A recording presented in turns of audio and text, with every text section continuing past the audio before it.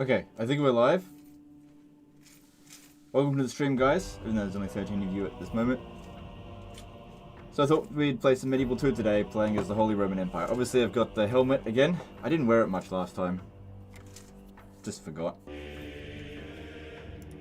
But yeah, I haven't played the Holy Roman Empire in ages, and it's fun, so let's do that. Real simple. But Legend, why are you playing Holy Roman Empire?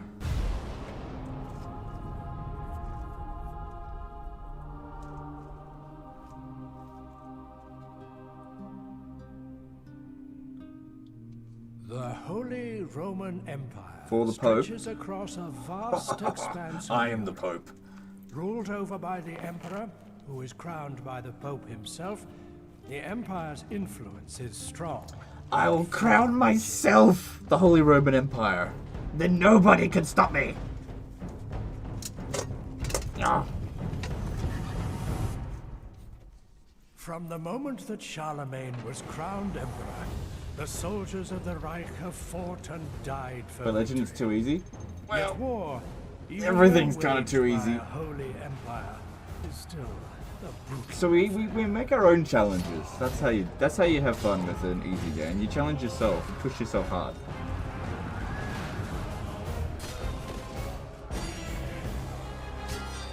Legend playing Crusades a couple of months before they come out IRL. Oh.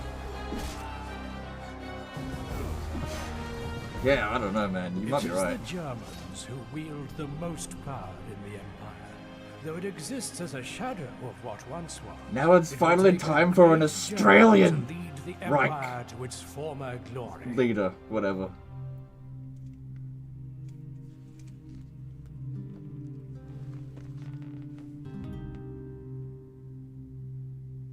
Yo, Legend, can you even read from the Holy Crown?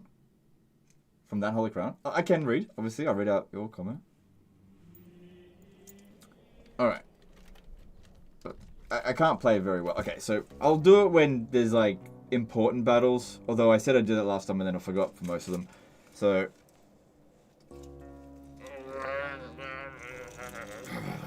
for campaign, this is annoying. Hey guys, welcome to the stream. I did put it on the hardest difficulty, didn't I? Let me just double... Yeah, I set this thing up and it was on the hardest difficulty. Anyway, you guys would tell me if it was on, like, normal. Alright, let's get to it. So, we are going to immediately invade Italy. And Denmark. Actually, I'm just going to go in all directions. Alright, I'm going to put this one in here. Oh, no, I'm not. There's a low chance of success. Brody Poole did a $2 super chat. Hi, Legend, do you know about the Total Warhammer 40k game? I don't know anything about it. I only know that it probably is real. Probably. I mean, you never know anything 100%. Okay. Alright, let's see. Let's get to this. So, if I send these guys to Prague, I'll probably win if they sally out. Which, if I only bring a handful of... Because, yeah, that's... There are... Interesting. Interesting, okay. Alright, I'm only going to take the peasant archers. I'm going to leave the spear militia here, because they can actually be maintained as garrison. I'm going to send them to Prague. We shall defeat them for you, mein Kaiser. There's ethnic Germans in here. I have to go save them. Oh my god. I've been watching too much history stuff lately. It's like, I want to roleplay as the worst people in history. Come on. Orders, Kaiser. Yeah, and you'll go north to Denmark. Kaiser. Let's see. No. Leave this spear militia. Orders, Kaiser. Actually, leave no one behind. So, big invasions. We need... Kaiser. Yep, get over there. Alright, we could probably besiege this. Ja, mein Kaiser. I reckon I could probably win it if I feel like I've tried this before. I just send the mailed knights over here and then they don't sally out. I'm not sure. But if I build 2 ladders... Siege force reporting, Kaiser. Probably not enough. Zicharu did a CLP 2500 super chat. Oh, legend, they nerfed cunning in Warhammer 3. It doesn't work on enemy regions anymore. Sad day indeed. Dude, they nerfed that ages ago. That's 3 years. You are so out of date with that information. Holy shit. They nerfed it like 3 years ago, dude. Oh my god. Did Trump get elected again? When did that happen? It's like, come on, old news, guys. Kaiser. I'm from Sudetenland. Please be gentle.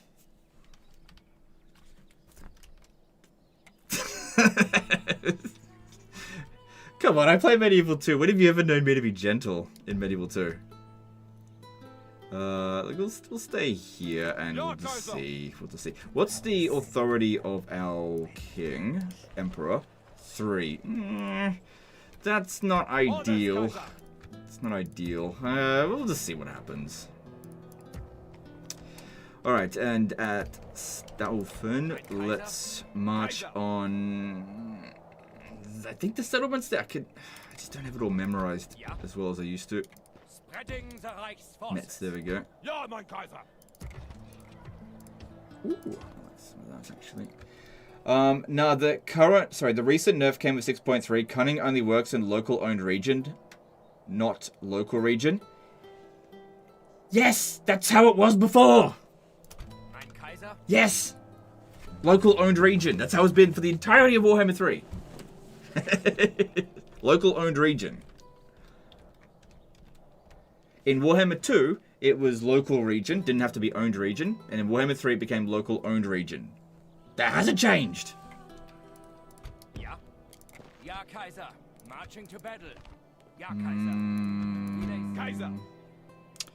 Motte Bailey's fairly easy to deal with. Well, I think we'll siege that one normally. I was just seeing if I should sell out. If they've got knights in there, then it's usually not worth to attempt it.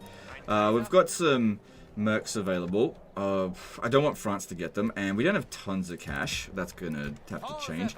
I do want to take care of the Pope, but I also Venice. I mean, look, it's sitting there. It's like people go like, oh look, I'm gonna take Florence first. I'm gonna take Venice first. Like, why go after? It's not doing anything. It hasn't done anything wrong. Venice has. It will. So. Is there any way I can get them to sally out against me? I probably could. Problem is, I just can't remember what they've got. My honor is lost hiding like this. Well, go besiege them. For the Reich. Will we be able to get the mercenaries in here when we go around this way? With honor, Yeah, same. Because mercenaries are pulled in like groups of provinces. Pope is American now, special hate. Are you talking about like the current 2025 Pope? I got look. All right, I got to be clear about this kind of stuff. I don't think I'd wish hate on the Pope in like the real Pope now, but in the game, I kill the Pope because there's a hindrance, and it's that's all. It's like practical hate. It's not like real hate. It's just game hate, right? I don't care what the Catholic Church gets up to in real life. I mean, I do care as long as there's nothing too horrendous, but the fact that this is the American Pope, it doesn't bother me in the slightest. I don't care. You know, it's not important. The Reich marches to glory. Laying siege, Holy Kaiser. Okay, so Time to take the vaults, all right, so they've got the Doge here. Okay, so we're definitely gonna need to bring some For the Reich. spears. Because he's going to have... man, I'm being really ambitious if I do this stuff, but I really want to. If I put a few mercenary spearmen in here, the more troops I bring in, the less chance that they're going to sally out. I just need them to hold the line long enough so that they fight him a little bit. Just a little bit, that's it. If I bring more units in here, then they will not sally out, and that means I have to siege the settlement, which will take longer, and I'll take more casualties, and I'd much rather it be quicker. As for the rest of these guys here, while it would be good to be commanded by a general, I've only got one in the area. I guess I could just hit the recruit general, but oh no, I can't do that. So I just have to hope that they don't defect. Time to assault the walls, Kaiser. Let's see. And we need to bring these guys to come and help deal with Milan. So as soon as we take Venice, Milan is next. It's a really good, good location for a fort through here, but that's if there was ever going to be any invasion, which We make camp here. I'm the only invasion that's allowed to come through here. Let's not go too heavy on recruitment. I feel like I did that last time with England, and I was kind of broke very early on, but that did allow me to beat down on everyone really easily.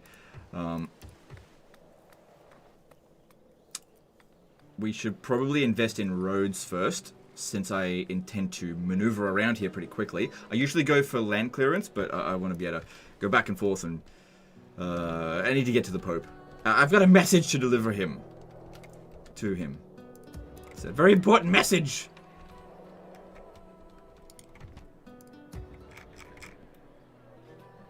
Okay. And then at Vienna. Let's see. Eyes of the Reich. Yeah, there's no chance that's gonna work. Let's come down over here. Let's send them down. No. Today's march ends here, Kaiser. And gets watchtower will go in there. Money's tight, but that's okay. Alright, now what about our agents? We've got him, we've got him, and Agnes. Yeah. Time to sex the Pope. Happily, mein Kaiser. Okay, and taxes are fine for the time being, I think. And we're not really constructing much, but that's because I've built too much stuff anyway. Actually, over here. Yeah, do this one first, because that'll help speed him along down this way, because it should build the road between here. Whereas I'm probably going to go straight from Venice over this way.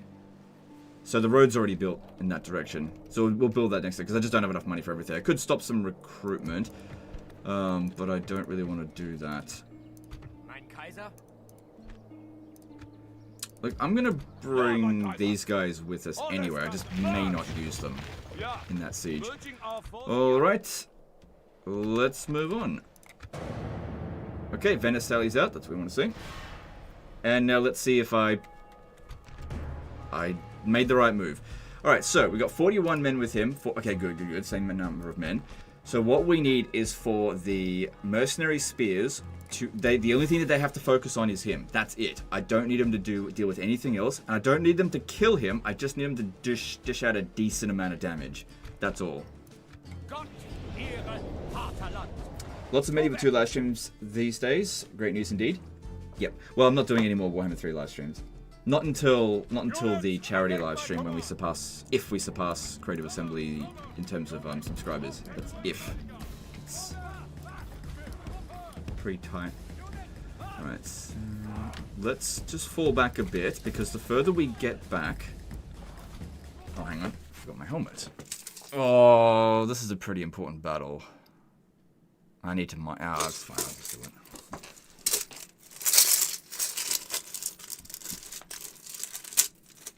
But Legend, you said to fight sieges immediately. Oh, crap. Stop. Yep, for sure. Yeah, if you can. Don't forget, in Medieval 2, you have to build siege equipment. I get what you're trying to say, because it's like in Warhammer 3. The thing is, in Warhammer 3, every infantry unit's got butt ladders, so there's no real reason that you should have to build siege equipment. And every gate can be attacked by someone else, anyone. So yeah, it's just arbitrary. But in this case here, it's not arbitrary. We cannot get in without ladders or them doing this.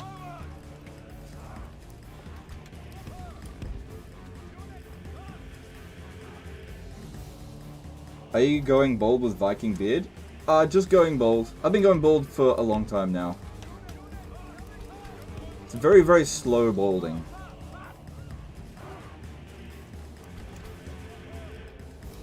Now, the reason why I'm running back, it will tire out our guys a little bit here, but what I'm expecting to have happen is the General's bodyguard will separate themselves from the rest of their units and just come at us.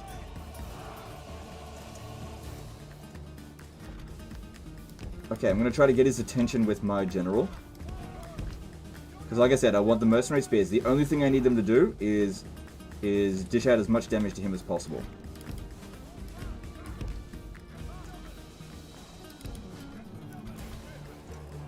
Okay, this should do it.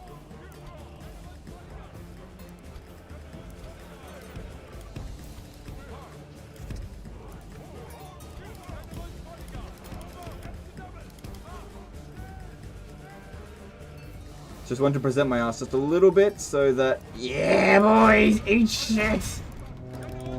Nice, that worked perfectly! Because, yeah, the General's bodyguard, they're usually not inclined to charge into a skill shroom. So you have to sort of, like, guide them into it like that. Very nice!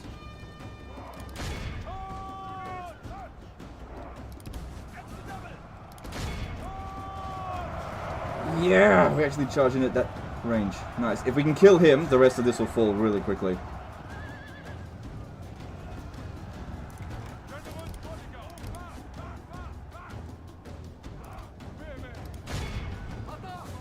Right, we gotta get rid of those archers.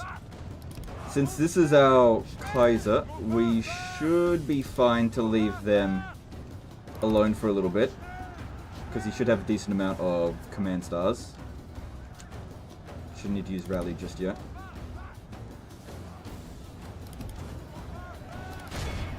They're keeping some reserves there.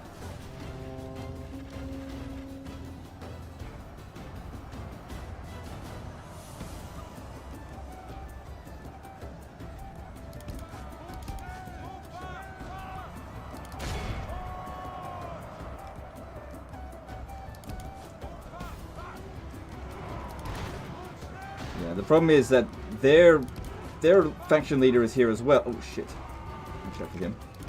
So, yeah, there we go. That's what I need to see. Now their morale will be way worse, and I think if I could just swing around over here and charge into this rear, we can break them.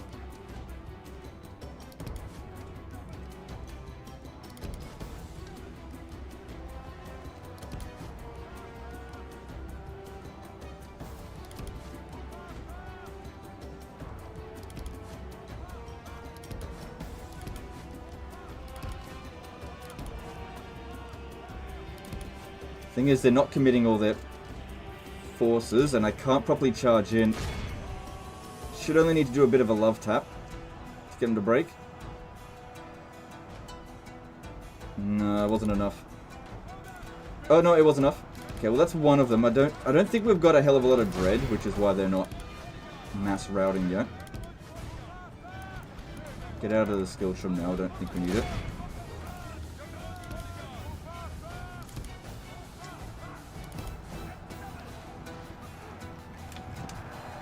Oh, you fucking idiot!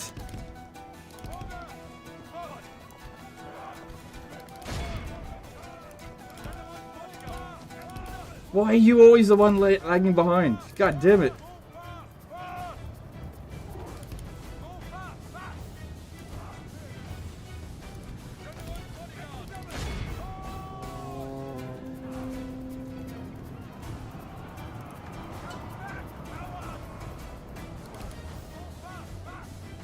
Okay, good. This one's routing. We're getting a fair few of them on the run.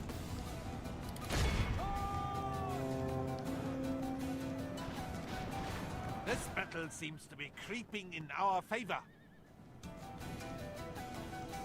Well, him getting a few scars isn't so bad, because that'll just make it easier. Well, make it, he'll have more health next time we fight.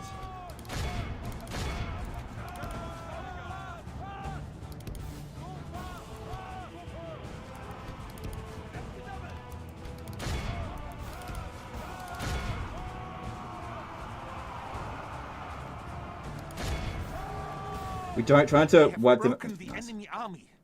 Now it is time to crush the Schwein. Yeah, we should run them down. That we might get a ransom order. Oh, Hell's Gate did a €5 super chat. In Warhammer 3, wouldn't it be nice to just make gates only take damage by rams and large monster units and walls by artillery and colossal monsters? Yes, it would be. Yeah. Yeah, that's what people have been saying for like nearly 10 years. It would be better. Like, not new concept.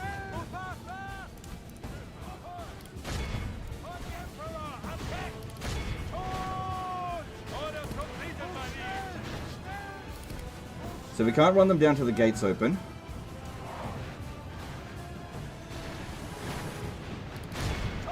Will the gate open for them? Oh, wait, okay, we're starting to run down some of them. We might take additional casualties by doing it this way, but I thought I turned them off then. But I want the captives!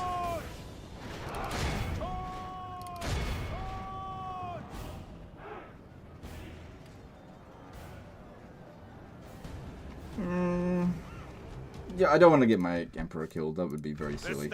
Especially if I had already won the battle. Imagine that. He wins the battle and then gets the Emperor killed. Because he got greedy. Yeah, we didn't even get... They didn't even ask us for a ransom.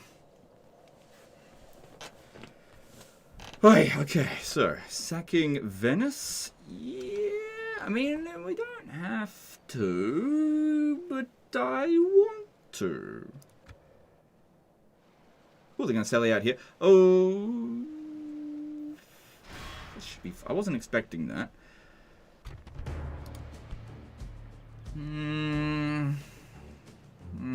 We have got the advantage. I mean, it says this, but we've got more units. We outnumber them. So, as long as we use our numerical advantage, I mean, the quality of their units is slightly higher than ours, but all that really matters is morale. So all we have to do is just make sure that our... Stand back a little bit. We just have to make sure that this guy here doesn't die too early, and we should be okay. I've got archer superiority. They've got crossbows, but the crossbows aren't really very useful in this situation here because, like, they're armor piercing, and we're not bringing armor. So they're losing a lot of their effectiveness. Unfortunately, we don't get the rally ability, but it is what it is. So we need to get ready to start shooting those crossbows immediately. I want the archers on the flank. One of the annoying things about getting sallied out upon, though, is you don't get any setup time.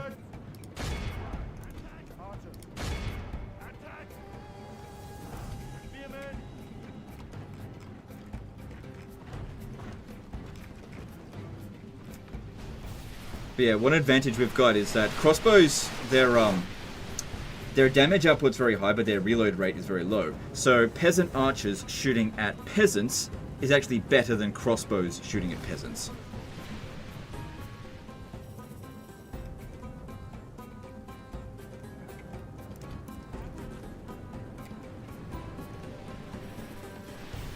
Okay, that one there's the general.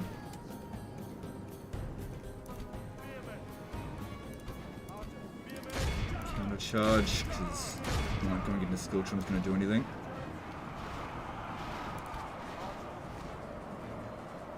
That one there's the actual commander. I'm going to move around the flank here, and what I'm going to do with this one here is actually charge at their crossbows, because they're numerically inferior to us. So they stop shooting at us. And I want these guys to shoot into the flanks. Don't go into flaming shot. Not yet anyway.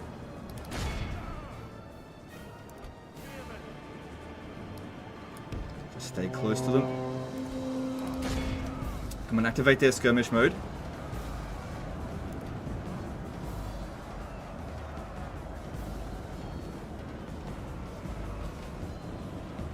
Good, we got some of their units running. They didn't activate skirmish mode, but that's okay. Our men are winning the battle. Continue like this, and victory is ours. An enemy of the Reich lays dead at our feet. You know, turn back around to shoot them. Just wanted to get them to stop shooting, that's all.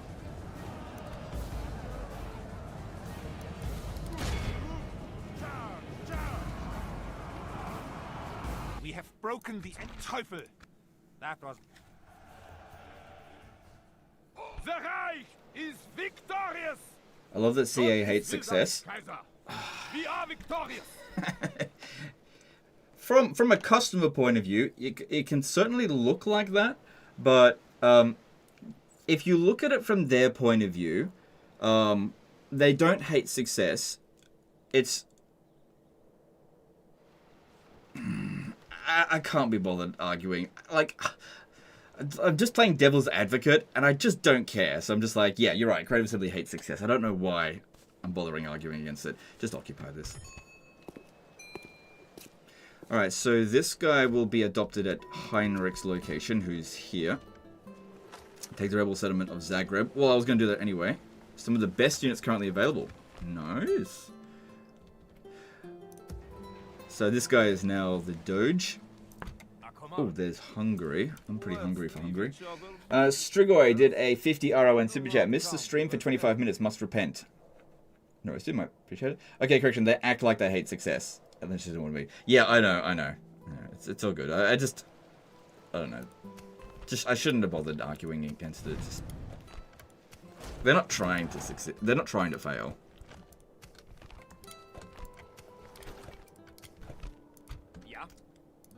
I have not been sent here to speak. You know, from a regular perspective, incompetence can seem like deliberately trying to fail, but it's just incompetence. That's all it is. Mein Kaiser?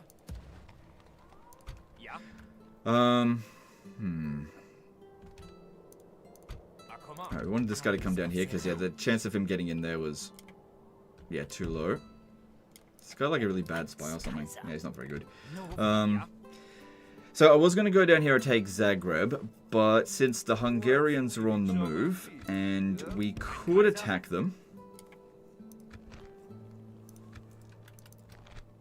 Getting the jump on them can be good. There's only a captain there. They got 5 units, we got 5 units. And if I get some mercenary crossbows, that should give us a big advantage. Even if it is a river crossing. How long do we have to do this one? 15 turns, that's plenty of time. I'm just going to accept this. Because I don't have anywhere else I want to put him. Oh, they didn't sally out here, unfortunately. Ja, mein Kaiser! Ah, come on. Kaiser!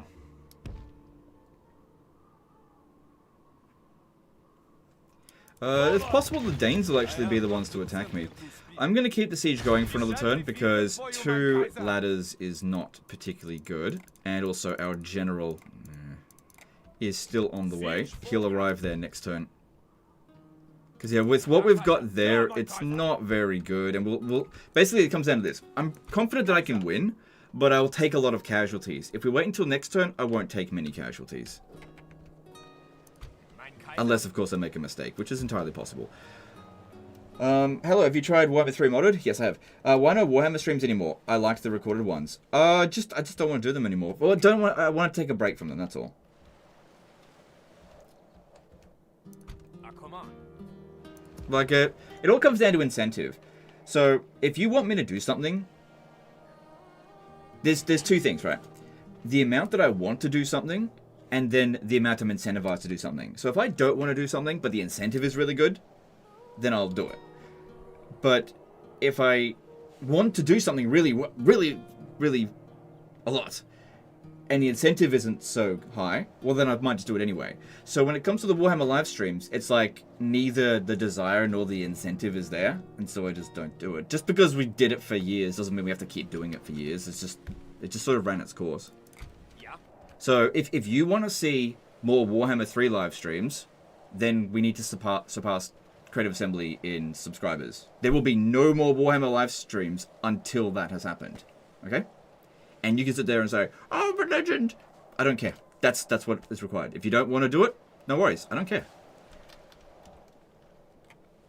How has EU5 been so far? I actually haven't played it yet. I've had it for like a while now, but I haven't had a chance to play it. I'm kind of busy these days. Anyway, it is on my to-do list to play, but I haven't had a chance yet. There's just a lot of other things going on. I think I will attack them, actually. I think I will. So, let's... Oh, no! It's okay.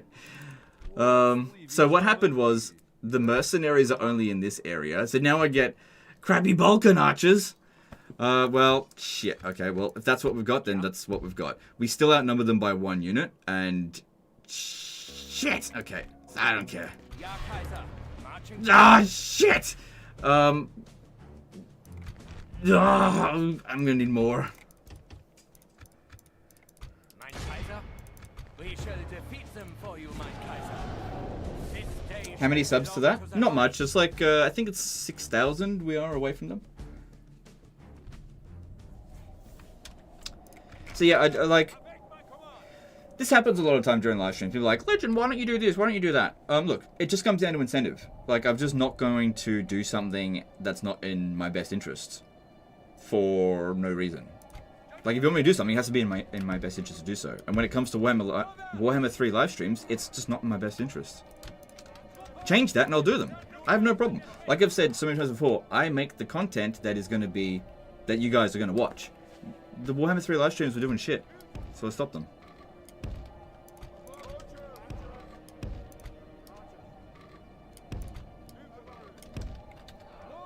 In any case, Legend, I love your content, man. You are awesome. I hope you have a great day. Gotta go. No, Sid, thank you. And when it comes to Medieval 2, Medieval 2 has been outperforming Warhammer 3 lately. By a lot. Which is why there's been more Medieval 2. Like, I don't know. They're not gonna march towards us, are they? No. Well, if I just cast Spirit Leech from here... No, it's not gonna work. So, without... Oh, God. I really blundered by not getting those crossbowmen, because I could have outranged their archers. Rushing in here is gonna be a catastrophe. That's what the AI did. There's only one entrance. And their archers... The other thing that we could do is waste their ammo, which in Medieval 2 is really bad. It's really not good to do that. But these Slav mercenaries... Oh, I don't like doing this, but I'm sorry, but you're cannon fodder. We're just gonna do this the Russian way. I've got more troops than them. We'll waste their ammo. I don't, cause, yeah, the problem is they don't stay in loose formation.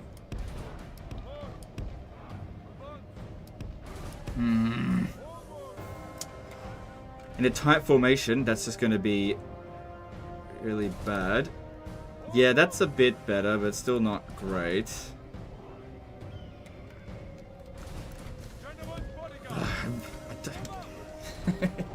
Will you stream mods for Medieval 2? No.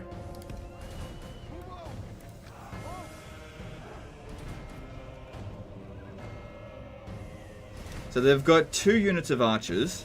Thing is, if we just like rushed over here, what would end up happening is... Oh, could we do that? I'm just weighing up my options. Because yeah, if I rushed in through here, they would send in their spear militia to pin us down while having their archers shoot at us. We'd be in a tightly packed formation. If this guy had a lot of dread, I could punch through that really easily, but he doesn't. He doesn't have any dread, I don't think. So that's not going to work. Okay, I'm going to... I don't like doing this. It's very bad to try to waste ammo in Medieval 2, so I'm going to try to actually just shoot at them, and we'll just see how we go if this works. Problem is, they've got the same range, so I expect to take worse casualties, because I can't fit as many archers as they can in a respectable area to actually shoot. But I'm just going to give this a shot. If we take a few casualties, it's not that big of a deal. Loose formation's not ideal for us, because then we're just not going to shoot. Do you plan on playing with mods for Medieval 2? No.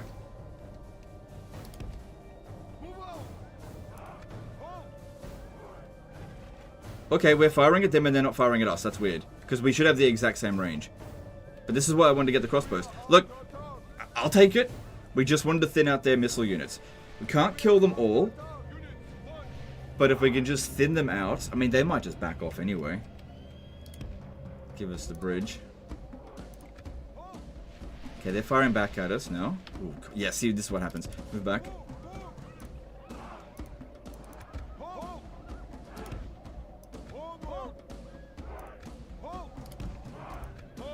Okay, we're in range again. And are they shooting at us? Maybe this unit has like 10 extra range on them, I'm not sure. But yeah, the point of trying to get rid of their archers as much as possible is so that we just don't take damage really quickly when we cross. Because I don't think the Magyar cavalry, their overall DPS isn't that high. It's the peasant archers I'm mostly concerned about.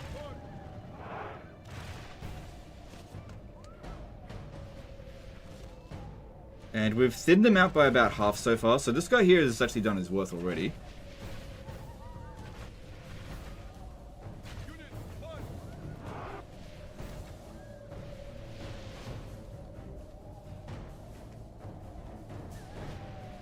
What are your thoughts on Fall of Samurai? I think it's great. Yeah, I like Fall of Samurai.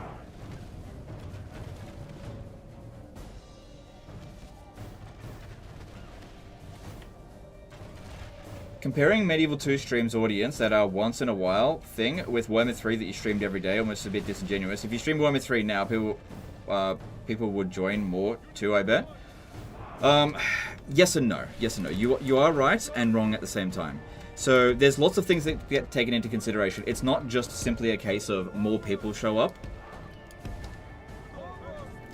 That's great, but that's not the most important thing.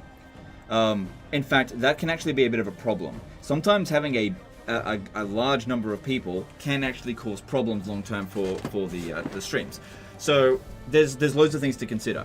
Basically, when it comes down to Warhammer 3, the primary problem is chat is extremely fractious. Basically, you have different factions that are fans of Total War Warhammer 3 that are all arguing about different things, and the discourse is very bad. So what ends up happening whenever I stream Medieval 2, I gain subs. I stream Warhammer 3, I lose subs, and it might not even be my fault. People unsubscribe just because of the experience they have in the chat. Now, you're right that if I was to stream Warhammer 3, a lot of people would show up. But that could actually be bad, because then it would lose disproportionate, like, more subs. Because people are like, oh, I hate that live stream because I got into an argument with someone else. So it's like, depends on how you look at it. You can't just look at it from one side of the equation. And that's one of the reasons why I stopped live streaming Warhammer 3, is because it was overall damaging the channel every single time I was live streaming. And also, and this is the big thing as well, I don't want to play Warhammer 3 right now. This is really important. I'm taking a break from Warhammer 3. I'm enjoying Medieval 2 at the moment, like really enjoying it, because I took a long break from it.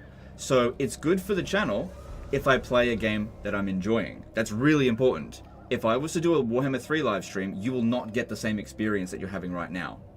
Okay? So you got to take all of that stuff into consideration.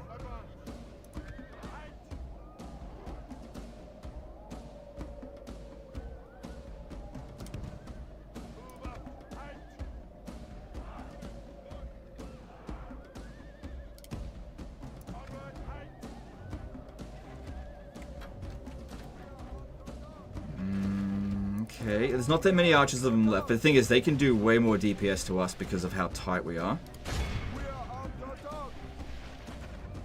Alright, look, I think we're not trading... Hang on, yeah, we're not trading very well there. Let's move back. Okay, we're just gonna go for it now. Now that we've thinned out most of their archers, we should be okay. Big push. Big push. Here we go.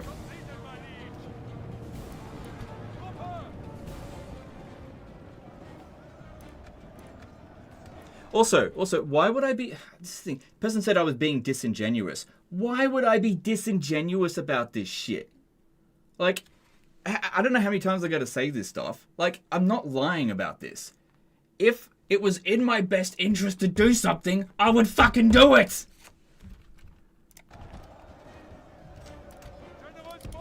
It's like, people are so fucking stupid that they can't figure that out. It's ridiculous. Oh my god, Legend's not live streaming Warhammer 3. He must hate money. No!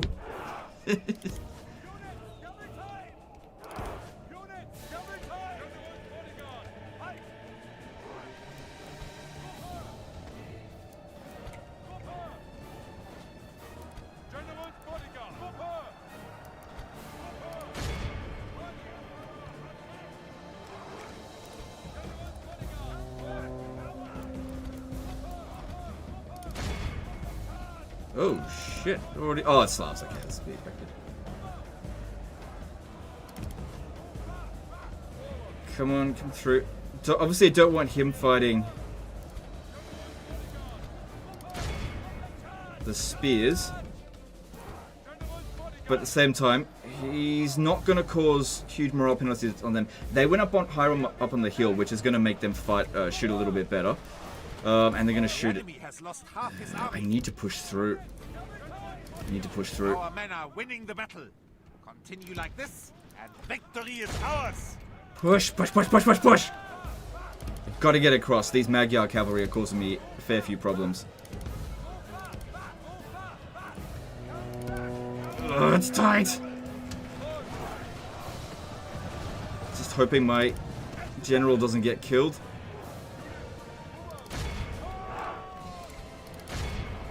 Okay, good. We got through them there. Alright, there we go. Let's get rid of these Magyar cabs. Alright, we got it. We got it. How does your Warhammer 3 6 to 8 hours premieres do? Because I love them. They do alright. It just depends on how you look at it. The main reason why I haven't done any recently is simply because I just don't feel like playing Warhammer 3 campaigns right now. Like, I'm fine playing disaster battles, because it's like, you log on, do a disaster, and then it's like 20, 30, 40 minutes. They all vary, and then you just log off. Whereas 6 to 8 hours is difficult to justify playing a game that you're just not really that into right now. And again, I'm not saying I'm not into it because I think the game's bad. It's just because I played too much of it. That's all. Jumper XY did a €5 super chat. Legend, when the AI surrounds you and whispers "goon harder," do you feel the edge of sentience or just the cold touch of your own reflection? Neither. Okay, thank you for the super chat. Yeah, I didn't think we were ever going to catch them. What we need to do now, because we have gained the other side of the river, the regular archers are the way to go for dealing with that.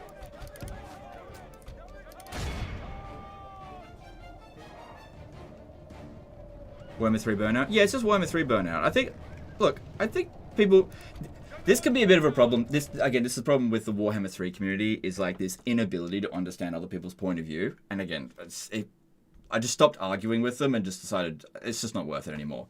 Like, I would tell people this during live streams, and they'd be like, no, Legend, you're not burnt. Oh my god, I can't be bothered arguing with them. Chris did a £20 super chat. How easy is it to get back and pick up Medieval 2 and other classic titles? As someone very familiar with the newer Total War games like Warhammer 3 and Three Kingdoms, would love to give it a go. Hard to say because I played these games first, and so, you know, I fell in love with Total War a long time ago. If you've never played Medieval 2 and trying to get into it now, it might be difficult because you might just be used to Total War being a certain way, whereas I'm used to it being this way, but I'm also used to it being the new way as well. So I can't talk about how I can't speak on your perspective, basically.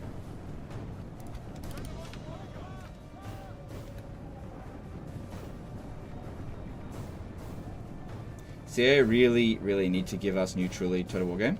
I totally agree, yeah.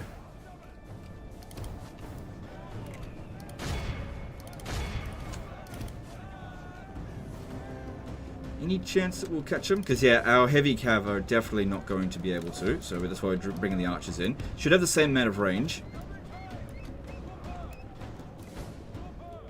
But I just got to get up on the high ground here, because otherwise, like, this degree of high ground gives them a big range advantage. Did they run out of ammo? Because they're just not shooting.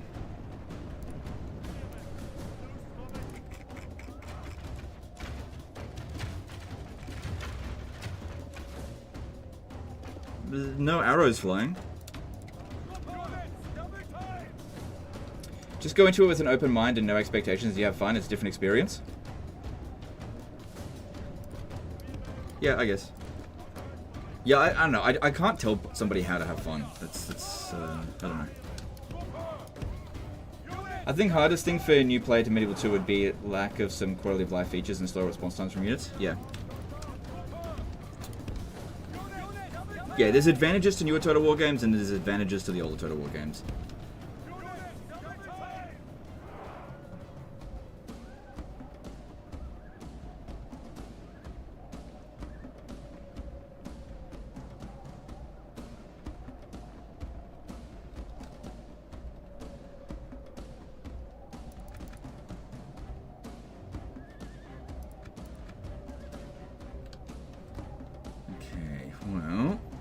They are actually outranging us, so I need to get in a bit closer. Because, yeah, can't just charge at them. Cannot catch them. Gotta shoot them. And then they do this shit. But that's okay. We'll still... This will just exhaust them. It doesn't make them fire. It will make it harder for us to hit them. Going into loose formation here could help a little bit. Won't do a hell of a lot.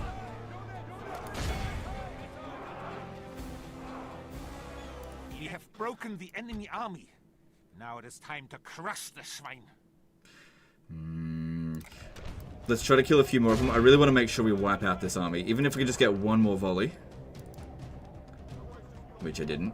Oh well. No one shall doubt that we are the victors. Do you read Warhammer novels or just play the video game? I don't do either right now. Again, just to let people know, I try to be transparent with you guys. I really am not interested in lying to you. I am not involved at all in Warhammer these days. Like, I'm thoroughly burnt out. I'm not saying it's bad. I'm not saying it's shit. I'm saying I'm burnt out because I spent thousands of hours playing it without a break, and like I said, I don't mind playing it for half hour a day, pop on, do a disaster battle, all good, no problem with that. It's not a big deal. But as for like playing my own campaigns in my own time, nah, it's been months. As for reading Warhammer, I'm just burnt out of all of it. Again, not saying it's bad, because I know how the Warhammer community just flies off the fucking handle the moment you say something negative about it. I just need a bit of a break. Okay, so give me a bit of a break, and we'll come back to it later. Now, if you want me to live stream Warhammer 3 tomorrow, we just got to surpass Creative Assembly in terms of subs. That's all we're going to do. Now, if that is too much for you, no worries. But it's not coming back then. Jumper XY did a €5 super chat. Legend, when the AI edges you for 20 turns and you finally goon charge their last element, is that heroic victory or just post... Oh my god. No. Okay. Thanks for super chat. Talking about unit responsiveness, from worst to best game, sometimes I feel like Medieval 2 has better responsiveness than modern Total War games. No. One of the biggest weaknesses of Medieval 2 is unit responsiveness. It's probably the least responsive out of every Total War game. Like, units feel like they've got serious weight to it, but they're very much not responsive. So no. Big disagree there. I'd say the game that has the most unit responsiveness is probably Shogun 2. Like, units just glide like butter in that game. Like, they just like, you tell them to do something, they're like, yes, well, hi, whatever. And then they just do it. They like form up quickly, they don't fucking rotate around, they're like, well, I gotta put the left flank on the right flank on the right flank. They don't do any of that shit, they're just like, okay, so you want me to go from there to there? Okay, I can do that. And they just do it. And they don't like, they just do it not instant, they don't teleport, but they just, you tell them to move, and then like a split second later, they're on the move. It's like, wow, this is what happens when they actually listen to you. So, Shogun 2 has got the best unit responsiveness. I don't think anyone can really deny that. If it is the fight you wish, Ja, Kaiser. Doomed now, Kaiser. I look forward to fighting you. Okay, so that's that. Alright, so, bring you down over here. Milan, everyone's favorite faction. Let's go say hello to them. Now, we've got this guy coming in, but we've deprived the area of mercenary. I need to leave someone behind. I'll definitely leave a couple of them. Could put a fort here, but if this guy comes and besieges the settlement, he won't be able to launch the attack. Oh, they won't be able to do it anyway. They don't have siege. Oh my god, Warhammer brain.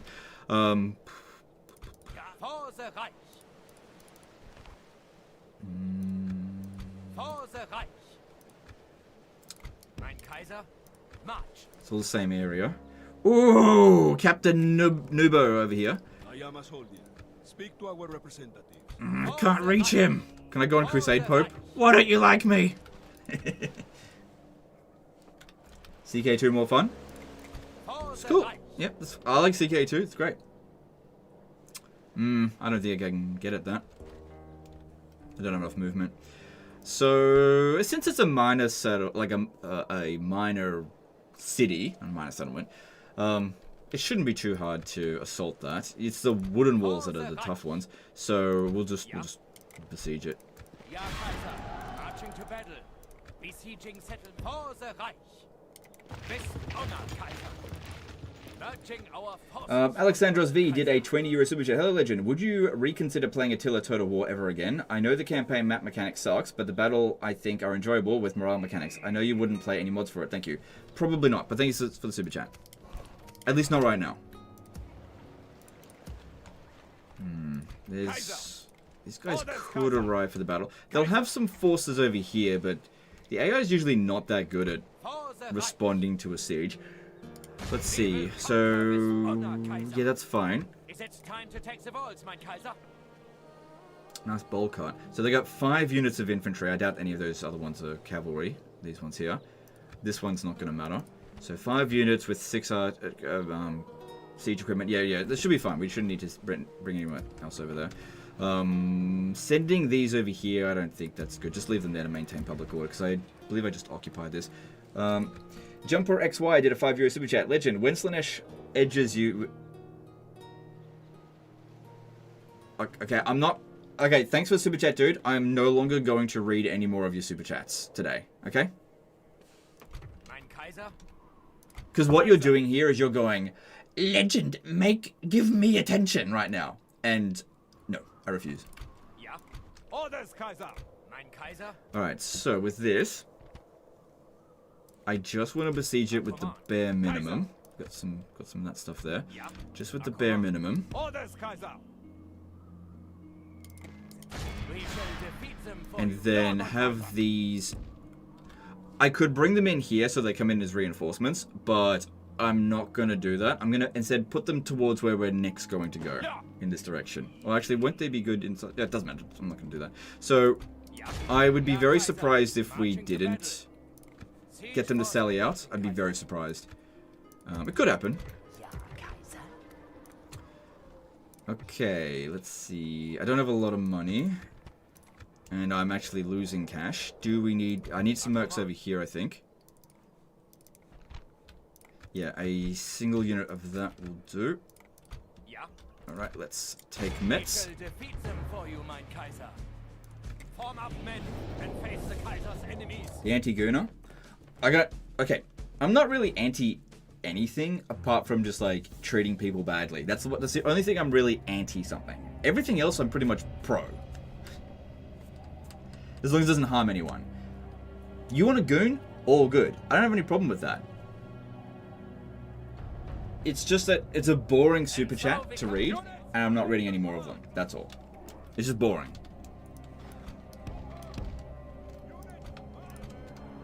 Like, it's just boring and dumb, and I just don't feel like it. And, you know, you can super chat if you want. I don't have to read it. But Legend, he gave you money. Don't then. I don't care. It was a joke. Fine. It wasn't funny though. Legend, why did you get rejected from art school? Oh, you're right. I'm the Australian Reich leader of the German Empire. Right, I see where you're coming from there. Yep. I'm also vegan. Vegetarian. No. I actually, just real life stuff. I graduated from art school. No did a $5 super chat. Cool. Thanks super chat. Appreciate it. I don't know why they're doing that.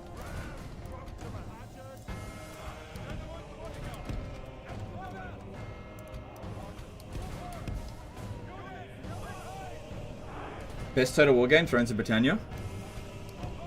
The best Total War game is whatever you think is the best Total War game. That's the answer. Okay. Like, I'm really just... I'm not interested in upsetting people. If you think that a certain Total War game is the best one, you know, go for it. Don't... Who cares what I have to say? It's not important.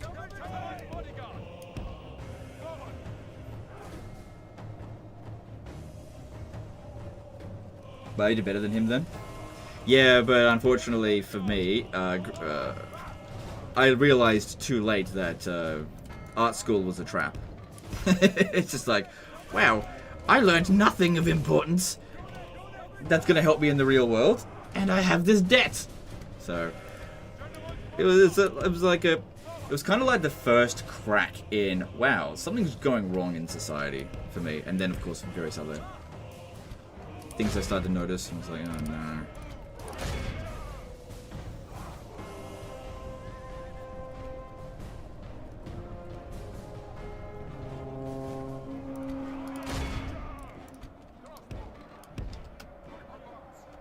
I'm really not sure why they put their general out here, or their cavalry. Don't know. Wasn't on my bingo card. Do you still enjoy art in general, though? This battle progresses well for the Empire. Stay strong. Okay, so by art school I went to film school, so it is called a college of arts, but it wasn't like when people say art, they usually think you mean drawing. I went to film school. Basically, I went on a 3-year vacation. That's what film school is. It's like a 3-year vacation. Hey, how would you like to learn a bunch of skills that won't help you in the real world? Now, I mean, not everything was useless. It just wasn't, I would say, it just wasn't essential. And I didn't learn what I thought I was going to learn, but I did learn important lessons, but they weren't lessons that were taught to me. I learned them. It's like secondhand knowledge. Secondhand, like a knockoff effect. RSD100 did super chat. Nice to see you, LHW. Hope things are going great. Yep, they are. Thanks, dude. Hell's Gates did a €2 super chat. Think of Livestream Point Ear Scum on update. What? Thinking of live streaming Point Ear Scum.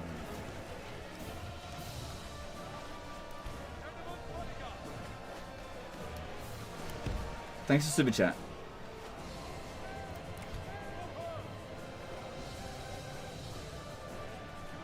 Legend just went to uni to claim Centrelink.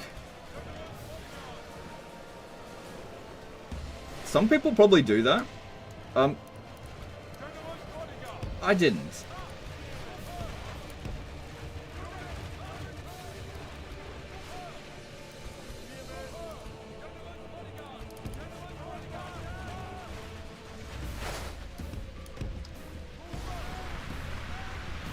He means high elf campaign when the DLC drops. Pointy ear scum on update. Right. All it needed was that Y for it. Okay, thank you for the, yeah, okay, I get it. No. I'll make this clear again. There will be no Total War Warhammer 3 live streams on this channel until we have surpassed Creative Assembly in subs. And then that live stream will be the charity live stream. Outside of that, there will be no more. Okay, they're done. Anthony Sararov did a $31 super chat.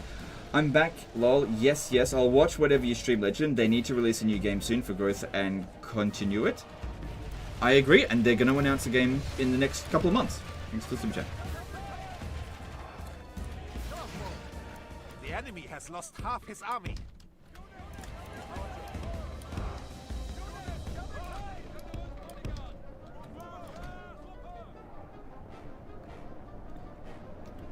Hey, at Legend of War, what brand are your headphones? I don't remember which video where you advertised them, or I wouldn't have bothered. I never advertised them. They are... KOSS.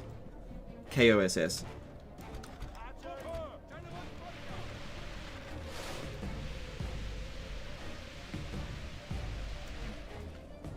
Wait, doesn't Creative Assembly have like less than 10k subs? No, that's the that's the live stream. Sorry. Okay. All right, hang on. You are not totally incorrect. Hang on. Let me just make it clear. This channel here, the Total War channel, when the channel Legend of Total War, this channel, surpasses this channel, then I will do a charity live stream of Total War Warhammer 3. But I'm not going to live stream Warhammer 3 until then. Now, if we never surpass them, so they're at 556 currently, we're at 550. If we never surpass them, that's totally cool. Look, I'm subscribed to them. It's fine. I don't have a problem with this. If we don't surpass them, no problems. It's all good. So, but when I say Creative Assembly, I meant that channel.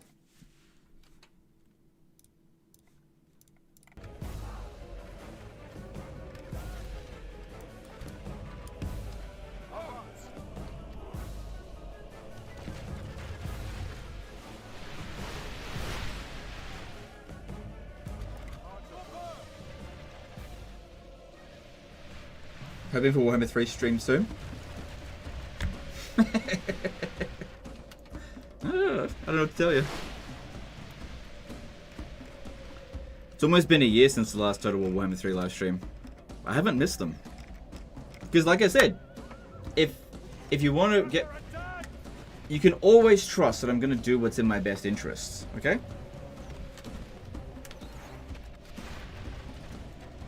Legend, how come you won't cut off your balls for us? You know, I'm going to do what's in my best interest. Tomazilla did a $5 super chat. Hey Legend, thanks for the stream. Hope you and yours are doing well. Do you plan on getting Anno 117 when it comes out? Yes, I think we're currently trying to secure a sponsorship for it, and it's going well. So that seems likely at this stage. That seems likely. So I probably will be covering it on this channel. I did play the demo and I liked it. Now that's only covered 2 classes, and so I can't say for certain whether or not the game is good, but from the demo that I played, I liked it. Don't want to promote it too much before the sponsorship. It'd be like, well, you already promoted the game. I'm not going to give you a sponsorship.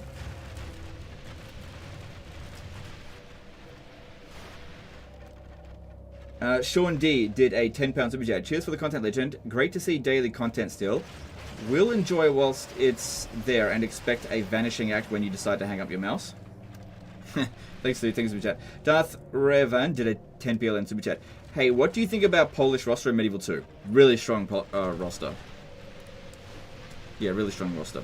The thing is, with Poland in real life and in the game, excellent soldiers, fucking terrible start location. Very bad start location.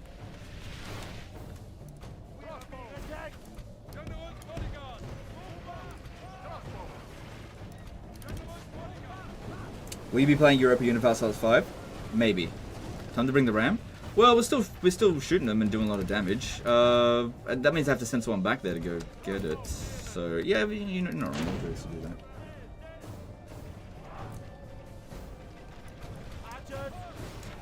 Yeah, we're not really... The problem is, I think we're shooting at a bad angle now, so let's move back. And the cavalry from there are gone.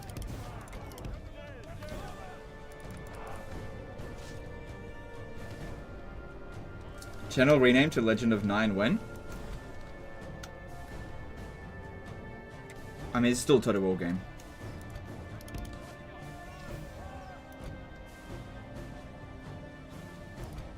Do you know what's funny?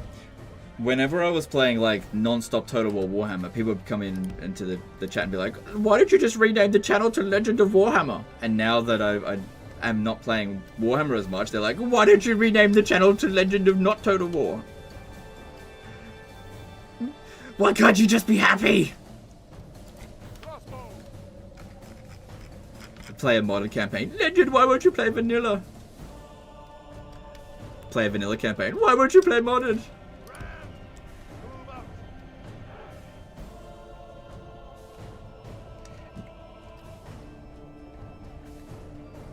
Okay. Hope you get early access for EU5. I do have early access to EU5. I just haven't had a chance to play it yet because yeah. A bit busy these days. A bit busy. I gotta put aside some time to actually play it. What's the dream Total War period fantasy setting? Harry Potter, obviously. The medieval time period, I reckon, is probably the most popular. But I personally like the classic Roman one. I think it's high time for another medieval game, not another Roman game.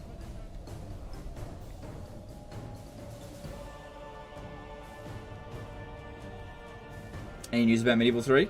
Okay. Oh shit. So this is why we don't bring in the ram. They've got fire arrows and they're actually shooting us. If we lose the ram, we lose the battle. Because we've only got one ram. That's why we gotta take out the goddamn peasant archers there. I gotta do it from over here, or else they just don't angle it properly. Shit, there was actually a real... All they have to do is burn that ram. That's it. Battle's over for us. Now, they can't target it if we don't have it equipped. Okay, I need you guys to... No, you're not going to be able to do that. Can you aim for this one here? I think they're aiming for this, and they're just missing.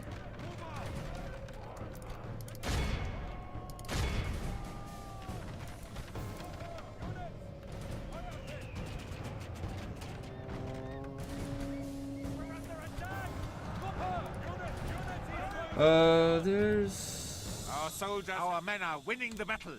Continue like this. We've got this. As long as we make sure that the general himself is not in combat. Which he was. It's okay. A little bit of hurt is fine. Our men are in command of the enemy of the Reich lays dead at our feet. The Reich shows its obvious superiority through victory.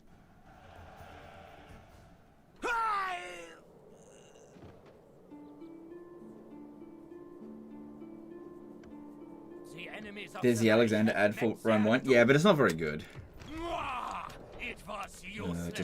Oh, he's got Dread. I like Dread. I wouldn't normally sack this settlement, but I like Dread.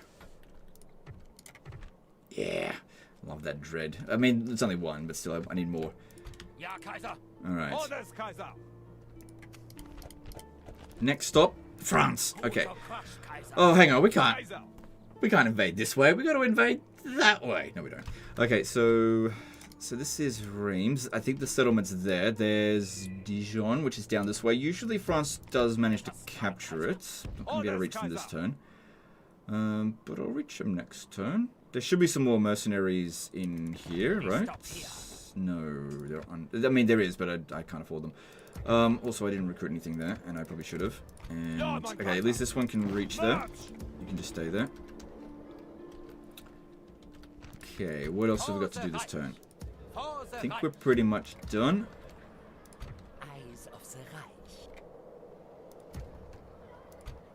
Orders, Kaiser. Taxes is fine. Don't want to up it too much. But yeah, financial situation is not good, but that's how it always goes. I don't sit around trying to make money to begin with. You make money by gaining assets. That's what we're doing.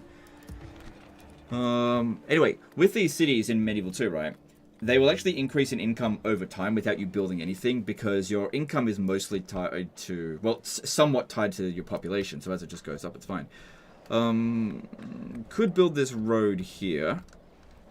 Well, why don't we do it at Bologna first, and then... Yeah, because we're trying to pave the way to get down to here. I want to go to Rome for no particular reason. I could get this one to attack, but then these guys won't be able to reinforce. Hang on. Kaiser. Battle will resolve our differences. Just wait till next turn. It's not worth the risk. If it is the fight you wish, come closer. Battle will resolve our differences. Alright, we're done for this turn. There may have been something I forgot, but actually, you know what? You should come down over this way. In God's name. Do we start off with a merchant? No? Oh my god, no wonder we're not making any money. Thought I already moved her. Did you see Alien Earth? Just how bad was it? I have not watched Alien Earth. Okay, I want you guys to understand something. I have a kid now. We come bearing word. I love being a dad. It's the best thing ever. But what it does is, like, absorb a lot of my time. See, instead of what I would normally do, like, just sit in front of the computer all day and just watch TV and, you know, make disaster battles, now I actually have to look after this other human being,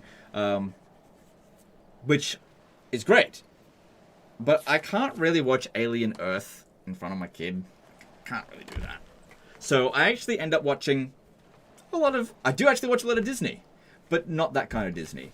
Like, for example, we just finished watching Frozen 2, which we just after that previously had watched Frozen 1. And we watched Moana and Moana 2. And that's what I've kind of been watching lately. And I don't mind. It's totally fine. Bad Case Ligma did an $8 super chat. Hey Legend, I'm playing a Medieval 2 Russian migration campaign. Pack up and straight to Rome. It's really fun and always unique. Give it a crack if in mood. Actually funny, I was thinking about playing a lore-friendly Russian campaign today. But then I thought, I might upset a few people. Because what I was going to do... what am I doing here? Hang on. I was going to play as Russia. Obviously, I didn't decide to go with this. And I was going to, in every battle, bring overwhelming numbers. And then just throw it at the enemy. And just hope I would win. And I would just attack people for no reason whatsoever. And I would mismanage the economy. And, you know, just play it lore-friendly. I see no problem. You have fun. Goodbye. It has been a pleasure. You know, I'd overly tax the people for minimal gain. You know? Have like a village on very high tax rate. I'd get all my recruitment from the villages and none from the castles. You know, I mean, I'd attempt to take Kiev, but I wouldn't be able to do it. Just wouldn't be able to do it.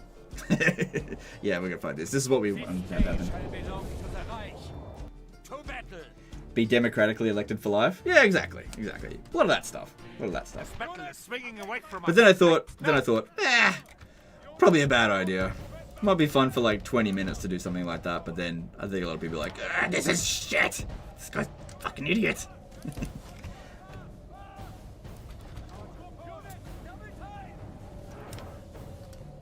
Alright. I intend to withdraw these guys from the battlefield. It's just I'd like them to draw them in a little bit first. Because it's all infantry, but there's a lot of them. But all I need to do is bring them into the settlement. Did your grandparents fought in the Emu War? No, my grandparents fought in World War II. Other side of Germany? No, I'm just kidding. No, on both sides of my family, they fought, so, on my dad's side of the family, fought for the Australian Army, or Air Force, Navy. And on my mother's side of the family, they were in Malta. So they were just getting bombed. So my grandmother would tell us about how they would eat rats and dogs because she lived during World War, like she was a kid during World War II, and how bombs would drop and fucking horrendous. It's little wonder they migrated to Australia. They're like, yeah. I think we want that to happen again. Malta's a great strategic location if you own it. It's very bad if you live there. Don't get me wrong, Malta's a great place, and that's why everyone wants to try to conquer it and bomb it and shit like that.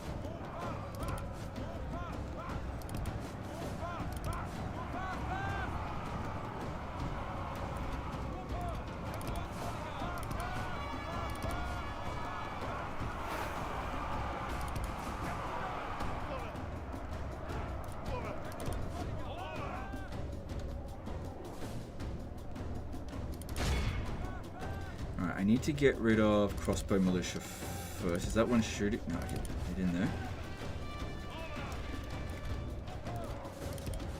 We'll draw some of these guys over here. Get to those crossbows first. Come on, dipshit, don't tell me your guts stuck, you fucky. What are you doing bleeding?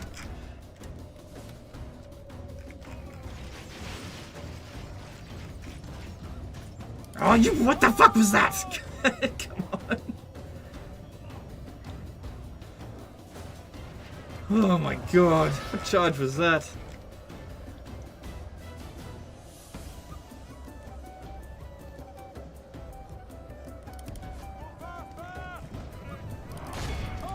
Oh god, get him out of there. If you die to a crossbow militia in melee, I'll be fucking mad.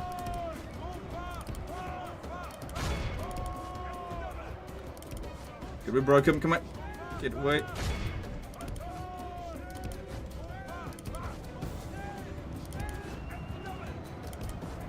We'll be able to run them down because we don't own... Oh, the gate's open so we can run them down.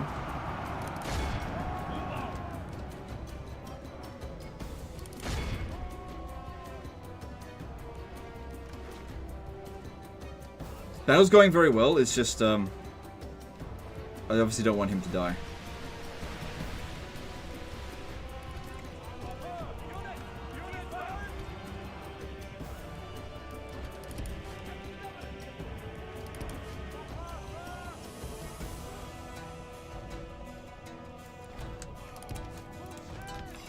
Good.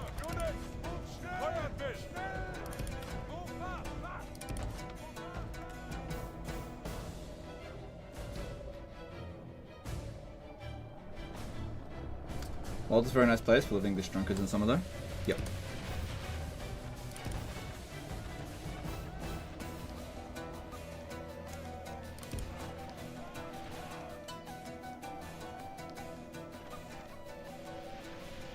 I wonder if Malta does good pizza. Oh, look.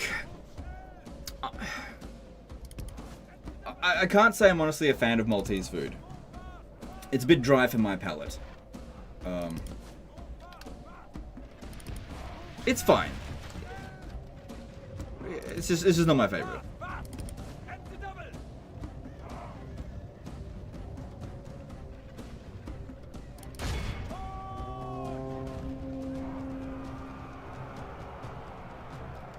Only half the enemy force remains. Which one is the commander?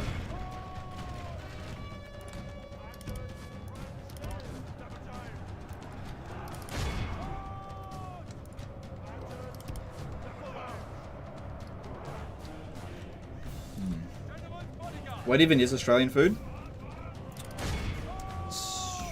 Yeah, Australia doesn't really have like a traditional dish. Australia is a very much a multicultural country, in a good way, I think. In that what we do is we've adopted other cultures' foods, and we just eat that.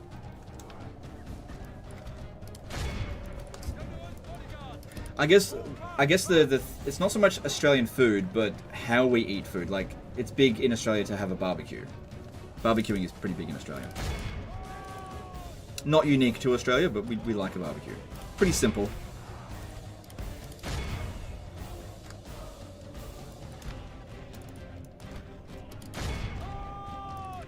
But yeah, I can't think of, like, apart from like a meat pie, we don't really have a traditional dish.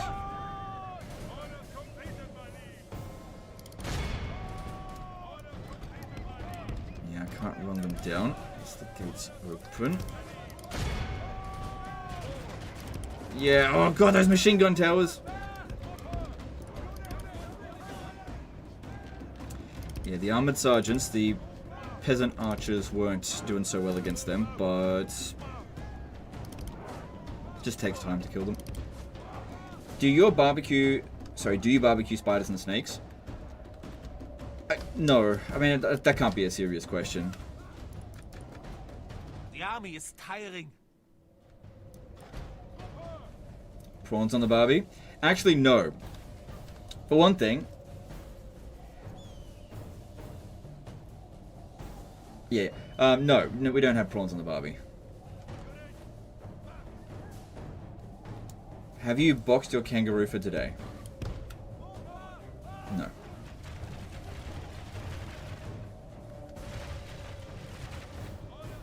Australia, Southern Hemisphere, America?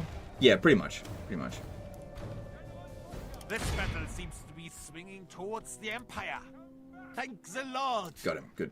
Our men have slain the enemy. This battle progresses well for the Empire. Stay strong. The enemy will. Is kangaroo tasty? I have had kangaroo before. It's fine. It's a bit gamey. It's a bit tough. It's not a very tender meat. It's got a very strong flavor, so I think a lot of seasoning is needed. But it's fine. It's, you know. Kangaroo is actually a very good meat to have for the environment, because kangaroo is not, I think in most cases, it's not farmed, it's hunted. Because kangaroos in the wild breed very quickly, and the population can get out of control. And so they're just like, from what I've heard, they like get on a helicopter and just fucking machine gun them or something. And so you take that meat, although it can be very wormy apparently. So do it at your own risk. Okay, so this was Prague. I don't think we need to sack it. Although I do like Dread, I don't think we need to sack it. Hi, do you know about Master and Command? Are you interested by this Total War-like game? Not necessarily cover it. I know of it. That's the one with like 17th century, 18th century warfare, right? Not really my cup of tea. It looks good, but I just don't have time to play everything. Is there a certain event you would like in the next game to be focused around, such as 100 Years War? No, I don't really care about small-scale Total War games. Or like a Total War game focused on one war. They're my least favorite Total War games. My favorite ones are just like medieval Total War, Rome Total War, not like 100 Years War Total War or War of the Roses Total War or something like that. I like give us a big map, give us a couple of 100 years to play, and then just go, there you go. That's what I like. I don't really like the heavily zoomed in campaigns. Alright, so Prince Henry is maybe excommunicated. No, no, no! You're excommunicated! So Henry is here, I believe. Let us strike, Kaiser. Draw an opportunity. So if I accept this, he'll go to the capital. The capital, I would like that to be... Let's see.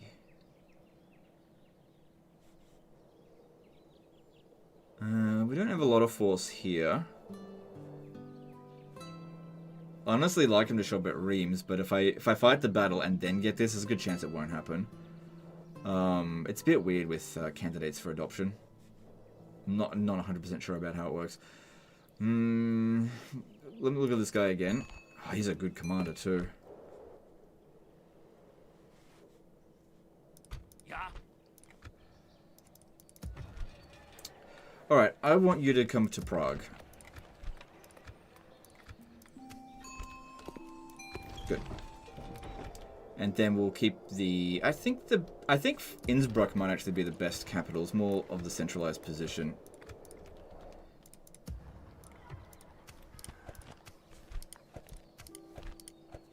What campaign would you say is the toughest start in medieval Total War? Toughest start, either Scotland or Russia. But when it comes to Russia, it's more of a case of you just don't have any tools to work with, but you don't actually have any real enemies because it's so far away for your closest enemy, which is Poland. You do have a good roster, but you're just really poor. Whereas Scotland, you have to deal with England right away, and you are kind of outmatched. But the game itself is not difficult, so it's certainly not difficult to overcome it. But if I had to pick the most difficult start position, I would say Scotland. Kaiser!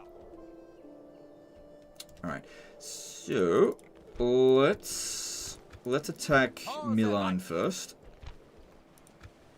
Yep, let's do this one first. For your honor, Kaiser, we will attack. Because this will give us some money so that I can do other stuff, get mercenaries. Alright, so we've got one archer unit to deal with. Okay, alright, this should be fine, Minor settlements are a lot easier, sorry, minor settlements. Minor cities are a lot easier to deal with than large towns. I hate fighting large towns, holy shit. They are tough. Because, yeah, the bigger the city, the harder it is to defend.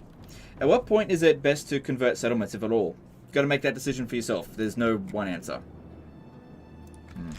Just hoping for it to be a bit brighter. It just looks better, but that's what it is. We're fighting it in the shade.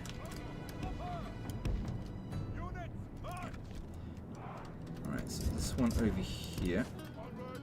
Oh, I forgot to reform them around a little bit. It's okay, though.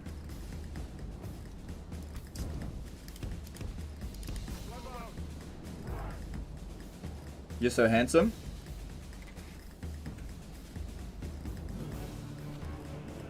How about now?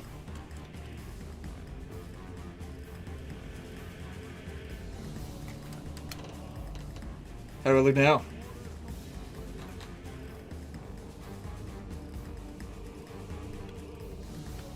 Oh, I should wear a helmet. For this. What are you, gay? No, it's fine. I don't care.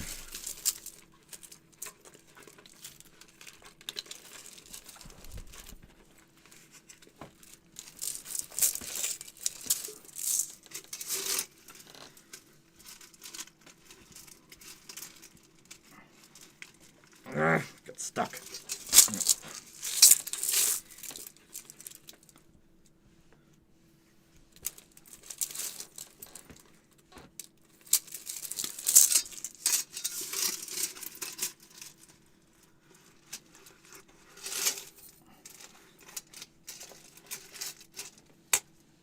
Alright, good. This will protect me from hurtful comments. This is my Reddit helmet. Now nothing that Reddit can say can hurt me. Legend is just cheese. Oh! Bounces right off me. You can't hurt me now, Reddit.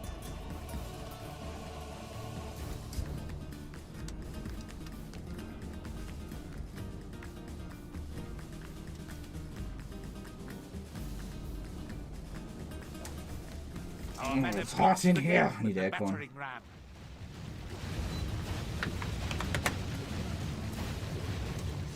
Doing the Mers hairstyle? I don't know what that is. Alright, we're in, but we're not really, so I'm not going to come in that way because there's stuff there. But we've drawn them away from the other location here. I can't see. Okay, hang on. I think I should adjust this a bit. Oh, right, there it is.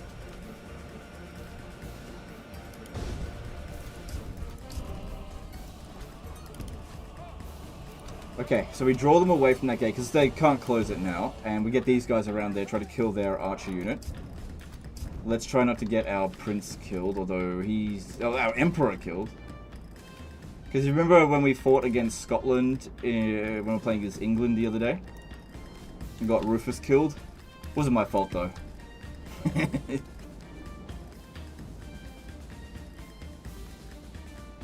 Do you think sieges in Medieval 2 is easier than Warhammer 3? No. Sieges in Warhammer 3 are extraordinarily easy.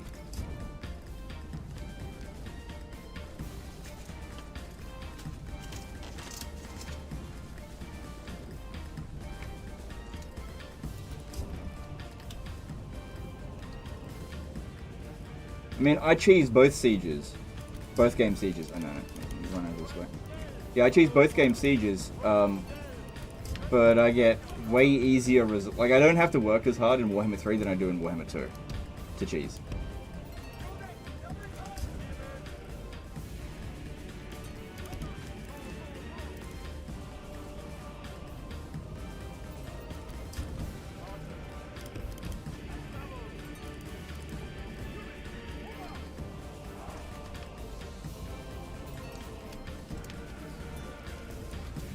I don't think they're going to get in that way, because the gate, I think, is secured. Yeah, I won't be able to get in that way properly. The other way might work, but I don't want to run around too much and get exhausted. You can see very well. Which Total War game has best sieges? In my opinion, Medieval 2 has the best sieges. Look up German Chancellor's hairstyle. Friedrich Moses is his name. Okay, I'm gonna be honest, dude. I don't care.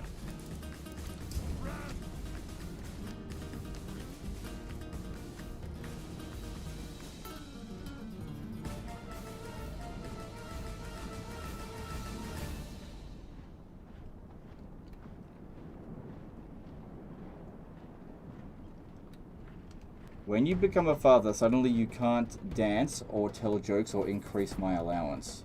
What?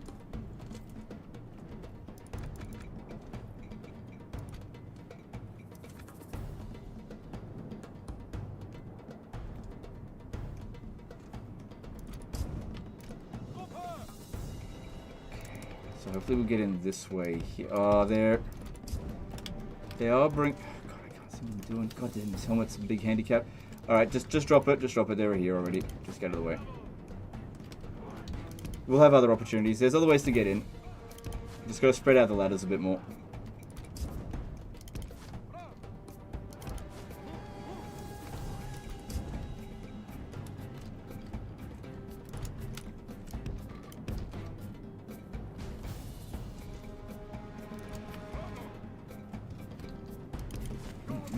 Is this not on right or something?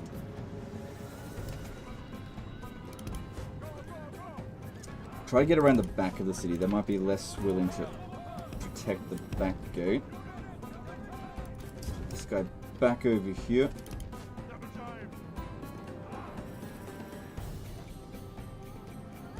No mercenary challenge.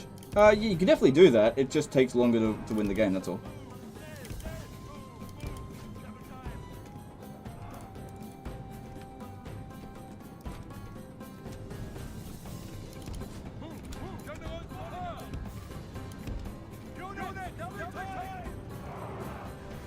My intuition tells me Medieval 2 Remaster will be released this winter.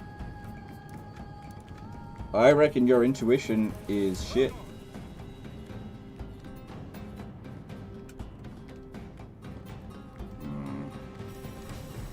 Okay, actually, I've got to run all the way around the freaking city. The gate over here is not protected now. Problem is, all this running around's made our guys exhausted. Well, at least somewhat tired. Okay, actually, just let them have a rest for a minute. The General's Bodyguard have good stamina, so they can actually recover their fatigue reasonably well. I don't want to get these guys up on the walls just to get killed. So I usually like to do it close to a gate, because that's the whole point. You go in, up on the walls, capture a gate, and then let the cav in. The cav disrupts the enemy forces inside, and then you get everyone else inside.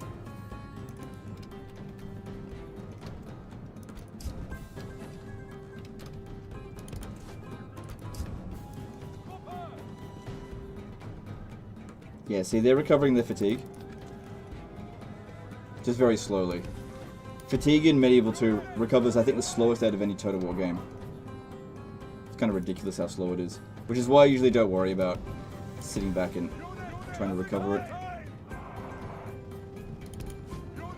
So we've already got a gate open, it's just that we don't want to just rush in there. Also, a lot of people were saying things like, why isn't he using boiling oil or things like that? There is no boiling oil in vanilla Medieval 2 Grand Campaign. It's in the Crusades sorry, not Crusades, the Kingdoms campaigns. Alright, if you come in over here, that is, I hope, archers? Nope.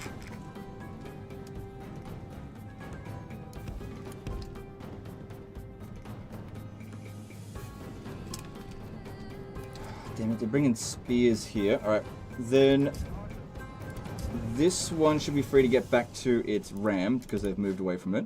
Because like I said, they've only got 5 units of infantry, and we've got 6 pieces of equipment. The thing is, 4 gates, and I'm trying to get in through one of them, so they could just have one of their units defend each of the gates, but they don't really do that. Have you heard that ETW got a new expansion, but only for phone? Yes, but I don't care.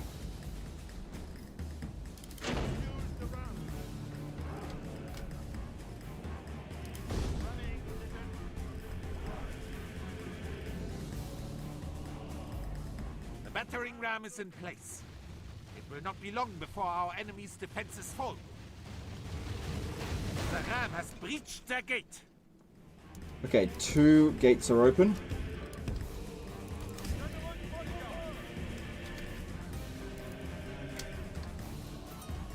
Squeezing through there would be a big mistake. How are we going for fatigue?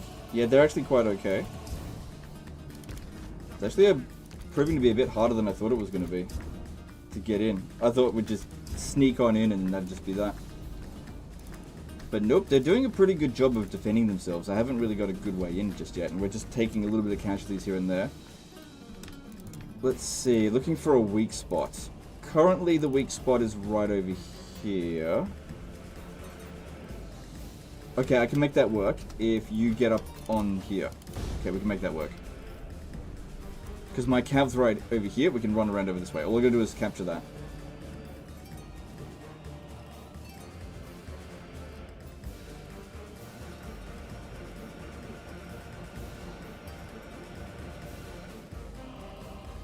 Dev's already confirmed there won't be a Medieval 2 remastered. Yeah. So much for that intuition. Yeah, look, I tried to push for a Medieval 2 remastered, but look, we only got 1/5 of the signatures that I thought was the bare minimum needed to do it. So if I was Creative Assembly and I had a look at that petition, I would have been like, yeah, we definitely shouldn't do that. So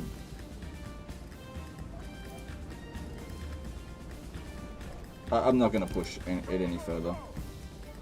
Like, I would really like to see a Medieval 2 remaster, but one of the problems that we had with, or that I had with pushing the remaster is the amount of purity tests that came into it. It was kind of ridiculous.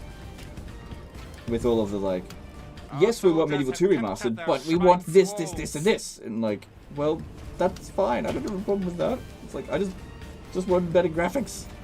That's it. That's all I wanted. And, like, more mod support.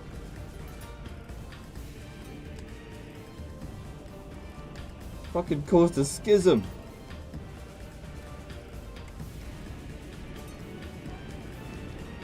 So yeah, I'm not really interested in doing any more of that kind of stuff anymore. It's just man, I tell you what, the last few years, god damn, not been great. Oh god, they're sending a lot over here.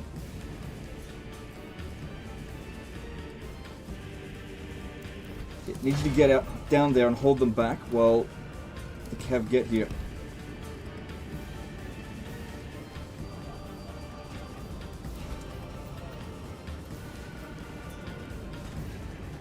They got here really bloody quickly.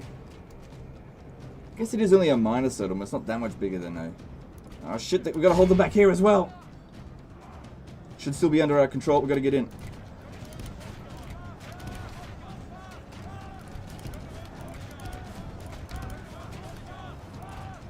Okay.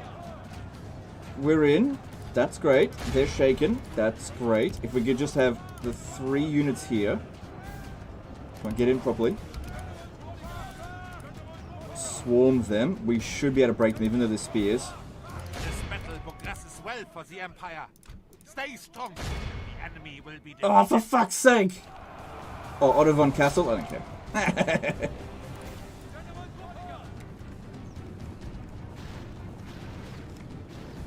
God damn it, you were the first fucking casualty, you dipshit!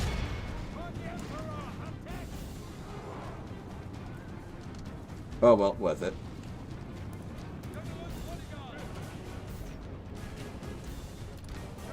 God damn. Right, what's this over here? No, they're not spears, they're archers. Right, go for them.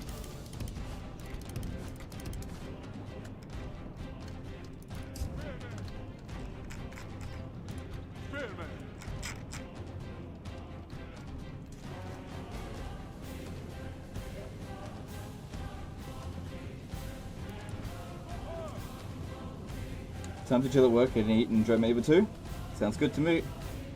Does your daughter know what you do for a living? Well, she's 15 months old.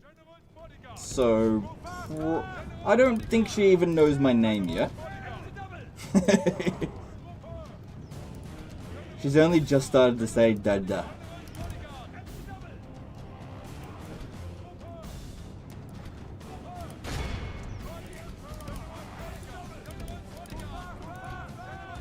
I can't remember which one.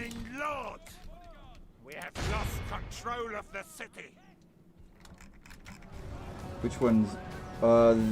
This one would have to have been Otto, I think. What's going on here?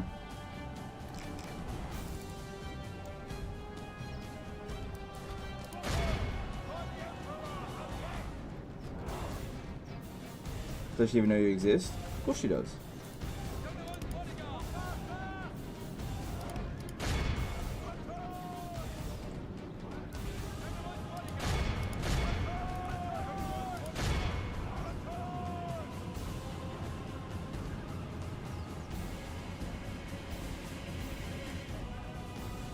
Ali Borzoringnia. I'm sure I butchered that. $10 super chat. Thank you for the super chat, dude. Appreciate it. Man, they're having a hard time finishing these. Victory is ours. Oh, she's off. Okay, cool. So we've gained control of the walls now with kind of minimal casualties. I mean, oh no, Otto! Generic general. Whatever. We'll just get another Otto. It's no big deal. So I think it was this guy, but I wasn't sure. There's an easy way to check, but I gotta get them separated.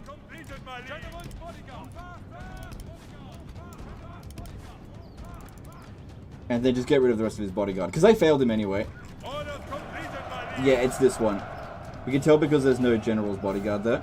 Sorry, there's no general. Oh my god, I'm actually starting to sweat into my eyes. Holy shit.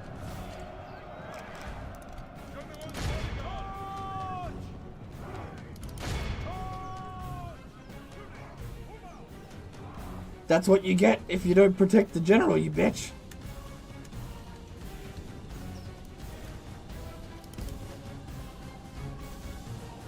I have to finish the battle though before I take off the helmet. Can't take off the battle. Take off the helmet before we finish the battle. How are we going here? Oh, they stopped fighting? Okay, that's fine.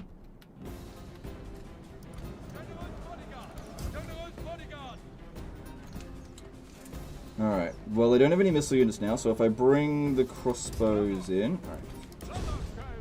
Oh, no, we don't need to do that. It's waste of time. The enemy king lies dead. Oh, shit! Attack while his men are confused. God, that's good. I wasn't expecting him to do anything other than die, but they killed their king. Man, generals are dying like flies today. God, what are we, Russian? Oh my god, Legend, you're so mean to Russia. What did they ever do to anyone?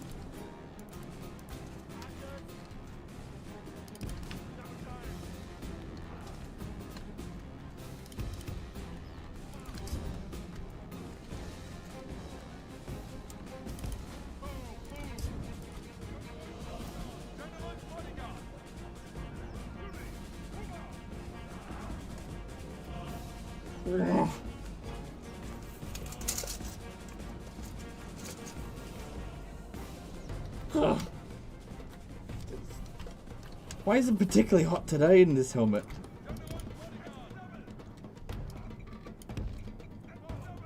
Alright, well, it's good that we killed the enemy Doge. Yeah, so you drop that. You here as well? Yep. Get over here. I'm gonna tell you what, this helmet really is a handicap. I have to like bob up and down my head in order to bloody see the full screen. Oh my god.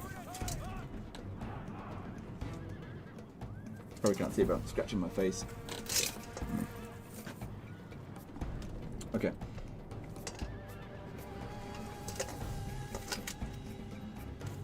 Okay. Like, it's really nice helmet. I like it, but yeah, no, I wouldn't use it to play video games. Oh, hang on. If you could get up on the wall here.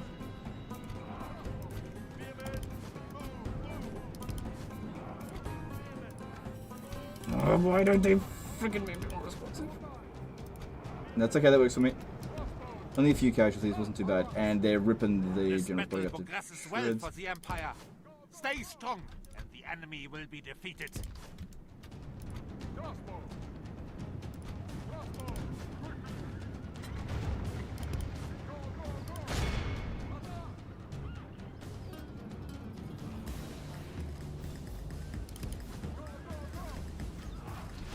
Why are they going that way? Mackenzie O'Brien did a $20 super chat. Helmet, smiley face. Alright, thanks dude. Appreciate the support.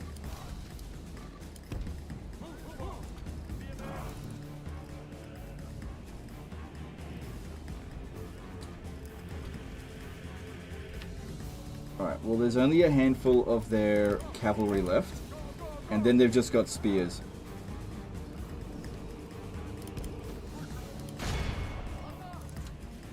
Legends gone conquering Holy Land? Yes, we're conquering the Holy Land of Italy.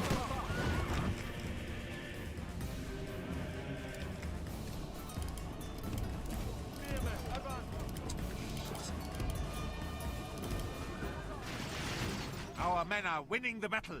Continue like this, and victory is ours. Difficult to get rid of them once and for all. At this stage. And they still just won't. Might be responsive. Oh, that was weird, but okay. We don't just want to send in our infantry to fight in over here. We'll take horrendous casualties, especially when we've got these crossbows, which, if we can just get rid of this last few bodyguard, we'll be able to rip their other units to shreds. There we go. Now we got this.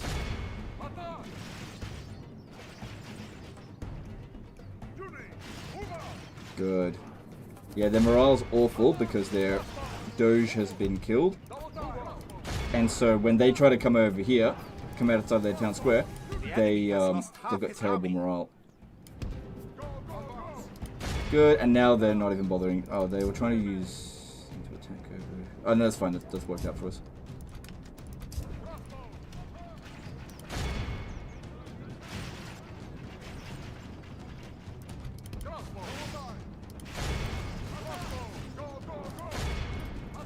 Do you use any mods? I am using the medieval mod. I'm currently actually playing Total War Warhammer 3. This is the medieval 2 mod for Warhammer 3.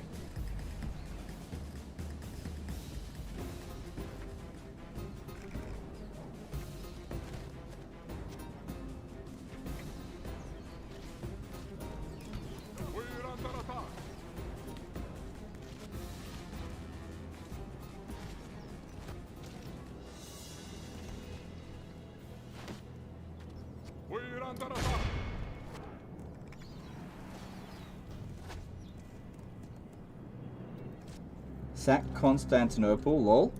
Crossbows! Yes. Behold, I'm how happy our to do that. cowardly. No one shall doubt that we are the Oh, victors. thank fuck. Oh my god.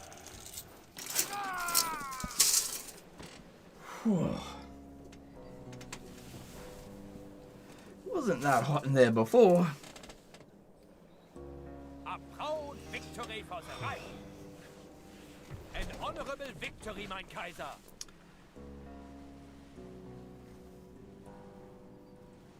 God damn. I'm drenched in sweat. Yeah, it's such surprisingly hot in there. I think it just depends on what time of year I decide to wear the helmet. It's getting close to summer now. Winter, it's not so bad. Okay, so... Yeah, we want to sack it. I need money. And we're not desperate for population growth in this somewhat. So, Heinrich actually has a lot of chivalry. So yeah, Otto died. And nobody cares. I know I don't. Heinrich would be good to leave inside of a city to help it grow. But definitely don't need it to be Milan. So there's a unit over here. Let me just see. It'd be good to get another general to replace Otto. This is why I don't care when Otto died. I don't think he was even on the family tree. Generals can be a dime a dozen as long as you know how to generate more of them. The only ones that actually matter are the real commanders. So like Heinrich. And anyone with like a good amount of dread. Or chivalry for that matter. But just your stock standard 1-star general. Nah, who cares? Hey Legion, what are your PC specs? I recently changed them. Look, I would not copy my specs. This has been the worst computer I ever bought.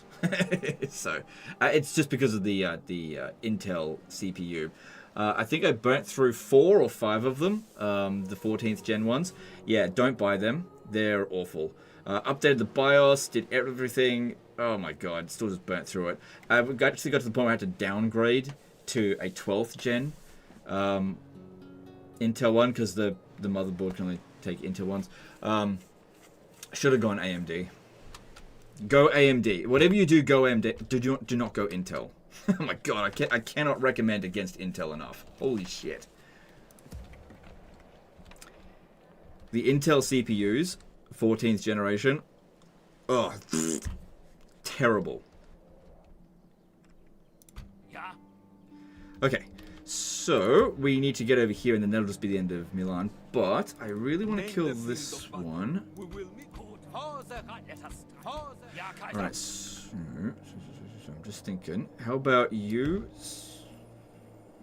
You stay. No, otherwise they'll run away. Okay, yeah. Take those two there, and then we'll send this one to attack. I just want to find out what they've got in here. Right, unit of cavalry.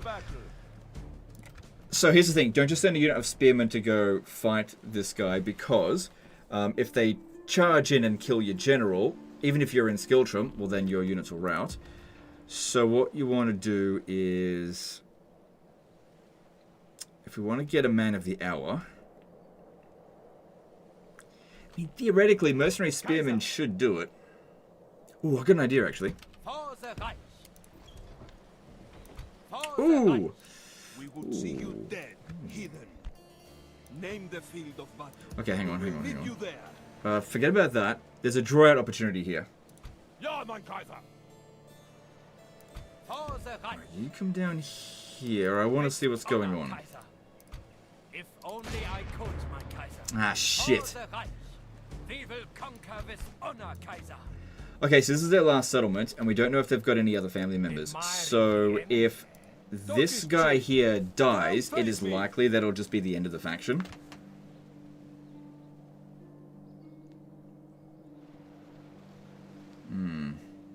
We would see you dead. If that's the case, then we just have to besiege the settlement. For the Reich. For your honor, Because yeah, if Kaiser, we it's not will that big of a deal, fight. you like wipe out Milan on turn 3, right? Is it time to But- take force, mein Kaiser? Then it'll become rebel, and it'll be filled with like maybe a half stack of rebel forces, and sometimes very good units. So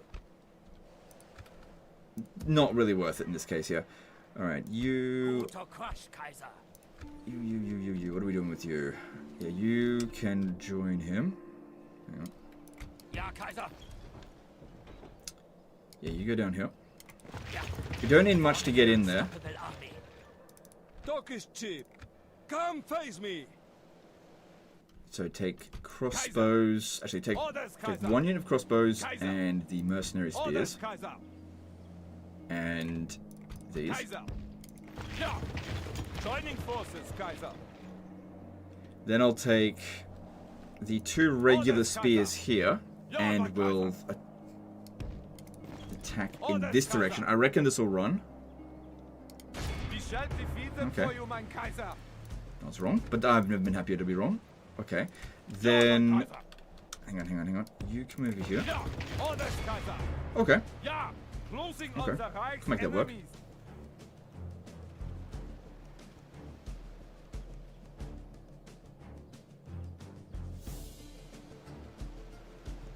because yeah, I want to make sure that whatever the reinforcements are, they go in. Sorry, the remnants they go in that direction, not the other way. So that's why I'm attacking this way. Probably could auto resolve, but I reckon we'll suffer a decent number of casualties. So I'll fight it manually. Glory to the Reich.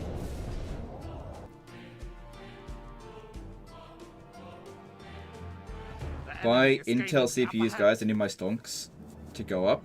KW. Alright. Okay, so what I'm going to do with this guy here is just get him off the battlefield straight away. Unless, of course, they don't rush towards us. No, This battle seems to be creeping in our favor. yeah, no, you need to leave.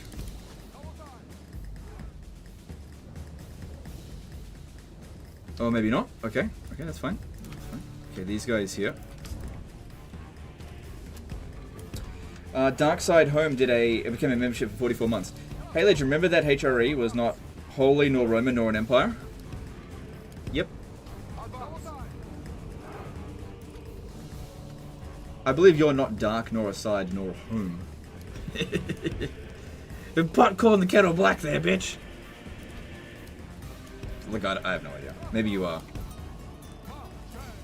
It's all good. I appreciate the membership.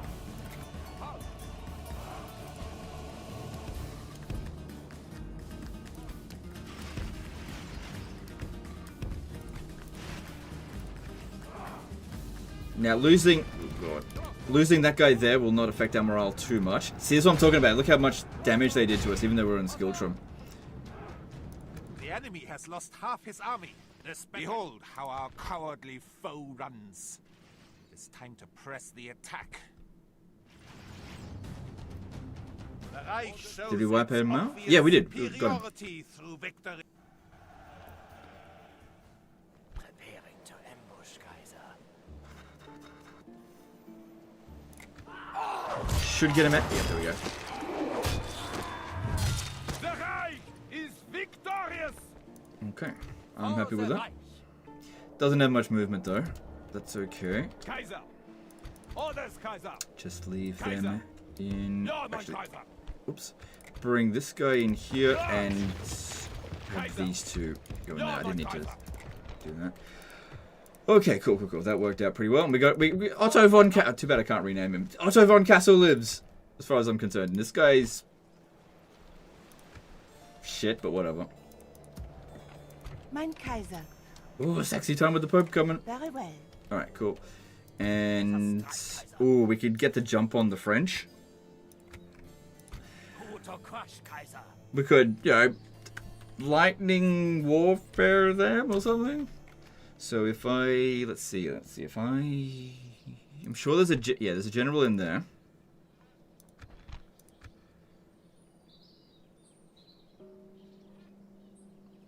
Just don't know how much I can afford to attack from over this way. Should be fine to do this without requiring any more units to recruit. Hang on. So we've got 6 units here, more or less. And then we've got 3. They've got 3 there, 2 in there. Yeah, they should stand and fight. All right, let's do this. Oh, bitch! Ambushed. Sort of. Okay. Wow, you got 1 man left there. So, let me guess, they failed to... Yeah, they must have attacked this region here, auto-resolved, lost. Okay, okay. That's pretty typical. Alright, well that just means I need to go here. I mean, I didn't know they were there. That's fine.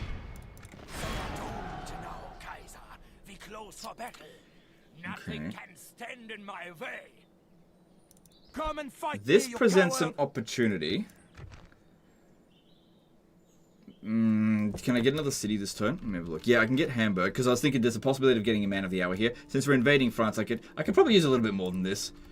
So if we could capture the settlement here, that should be fairly easy for him to do. Get in there. Our financial situation is a bit better. That's good. I mean, we do have Milan now. So... I don't think we need any of those units for this battle. But I'll probably need them to go and fight the Danes. Definitely want to auto-resolve this, but I know that there's a good chance it would not go well. This guy's not that big of a deal, but let's do this. Form up men and face the Kaiser's enemies.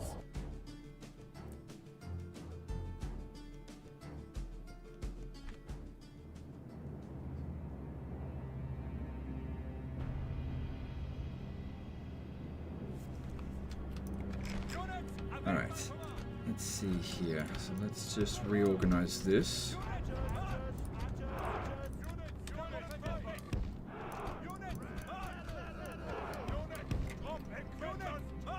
Alright, I want peasants on the rams. I only made 1 ram, didn't I?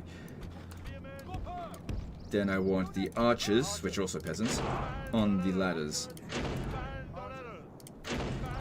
Because, yeah, archers perform pretty well up on the walls. Gives you good opportunity to shoot stuff. They don't fight terribly. There's only 1 entrance point, but they've got 4 units of infantry. We've got 5 pieces of equipment. Let's see what we can do. Okay, currently not enough towers are defending the gate, so we'll just go straight in through the gate. Unless they change their positions. Nice. Just joining in. Any news on Medieval 3? No news. I mean, maybe it's coming, maybe it's not. I think Creative Assembly would be very silly not to make Medieval 3 the next historical Total War game. So I think it's a fairly safe bet, but I mean, we've been saying for nearly 20 years now when Medieval 3 when. So you just don't know. Like, I'm like 90% sure, it's like 95% sure that Warhammer 40k is going to be announced. Total War. And I'm like 50% on Medieval 3. That's how I feel about it. That being said, I was like 90% sure about Thrones, what's it called? Lords of Shangyang. So, just never know. Okay. Cool, gates open.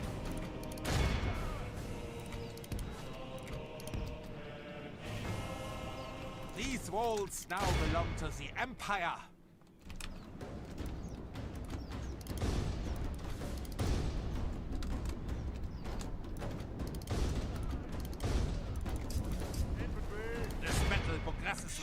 Better hurry up or else this guy here. Okay, good. Oh god. Actually, don't bring these cavalry in. They're probably going to take a lot of casualties for nothing. If I'm not careful. Alright, it's good that the general's in. Ah, shit! It's good that we got him in, but bad that he's about to be surrounded there. Get these guys in a position they can shoot into the town square, because that'll be the That's part of the battle. Yeah, don't you die. Where is he? He's okay.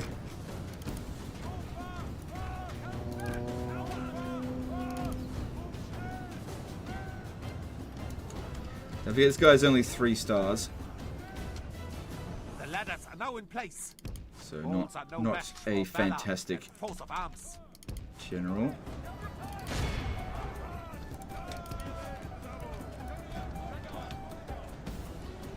This battle progresses well for the Empire. Stay strong, and the enemy will be defeated.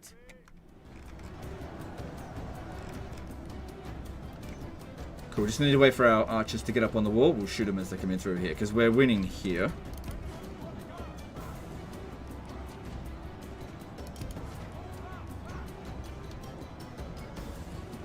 What's your favorite unique unit in Medieval 2 Total War? Walls are no match for valor and force of arms. I don't have a favorite.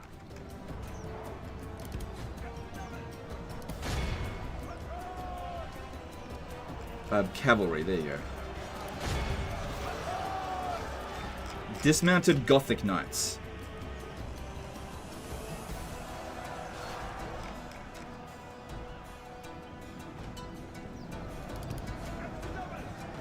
Only half the enemy force remains. Good, you're not bloodied. The enemy general flees. He has keine honor. Good, if we An can. enemy Good, we got general him. has been captured by our imperial troops. Oh, did all their... oh, some of their archers got back to the town square. Okay, that's fine, we can just charge into them. Most of their spearmen are gone.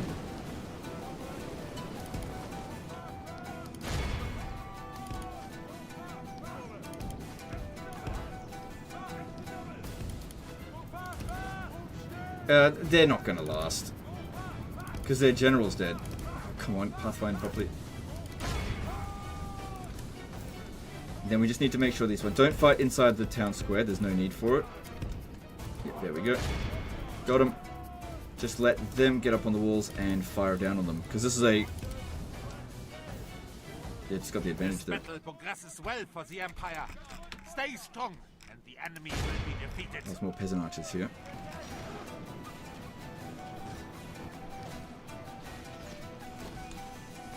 But Legend, you always finish your campaigns before you get dismounted Gothic Knights.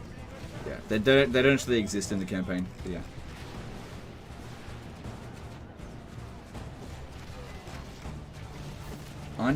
Dismounted Gothic Knights are overrated as hell. No, that's why I said it. Dismounted Gothic Knights are considered some of the worst units in the game, but they actually don't exist in vanilla, in the campaign. It's a multiplayer thing.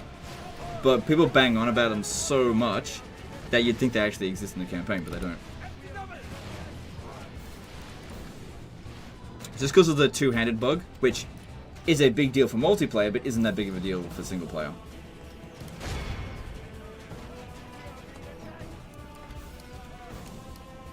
Kind of weird. It's just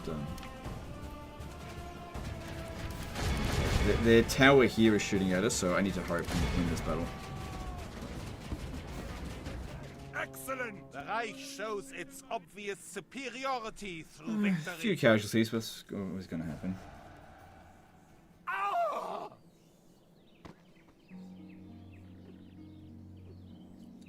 Hello, what do you think of the AI not really having an improvement since a game like Medieval 2? I'm essentially talking about an uncheatable AI that's dynamic rather than preset.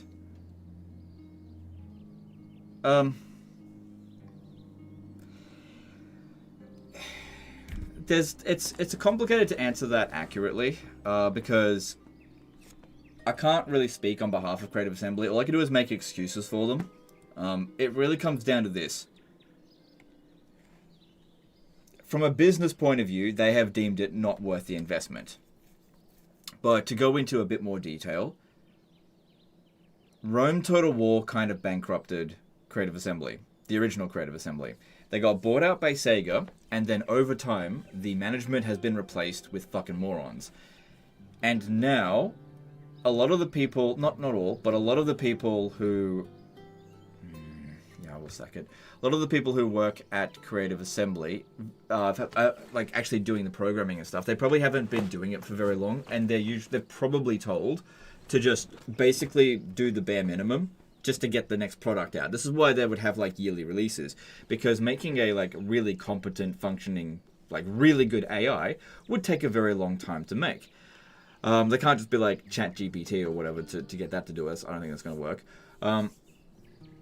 And because the strategy games are not like the most popular genre of games, right? And so in order to make a really functioning, like the kind of AI that you want, Creative Assembly would have to, at least as far as I believe they think, invest more money into it than what it would yield it basically would be a poor return on investment, because they can do like a bare minimum sort of AI, right? And people are still going to buy the game. Do they want to make the game perfect to get an extra 10% of sales? Probably not. So it just, sometimes you can put too much. I know this is the problem that I had when I talked about the Medieval 2 remaster video, and I said that they probably shouldn't focus on the AI, and people really got the shits with me about that. You got to understand it's a business, right? You can't ask a business to do something that is definitely not going to yield a return on investment. And you can say to them, but they'll just print money. But no, it won't. It just won't, right? Because if you put $1 billion into something and then you make $100 million from the product, then you've lost $900 million. I'm not saying that's how much it would cost or anything like that. So they've just deemed it not being a good investment. Now, I don't know if that's actually true, but based on what we've seen them do, they're not investing in it. Richard Machak did a CZK129 super chat. Hello, what do you think of the fact that AI has... I'm literally just answering that, but thank you for the super chat. Now, if you have a look at what they did think was a good return on investment, they invested $100 million into hyenas, right?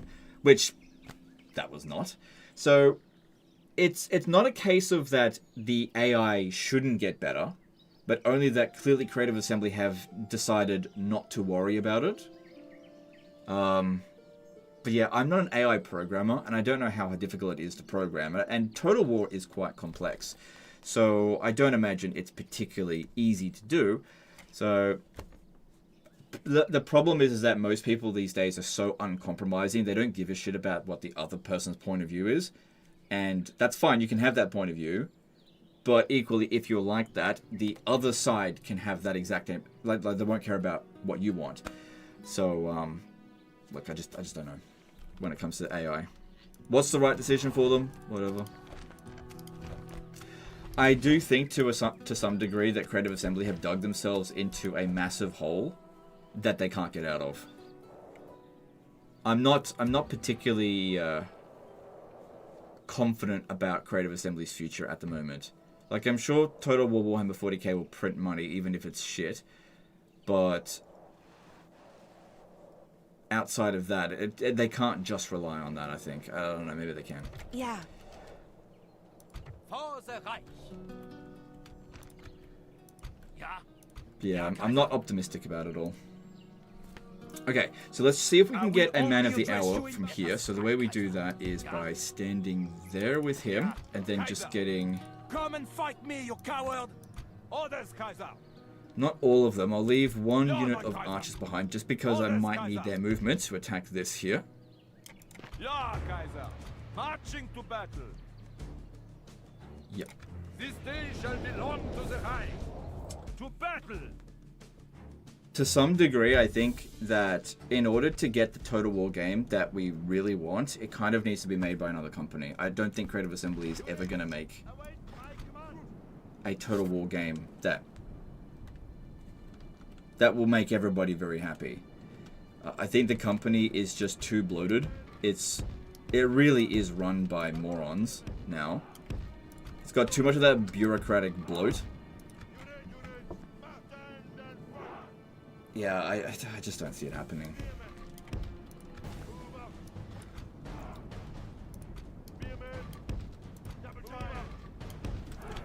But I'd love to be proven wrong, don't get me wrong. I'd love to be proven wrong and Creative Assembly just come out with an absolute banger. I just don't think that is what's going to happen.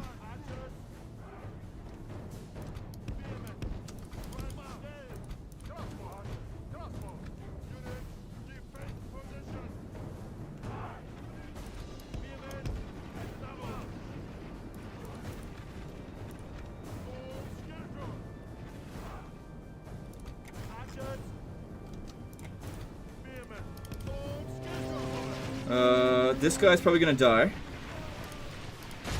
But that's okay. Even if he dies, we can still get a man of the hour. Literally doesn't matter that much.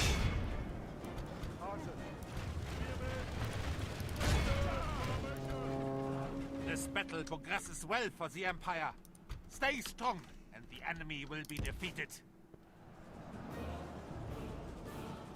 The only thing that was of any real concern were those mailed knights. This guy actually survived. Considering he got charged by them, that's very lucky for him.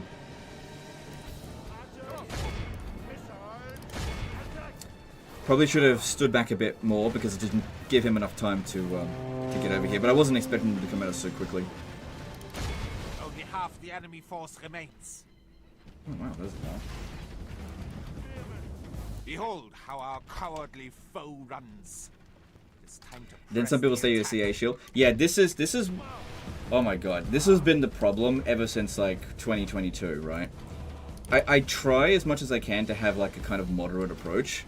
And what ends up happening is that I'm too critical of Creative Assembly for some people, and so they call me like he's toxic. All he does is shit on Creative Assembly, even though I defend them sometimes.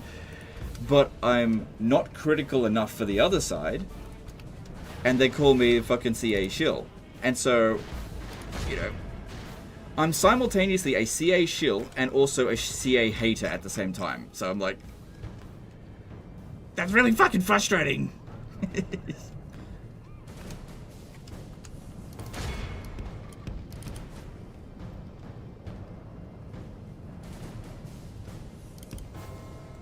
And what it does is it makes conversation really friggin' hard to have. And that's always been the big problem within the Total War community, right? Especially right now. And I guess it's not unique to Total War. Is that conversation about these issues, it just isn't happening, not to a large degree, because people are just so like fixated on their own opinion being right, and they can't even look at it from other people's perspectives. No one shall doubt that we are the victors on this day. I did wipe them out, only just though.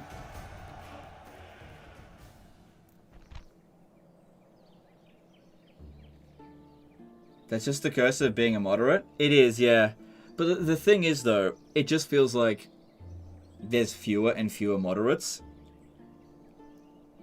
And, like... it's just... what happens is when you get this situation is that it pushes the moderates out. And you just end up with... You end up with idiots on the extreme sides of it.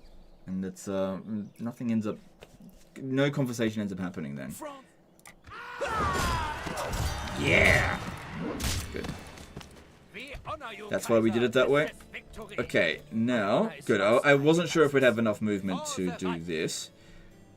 But I also need to make sure that I don't overplay my hand here. Good. I was a little bit concerned that the bounty power would be in our favor, which it is, but it was enough for them to decide to fight. That's what I was looking for here. You're dreadful, right? Oh, hang on. When you do that, you gotta be careful because it sometimes reticks this even though it doesn't say it. Actually, just back off. I've seen this happen way too many times. Just back off and then redo it. Last thing we want is that army being in under AI control. I really like listening to your opinions on CA. You always explain them pretty well and make a lot of sense. I appreciate that, but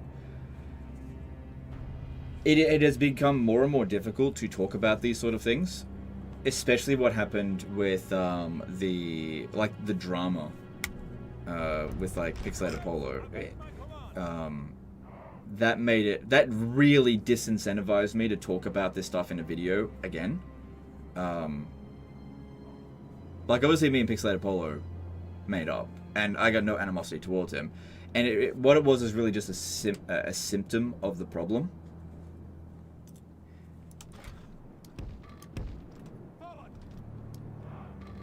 So I'm really at the point now where I've been so beaten by both of those sides that I just don't have any fight left. I can't do it anymore.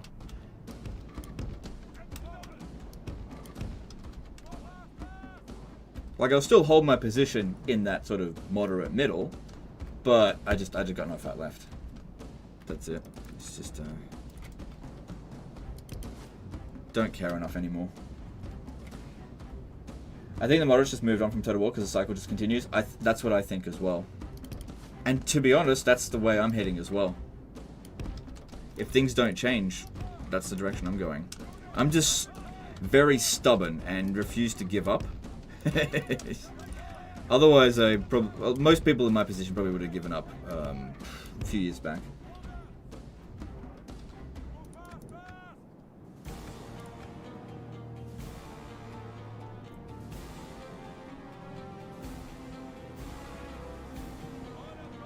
I mean, why care if no one releases a game like you do? We need a new challenger to step forward. I agree. I do think we need a new challenger to step forward. I just don't think anyone is going to do that. I think if anyone was going to challenge Creative Assembly for, you know, this type of game, the best case scenario is Paradox. Now, I know what immediately people will say. Oh no, Paradox DLC policy is shit. I kind of agree, but one thing that Paradox does better than Creative Assembly is making games. Like, they're a lot better at it. They don't get it right every single time, but they get it right a lot more than Creative Assembly does.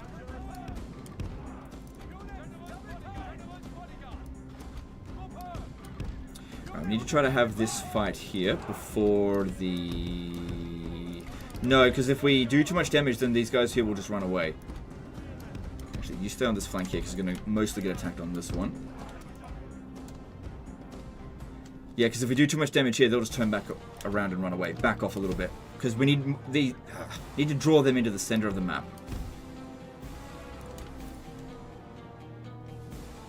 Whatever 40k will be, it won't be Total War anymore. So one thing that I've heard about 40k Total War is that it's the least Total War game ever.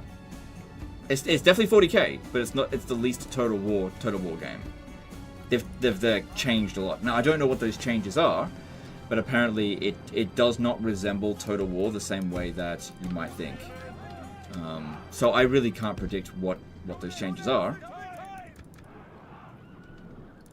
And I don't really mind if it's a good game, that's fine. Have you seen the amount of Warhammer DLC? Yeah, fair enough.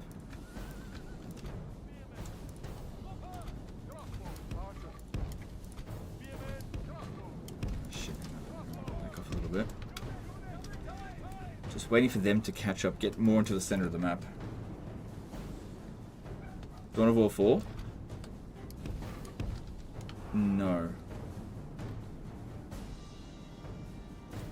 I hear the campaign map follows the Helldivers map system. Maybe. Barnaby balanced at a £2 super chat. Legend, thank you for hours of content. No worries, dude. Thank you for dollars of money. Well, pounds of money. Thank you for the super chat. Appreciate it. Haven't seen Paradox do real-time battles, and that part is the crux of Total War. Yes, that's what I mean is that Paradox is like dominant when it comes to grand strategy. They've already got that side of things quite. Like, it's a much bigger company than Creative Assembly. Like, way bigger. So if any company is going to have the resources to develop a Total War game from scratch, it'd be Paradox. That's all I'm saying. I'm not saying that it would be easy for them, or even that it would be good for their business. I'm saying that if anyone's got the resources to do it, it would be Paradox. But like having a bunch of like indie developers try to make a Total War game, I just don't know how they're going to manage it. I don't know how they'll manage. Because yeah, with Total War now, I think the barrier to entry is too high. Like if you're a developer, like if you're just like a team of 5 dudes and you want to make a great game, why would you make a Total War game? Unless you've got like a serious passion for it, it'd just take you such a long time. By the time you've finished it, technology's changed. It changes so bloody quickly. Richard Muchak. Machack? I don't know. CZK129 Super Chat. Thank you for answer. I agree. What do you think of a real-time Hoi 4? Total War rather than turn-based and perhaps no loading screen campaign battle? That sounds great. Yeah, I'd like to see that, but... Oh, hang on, what I'm doing. Whether... I don't know if we're going to see it. Average game company does like 150. Yes. Okay, so you got like 150 people working at a games company, but how many of them are actually developing the game? A lot of companies these days have a lot of bloat in middle management. And Creative Assembly is endemic with this. They've got so much middle management, it's not funny. So you might have 150 employees, but that includes like HR and middle managers, executives, CFO, CEO, CPO, and all these kind of people. And then you've got like 20 developers. You got your legal teams. Yeah. So yeah, when a company says it's got like, well, developer says it's got 150 employees, how many of them are actually working on the actual game itself, and how many of them are doing like marketing shenanigans or whatever? Like, I think that the marketing department of Creative Assembly is fairly large, but I'm not sure.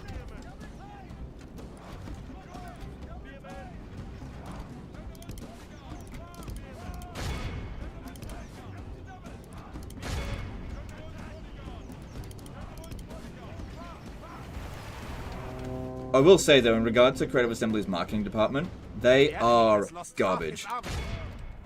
That fucking garbage. Absolute piles of shit.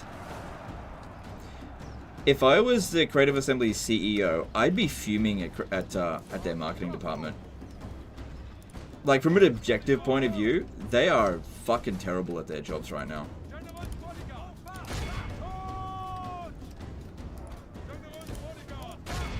At least, you know, from my point of view, the Jedi are evil. I could be wrong. Maybe they're hitting all their KPIs. I don't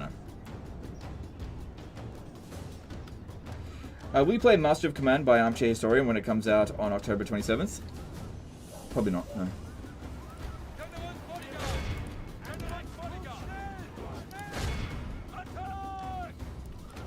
God damn it, they just plowed right through. Fuck. God damn, these French are bloody good fighters.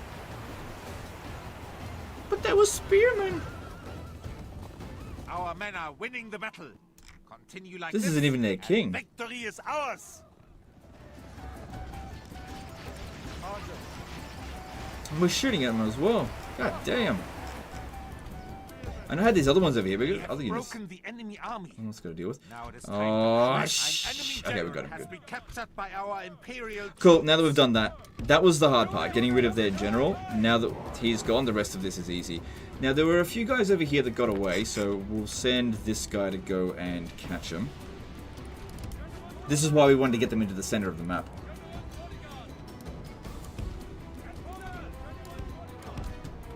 Okay, guys, I'm just gonna do a blank. I say this every single stream. If your question is, would you play certain thing? The answer is no. Now that doesn't mean I'm not gonna play it, but my answer is always gonna be no.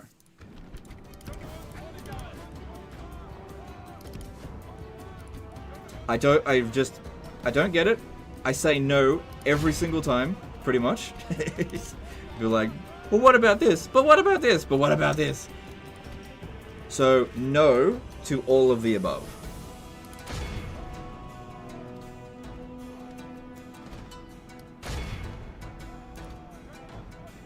Alright, cool. This bit here is easy. Warhammer 40k will be a grade for CA. They don't know how to make new games. They really good Rome 2 reskins. Only hope if Medieval 3 is before 40k, and if it sells well, then competition is 40k is too big. You could be right. I don't know. I do not think that Medieval 3 is coming before Warhammer 40k. I think that is the next Total War game. This battle progresses well for the Empire. Stay strong, and the enemy will be defeated.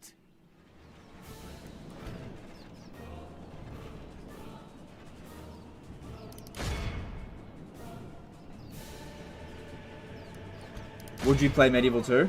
Oh shit, you got me. No. Sawyer Jenkins did a $5 super chat. Hey Legend, love the Medieval 2 content, been playing lots of Stainless Steel recently. Your insight tips are crucial. What's your favorite faction for vanilla? Norway. Thanks for super chat. Appreciate you.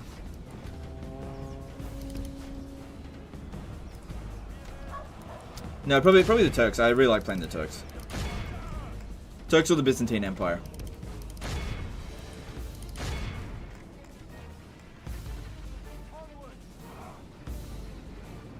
There hasn't been meaningful progress since Rome 2. I agree with you. There hasn't been. Oh, I mean, that's assuming that you mean that Rome 2 had progress for Total War. Rome 2 set Total War backwards by a fair bit.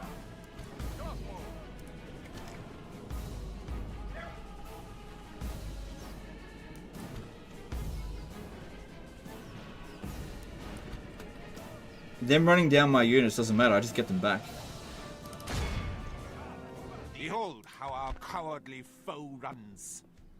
Alright, we definitely got them, but our melee infantry, they took a beating with this. No one shall doubt that we are the victors on this day. Wow, okay. Next Total War is Medieval 3. I doubt that, but if you say so. Alright, yeah, we need to execute them. Good, I got it. Alright, so this guy here, Henry, is kind of dreadful. So we want to keep that going, and... yeah, I'm going to sack it. Because if I occupy it, then he might lose the Dread, and Dread is very useful. Okay, so we'll probably don't need to drop the taxes. Oh, actually, no, we do, because... oh, the population isn't that horrendous. Okay, yeah, get that going. How much movement do we have left? Not much. Alright, get that going. Ja, mein Kaiser. Alright, just leave... Orders, Kaiser. oh, he's out of movement. Ja, mein Kaiser. March. Parlez-vous français? Ja, Kaiser. Onward tomorrow, Kaiser. Shit, he's probably going to come out over here and attack us. Well, good. Okay. Well, I'll recruit them. Yep. Okay.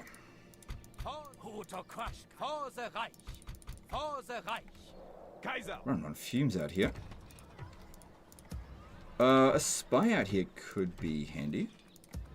Got a decent amount of money. Okay, we've also got some cav here. Can I recruit anything here? Nope, not yet. Kaiser. Just get that so I can recruit the peasant unit so we don't leave this completely empty.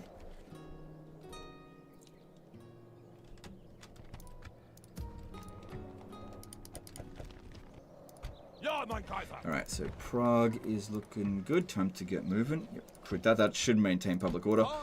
Alright, the direction that we want to go in. I think he's fine to keep dealing with Hungary on his own. We've got a mission to go take Zagreb, so someone's going to have to go there at some point. But there's a bunch of rebel territory out here. We can kind of don't have to worry about that right away. Instead, we should... sorry, Poland. I'm coming for you now. Oh, Breslow's on the way. Alright, we'll take that. Yeah. Merging our forces, Kaiser. Oh my god, did you see? Legend was playing as the Holy Roman Empire, and then he invaded Poland. He's a Nazi. I don't know. What are we doing here? Alright, get... I don't think don't got much movement. It's a decent sized army. One unit should be enough to leave it behind there. Oh yeah, did I get excommunicated? Not yet. What was the mission to... did I have to stop fighting? Oh, Hungary. Right. Okay. Well, I'm obviously not going to stop doing that. Yeah, just leave the peasant behind. And let's march on Denmark. Alright, there are some mercenaries here, but I'm not sure if they're going to be available here. So let me just check. They're not. So I need to go back over here, pick them up, because the Danes, they can put up a good fight. They're not a weak faction. So... this should be enough. For now. Got to see what else they've got. Alright, then... finances are okay. For the Reich. Just don't use exterminate population option. I pretty much never do that in the early stage of the game from a practical point of view. It's not practical to do that.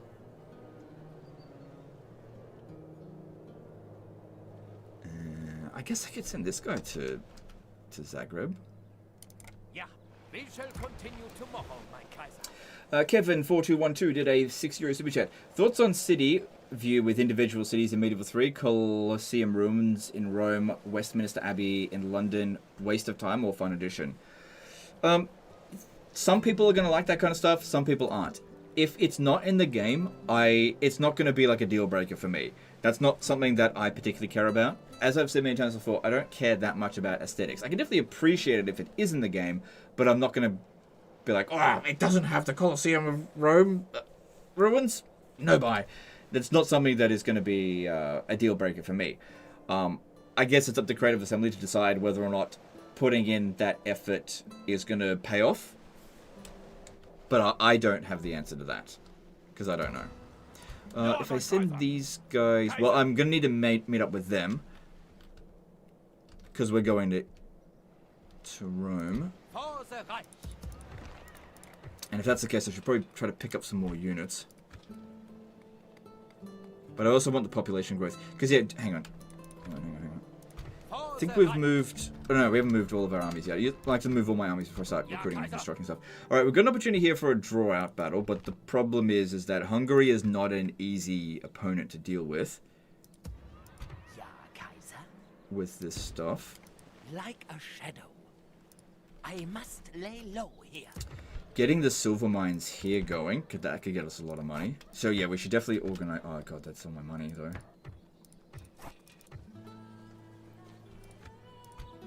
Okay, so we've got a pretty lackluster force here. There's a possibility for a draw out. So to do that, I reckon send our weakest unit, this guy here, to Budapest to go and... This rules up... No, it's fine. Oh my god, Legend got excommunicated on turn 3. What a noob! Okay, then...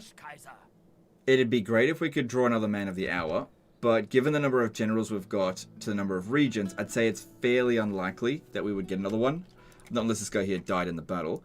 I know they've got a Magyar cavalry unit in this, so... Okay, here's what we should do.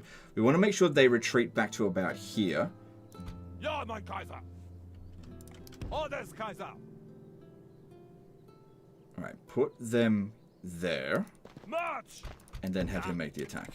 The reason why I've done that is so that we don't run out of movement with them, because I need them for the coming battle.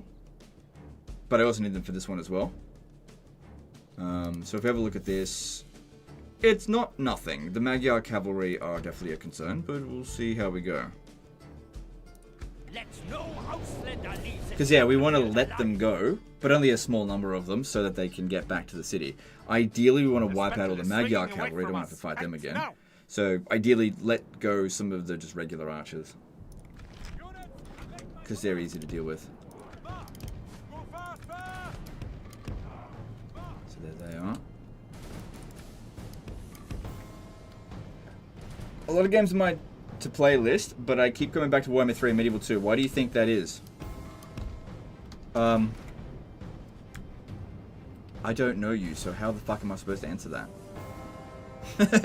So, game good? I don't know.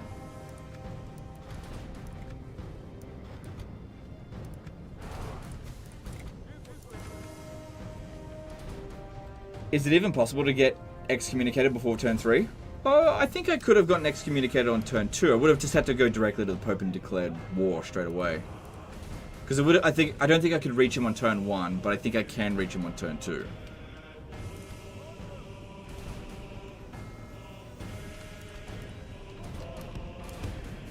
Alright, we should probably walk.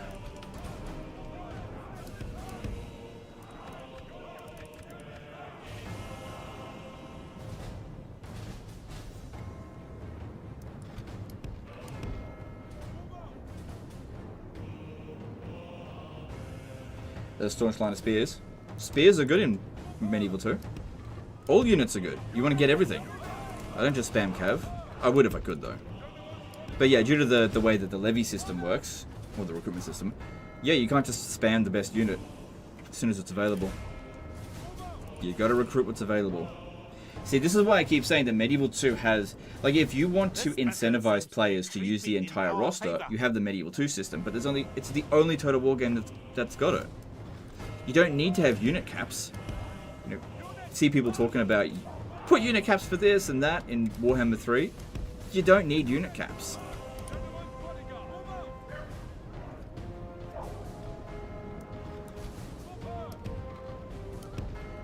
Unit caps are just arbitrary restrictions. Unit pool, however, that works. I guess they kind of have that with Thrones of Britannia. It's just on a global recruitment case rather than local. Yeah, someone mentioned Thrones of Britannia as well. Look, guys, it's very easy to forget about Thrones of Britannia because Thrones of Britannia is like a very forgettable Total War game. I just forgot about it.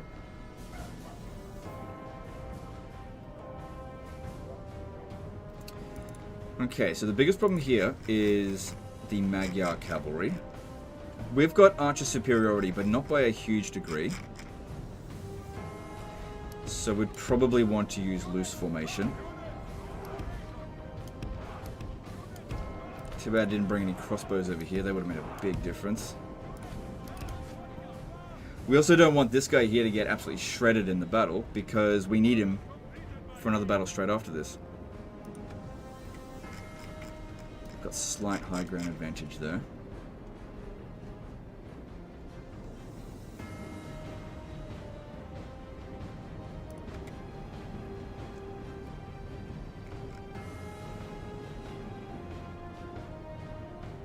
Alright, if you're going to shoot at anything, shoot at the Magyar cavalry. And I'll send the general's bodyguard to charge in on the peasant archers. Just leave the infantry where they are.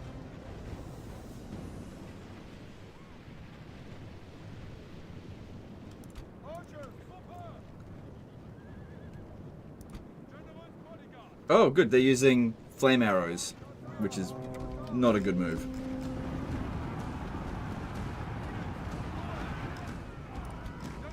Oh, that's right. We want to let them go, so that's fine. Let them go.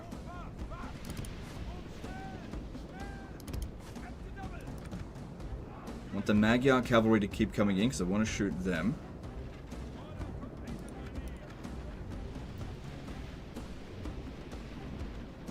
Doesn't Nurgle basically play like that? I hope they rework Bretonnia with the same system. No, well, yes and no. Yes and no. To some degree, yes.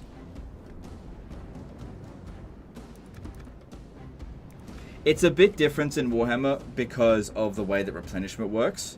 So all you do is have to wait until... Replenishment in Total War Warhammer 3 and Medieval 2 is obviously very different. So in Warhammer 3, let's just say you want to build a Doomstack as Nurgle. Well then, it just takes you a little while since you can't spam them. Well, at least right away. But you can get it pretty quickly. Let's say you want to get like a Toad Dragon Doomstack. There's nothing stopping you from being able to do that. And then once you've got the Toad Dragon Doomstack, well then it just heals in between battles, so that's it. Whereas if you build a Doomstack in Medieval 2, like a 1-unit spam of, say, let's say Feudal Knights, as soon as you take some casualties in a battle, you have to go back and retrain all of those units, and it takes you forever to go and do that. So with Nurgle, it simply takes longer to reach the Doomstack stage, but once you get there, you get to keep it. Whereas in Medieval 2, once you've reached the Doomstack stage, well, as soon as you fight one battle, you've lost a Doomstack, and you have to rebuild it from scratch, essentially. Not quite that much, I guess. I don't care about all of these idiots running away. I just wanted to get the Magyar cav, but I think I've done too much damage and they're retreating now. Alright, I'll run down the Spear Militia. I didn't really kill that many of them. We didn't suffer many casualties, though. Cowardly foe runs. It's time to press the attack. Okay, so 2% casualties, that's good. No casualties on the General's Bodyguard, that's great. I do want to execute captives, so just make sure we don't kill 85%.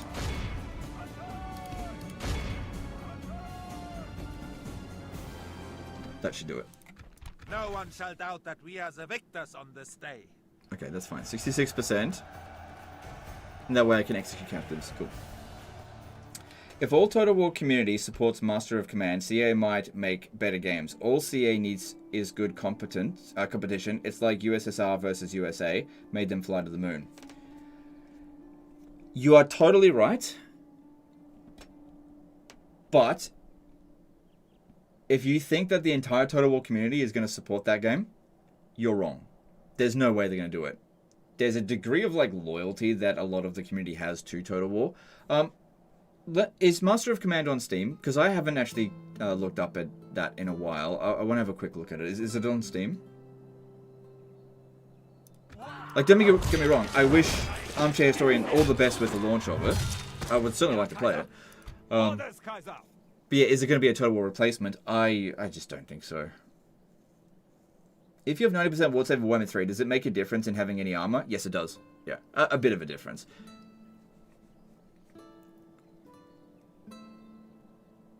It's on Steam. All right, let's have a look then.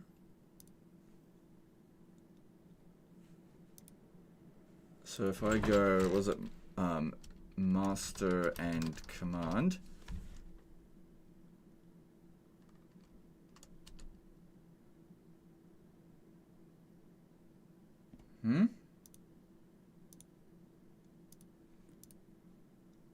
Did I put it in wrong or what? Or is it just not listed yet? I don't see it here, guys. Unless I've done something wrong. Master of Command. Right, sorry, that would be right. Master of Command. Thank you. Let's have a look at this. War is upon us, General. And you must take command. On the field, there's no second chance. Orders must be given clearly. Timing, position, and discipline will decide the day.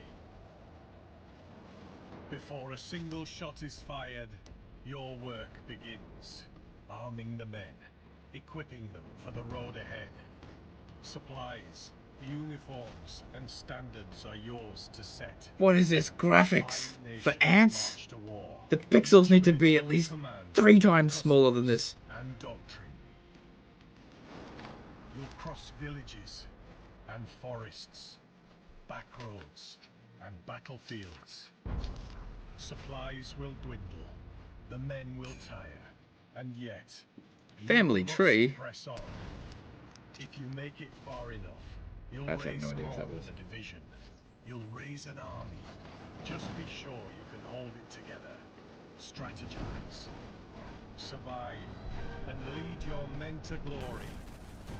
Become the Master of Command. I'm more of a master at baiting. I'm thinking about making a game that's really about like luring people into ambush. I was going to call it Master of Bait. Still working on the name. Anyway, honestly, I didn't think that look half bad. I wish them all the best with it. But yeah, you're not going to get the entire Total War community behind it. Simply because graphics do matter. They don't matter to me, but to the honestly the dopamine deprived ADHD brain that is the vast majority of Total War community. Which, by the way, I include myself in that because I do actually have ADHD. But I mean, who doesn't have ADHD these days?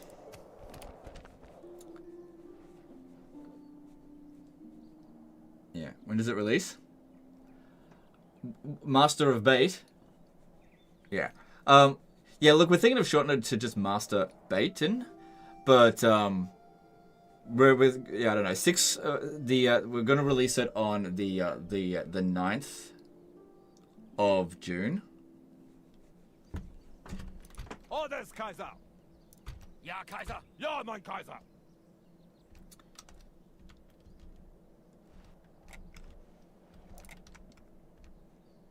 Kaiser! Okay.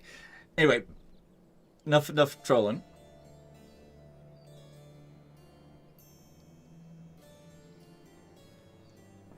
Okay, so let's launch the attack here. So we want to cancel that. Yeah, we didn't kill as many of them as I would have liked, especially those. But at least they don't have any. He's king, so he's got a fair few troops.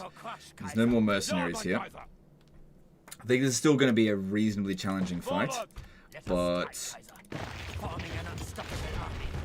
odds are alright.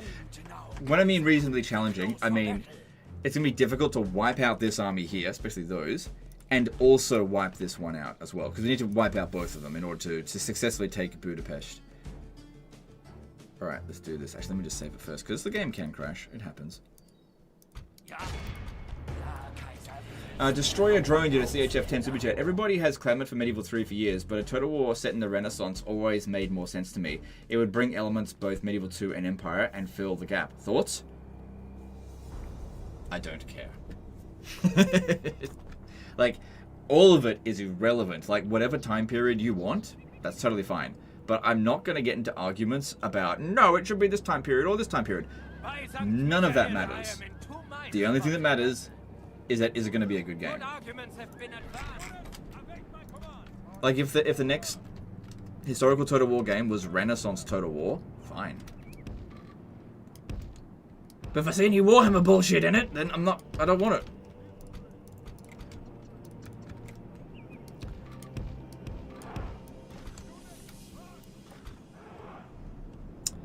We're on the high ground here, but that hill... Well, that should be fine. This is Warhammer. The line of sight's not so bad. They're corner camping over there.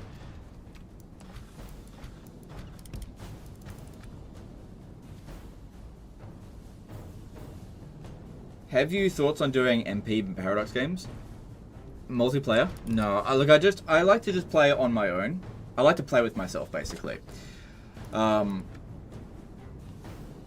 Yeah, you know, I like to, I'm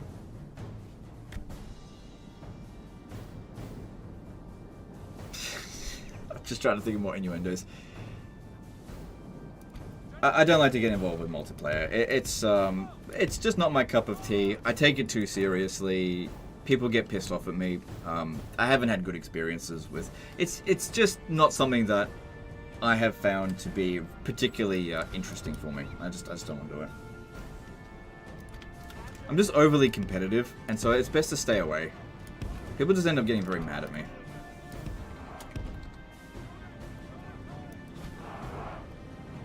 I like to play with myself. Yeah, I like to play with myself playing Master Baton.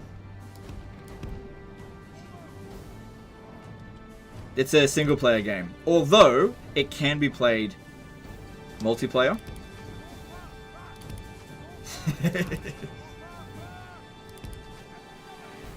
Looks very cartoony. Give me cartoon physics. That might be interesting.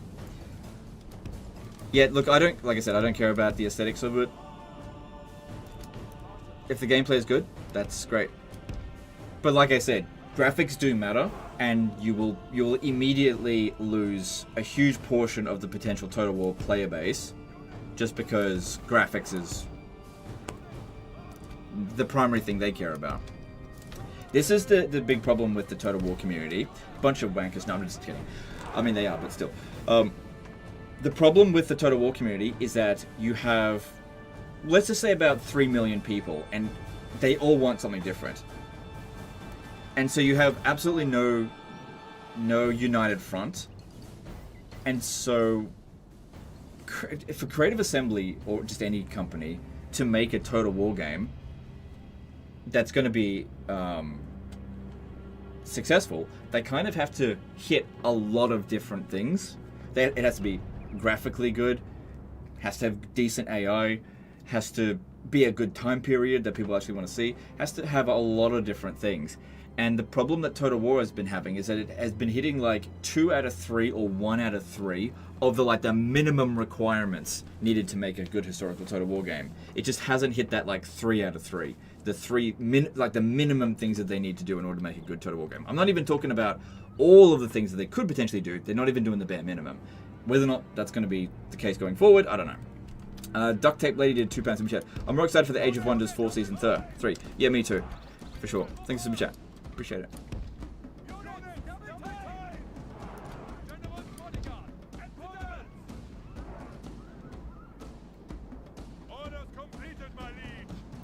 Can you explain a bit how the melee attack and melee defense work in Warhammer 3? No. I just honestly, I just don't want to talk about it.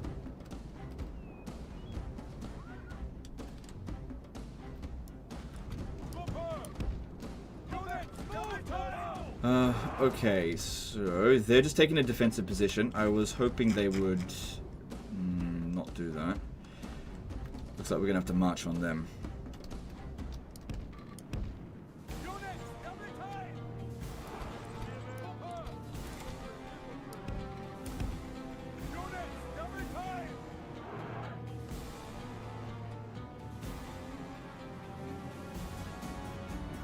Everyone loves this game though, and would agree on that. The graphics aren't amazing. I think most would take a Medieval 3 Total War. Yeah, but the thing is, this was the problem that Rome 2 had, right? You know, Rome 1 was like just an absolute classic. You know, we're talking back to 2013. Then Rome 2 came out. Rome 2 was graphically way better. I guess it still is. Graphically way better than Rome 1. But it's just such a vastly different game in terms of how it plays than Rome 1. And I think a lot of people just wanted Rome 1, but with better graphics. But that's not what you get with Rome 2. You just get a very different game. Now the thing is, with Medieval 3, I think a lot of people expect it to just be Medieval 2 with better graphics. But it's not going to be that. It won't be.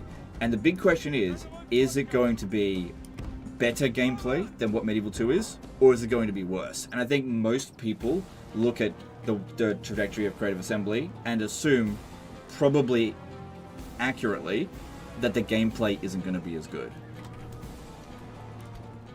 I think that's the primary problem that Creative Assembly needs to overcome.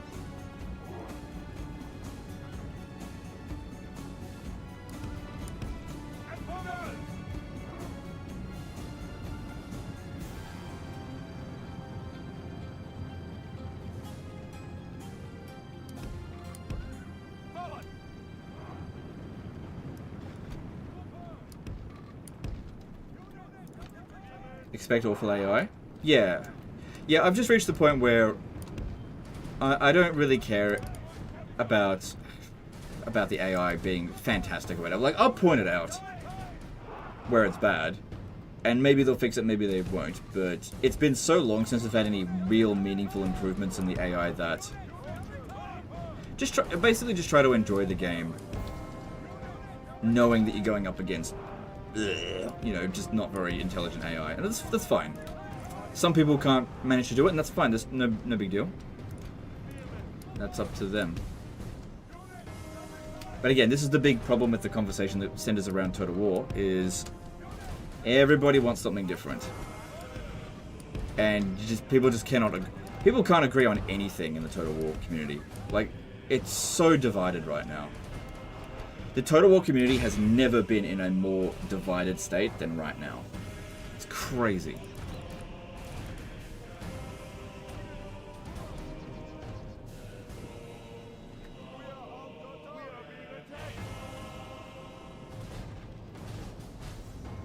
The amount of fucking purity tests everywhere is just... It's little wonder most people just don't even bother with the conversation anymore. Like, I'm not bothering with conversing anymore. I can't be bothered.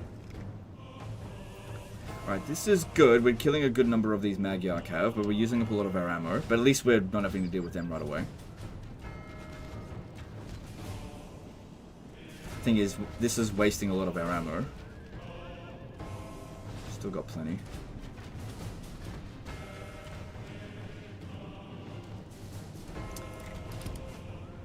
Need to get them to stop this fucking formation.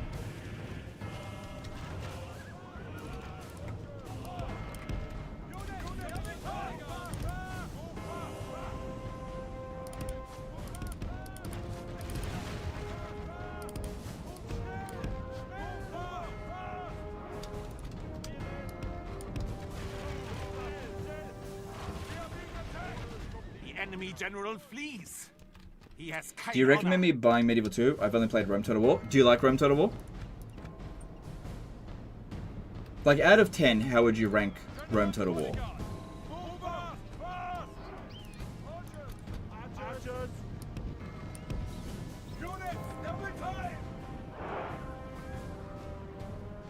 Last medieval 2 live stream got taken down. Anyone know why? It didn't get taken down.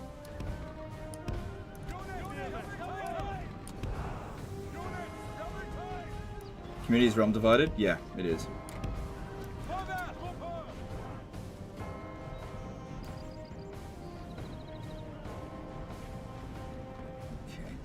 Obviously, I don't want to climb up the hill. What new mechanic or uniqueness do you want to see in the next Total War game? What do you want to see them improve in general? Or do you want them to surprise you? Yeah, I'll just... Like, I don't think about it anymore because, like, as I've said so many times before, thinking about this kind of stuff that I have absolutely no control of, it doesn't make me happy, so I don't think about it anymore. I loved Rome Total War, 9 out of 10. Okay, so...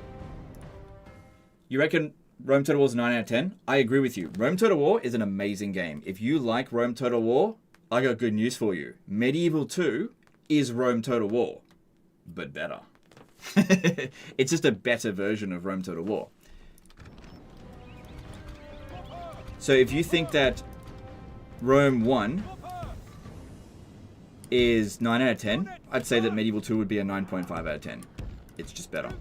There are some areas where they've taken some mechanics away, but they've added more than they took away. And in my opinion, yeah, Medieval 2 is better. So yes, I would recommend that you purchase Medieval 2. Don't pay full price for it though. There's got to be some places where you can find a good discount. Okay, good. Finding their spears early on. Being able to pick apart their army just a little bit at a time, that's great. If we could get their general over here nice and early, that'd be fantastic.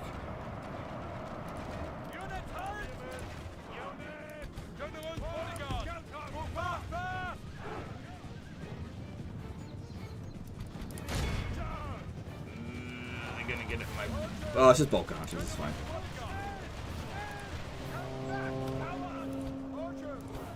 Oh my god, I wouldn't want to be a Balkan archer in Legends.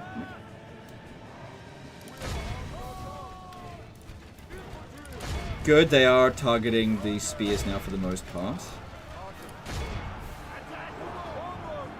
Good. Now in this battle here, we want to make sure that they get wiped out completely. Obviously, some crossbows would have been really good here. Oh, shit. If this guy is going after our general now, we will lose in a straight up fight. That one should rally. Oh god, we're close to the edge of the map. That's not ideal. Should rally. Thing is, he's not the commander of the battle. Oh wait, no, he would be. It's different for them. Please rally. Good, they rallied. Good. I don't like the location that we're in because it's so close to the edge of the map.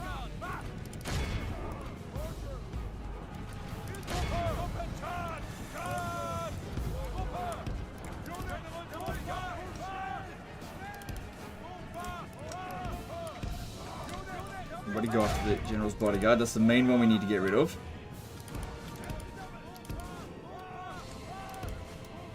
No, oh, shit, infantry are running.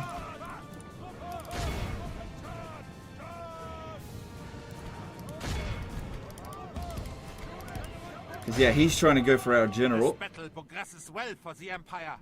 Stay strong. At least I got a charge in on him. I'm going to pinch it over there.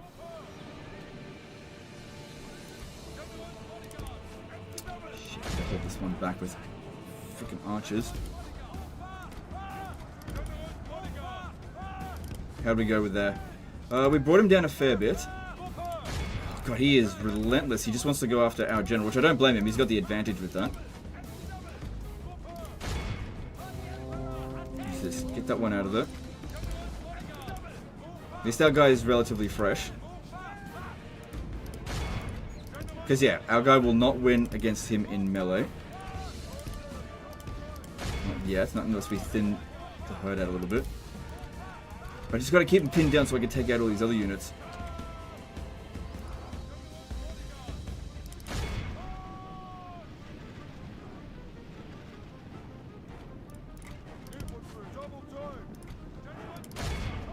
Focus on running down the already broken units that probably are not going to rally. Because, yeah, the margins here are pretty much razor thin. We have to kill everyone in order to win this. To do what we need to do.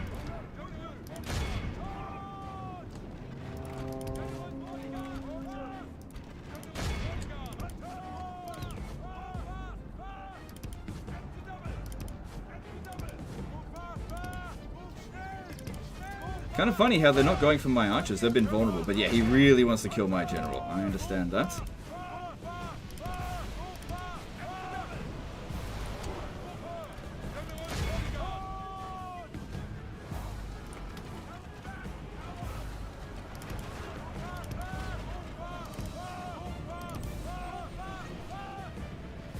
We're slowly grinding him down, but we need to kill him. He's shaken.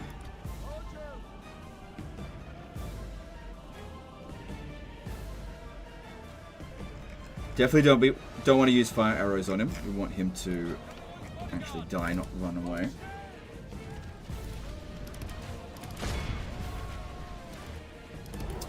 This one's very close to the edge of the map. That's not great. No! Okay, make sure you run them all down. Every last one of them. Okay, he's eager. That's great. Alright, they're probably not getting any serious shots in. Rallied, get back over here. You keep shooting. How are we going here? Alright, that worked out. We got all of them, I think. One more archer unit left to go.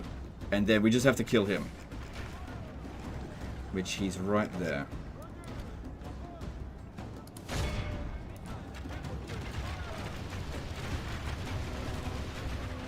Behold how our cowardly foe runs. That was the first army, but we've still got this one here. He's shaken. You gotta kill him. Move the way. Come on, spears.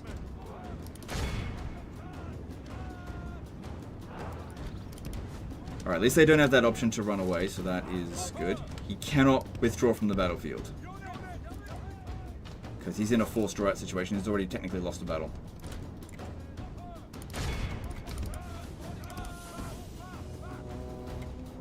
It's gonna hurt. But it's okay, it's only Slav mercenaries. Come on, kill him!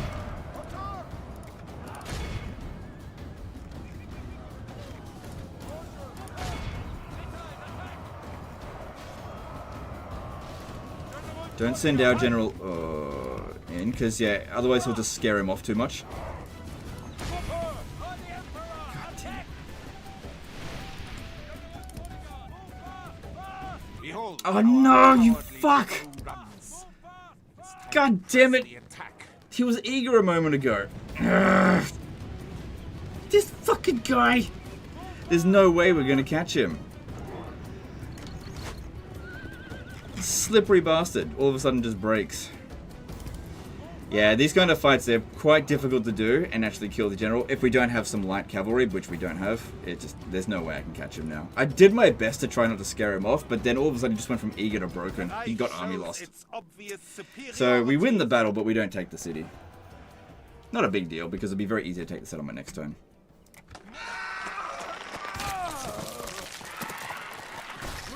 Yeah, we don't get it this turn.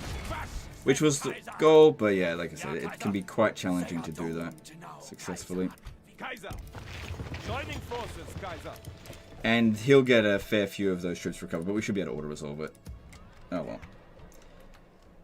A lot of effort just to have him run away at the end there. This is why the Turks are really good for this kind of stuff, because you start off with so much light cavalry to begin with. So good at doing those kind of ones. Heavy cav on its own, not so great for it. It is what it is. Yeah, the guy just would not die. Alright, we got no money, and I've recruited everything that I can. I think... Don't think there's anything we're going to be able to build. So let's just move on to the next turn.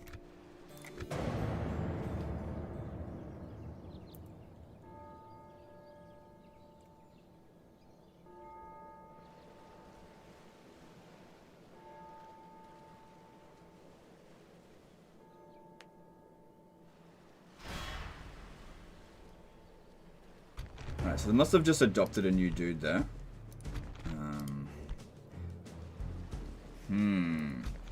Interesting. Interesting. Okay, so...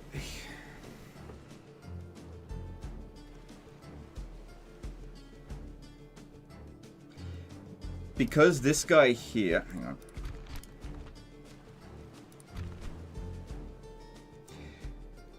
I don't know if they've got other family members elsewhere. This is why we didn't do the draw out. If I kill both of them, then they get wiped out. And I just can't remember if they'll turn rebel or not. So I need to have this guy actually leave the battlefield. I need to be merciful to this one. This guy dies no matter what, provided we win.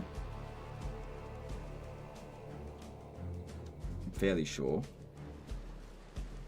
Alright, let's do that. Men of the Reich, makes the Kaiser proud this day.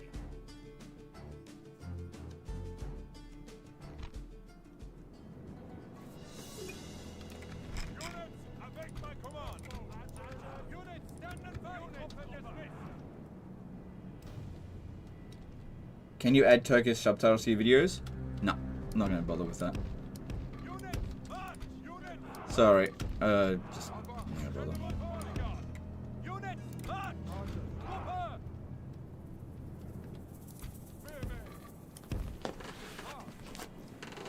Do you know why YouTube's showing me ads in the middle of your live stream never happened before? Yeah, I may have enabled them, I think. I can't remember.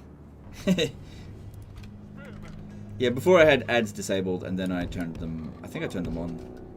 Yeah. But it shouldn't be showing you many of them. The enemy brings reinforcements.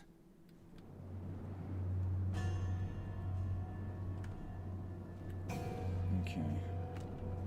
General's bodyguard. Move forward. Bodyguard. Forward.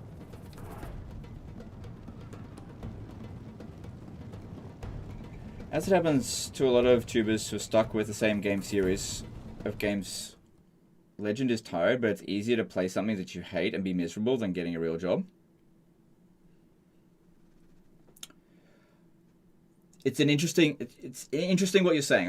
I see what you're saying with that kind of stuff.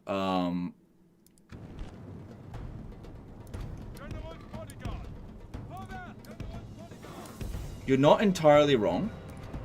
Okay, so to put things in perspective, you're right and wrong at the same time. Okay, because there's like a delicate balance. People like to just put everything into just one category and ignore everything else. Being a successful YouTuber requires you to do multiple things correctly, not just one thing.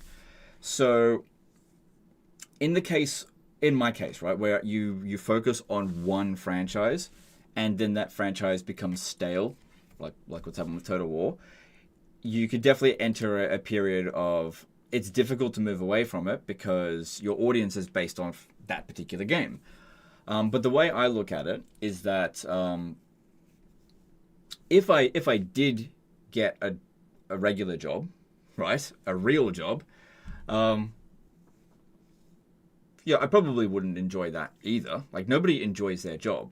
So when I do my work, I just realize that it's like I am actually at work, you know? It's difficult to get your head around that initially because you're just playing a game. At least you think you're just playing a game. But you just got to get on and get the job done, right? So this is why even though I'm like tired of Total War, you don't see me play other games because I know what my audience wants. And I just got to keep my eye on that simple rule. Make what your audience wants you to make. That's it. Pretty simple. Going about that can be quite challenging, for sure, especially in times like right now. But the thing to keep in mind as well, it's not a case of like getting a real job seems like a bad idea. It's like a delicate balance because it's difficult to explain without going into details that you probably don't need to know. If the channel started performing below like minimum wage, then I would stop doing the channel because then I would go and get a real job, right? So if what you want is for me to go and get a real job, all you have to do is deprive me of money. And then I will. So let me explain another way. If a job out in the real world came to me right now and offered me a pay package that's better than what I'm currently getting on YouTube, I would take it. You know, assuming that it was like same degree of work.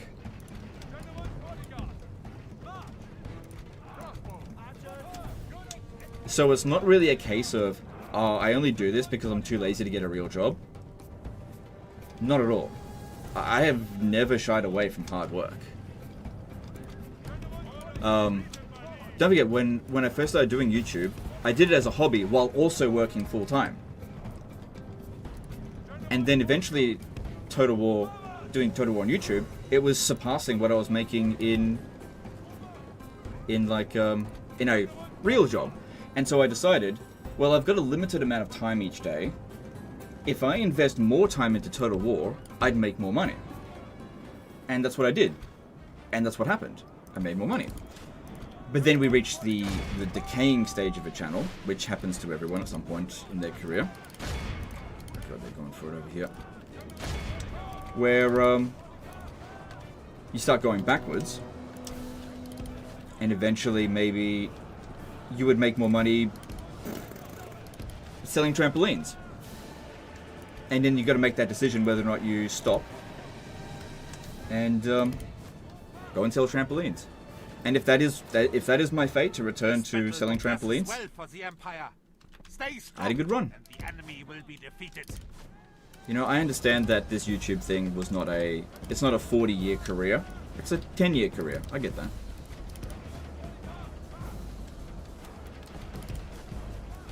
You make the most of it while you're here. Be grateful for it. And then when it's time to pack up, try and do so gracefully. That's the best you can do.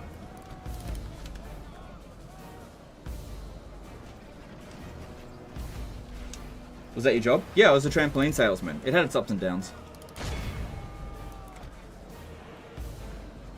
I mean, that was just one of many jobs. I would just...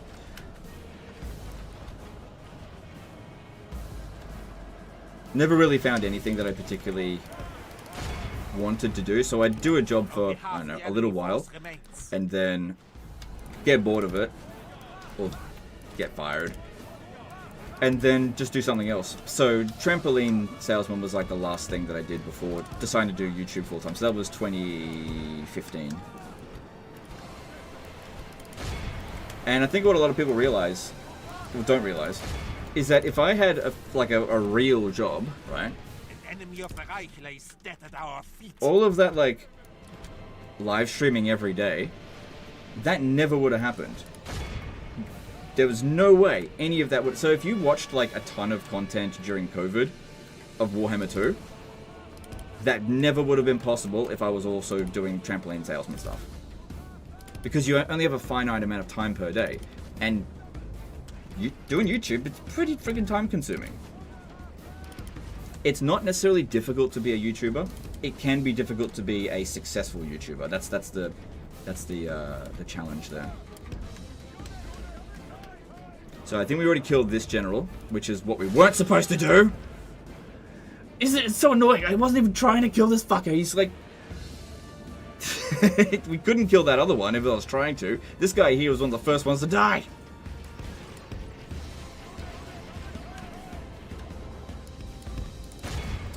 Worst streamer are IRL streamers from Kick TV. Really fucked up committing crime on live.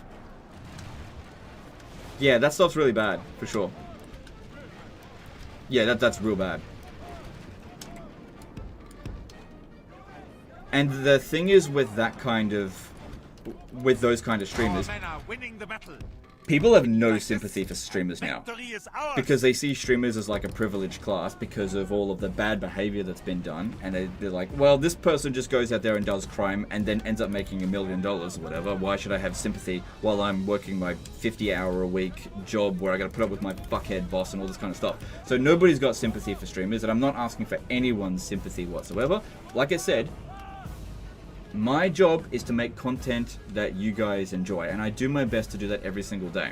So when someone comes in here and says, Legend, I want you to do this and I want you to do that, all I have to say to that person is fuck off, because I'm not paying attention to any one individual comment, because I'm every day looking at the analytics and seeing what's working and what isn't working. I will make the content that you guys enjoy for the most part, but no matter what I make, every single one of my videos always has dislikes. Broken the enemy army.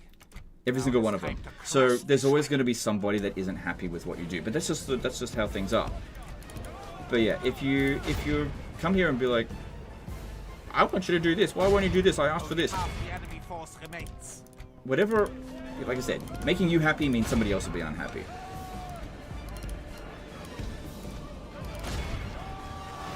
How long do you think you'll do YouTube? I don't know. Don't know. Our men are winning The goal is to do it as long as possible, this, but and victory the current is ours. trajectory is not looking good. That's all I can say. But the thing is, sometimes things are seasonal, sometimes things look bad for a little while, and then they get better. We have broken the enemy army. Now it is time to crush the swine. We don't need to kill him because he dies anyway. I'm pretty sure, because he's under siege. Alright, let's see if that works. No one shall doubt Yeah, we didn't need to that put he up a has whole huge amount of effort in this.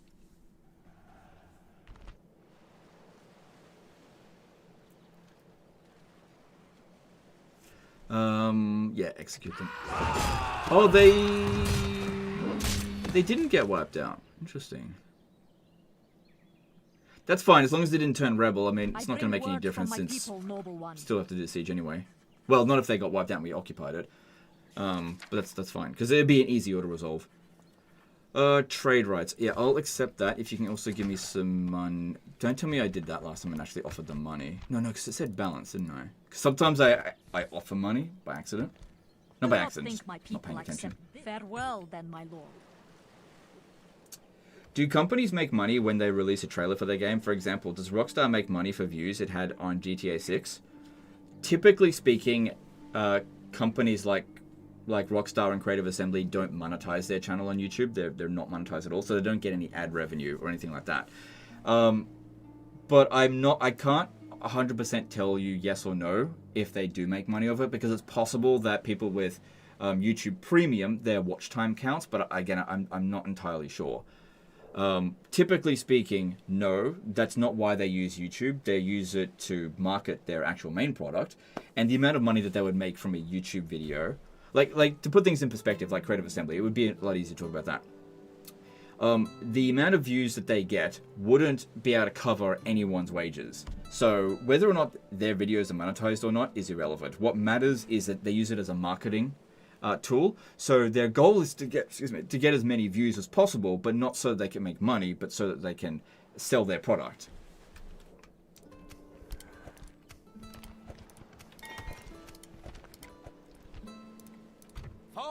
Okay, cool. Alright, so we should just be able to auto-resolve this. If it's just a general sitting inside the settlement, we'll probably take 4 or 5 casualties auto-resolving this. 12. Cool. That should be the end of Milan, unless they captured something, which I don't think they did. We honor you, Kaiser. There we go. Milan wiped out on turn 4. That should make everybody happy. Everybody hates Milan. For the Reich. Let us strike. Oh yeah, this, yeah. We should be able to auto-resolve this as well. That was a bit risky, what I did there, because I wasn't 100% sure on that one, but we got him in the end. Enemies of the Reich have met their doom. We have taken these lands by force. Scrunch Crimes did a £5 super chat. To think all that needs to happen is CA releasing a great game we all get excited about, maybe in another life.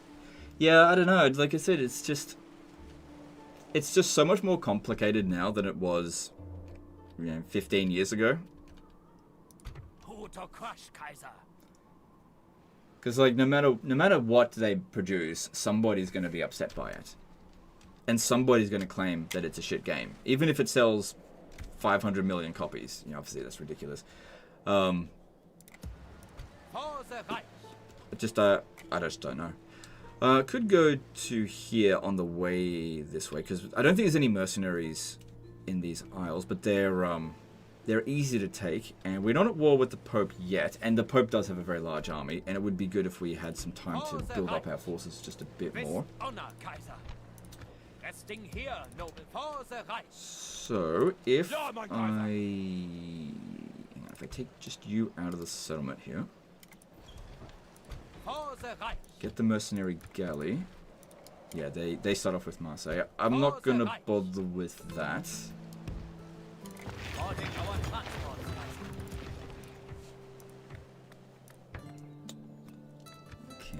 So our income per turn's pretty good at the moment. Orders, Kaiser. Ja. That's just to maintain the public order while the rest of them get on the boat. Full sails. Ja, mein Kaiser. Taking the men ashore. For the Reich. Okay, Mott and Bailey's easy to deal with. But yeah, there's not enough. Let me have a look at this again.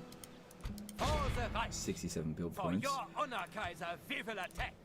Need to not take too many casualties or else we're not going to be able to take this one.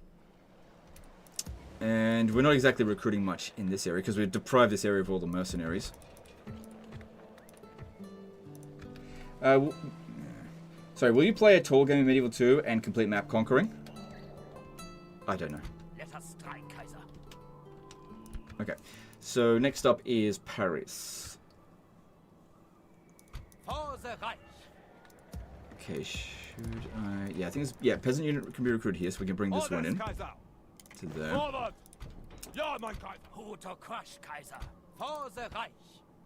Right, if we want them to sally out, I'm pretty sure their king is in there. So get Prince Henry to besiege it. Yeah, King Philip. Fairly high command, fairly basic army. Sieging army waiting to strike. For the Reich. Kaiser.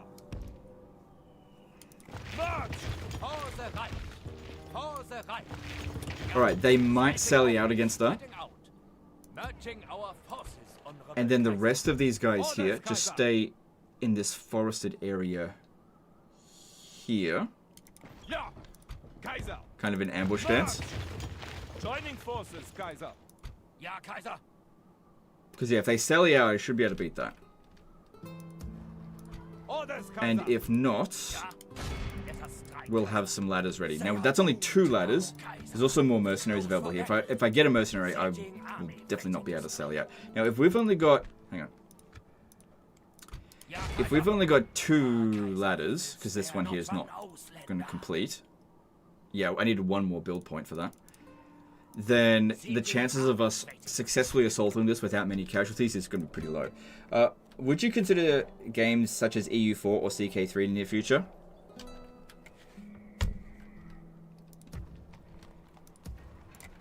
Okay. I just can't answer these questions over and over again. I get sick of it.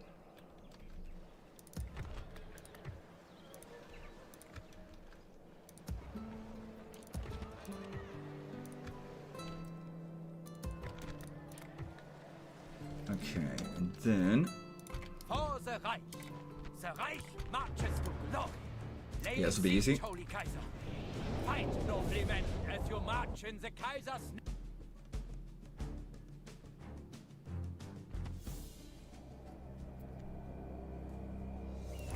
Unit, await my command. Unit, stand and fight.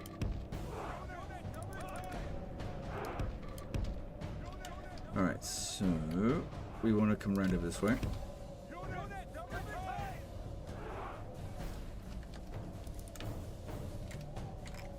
So they've got... only 1 unit of archers to our 2. Obviously a crossbow unit would have been really good. There may have been some mercenaries here. I probably should have checked.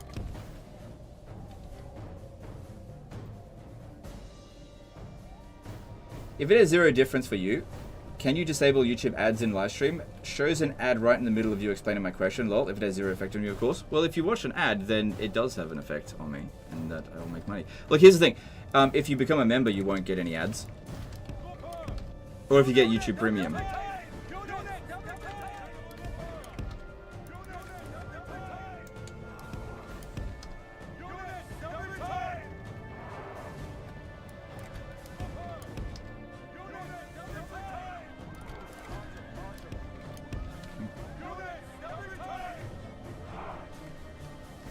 Do AI hire mercs or player can... No, the AI do hire mercs. Yeah, they definitely do. But on turn 1, before they've had a chance to do anything, that's your opportunity to grab them. Because otherwise they will get them. And if they get them, that just means you have to fight them. So sometimes it's better to hire them, even just so that you don't have to fight them. Because yeah, it's like anyone can go and grab them. Although there's some mercenaries that require certain conditions. So either a crusade or jihad will enable them to exist. Some mercenaries will only show up after a certain time date.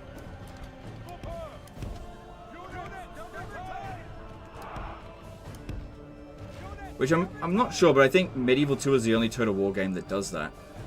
Like, maybe Medieval 1, I'm not sure. No, that's taking way too many casualties. Pull back there. Because they were firing at a bad angle as well. So we definitely didn't get the better of them there.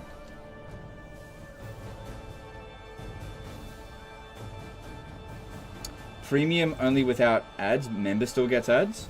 Do they? I'll have to look into that.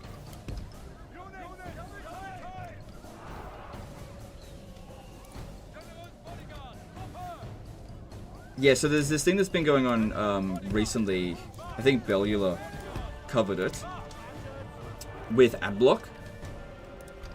So I actually got a pretty decent idea of how many of my viewers actually use adblock, and it was a lot. Because what happens now, before when people had adblock on, their view would still be counted, their watch time would still be counted, and so in a way, even though you're not getting ad revenue from them, they would still boost you a little bit, right? And then there's some change or something that happened with some of these ad blocks where YouTube can't even detect these views anymore, and so you've seen a lot of YouTubers complain about, oh my god, YouTube's not pushing out our videos. That's never really been the case. I never bothered with that kind of stuff. But I definitely noticed a drop in views, just the way everyone else did. And so I realized, well, if my viewers are going to, so many of them are going to use adblock, well, fuck. I'm just like, not going to cater to them. And I'm just not going to be as pro-consumer, I guess. Not going to advocate for them, because it was a lot. I was like, wow, that was like a punch in the gut. And that's fine. You guys can do whatever you want, and I will do whatever I want. If that's the relationship you want to have, so be it. I don't have a problem with it.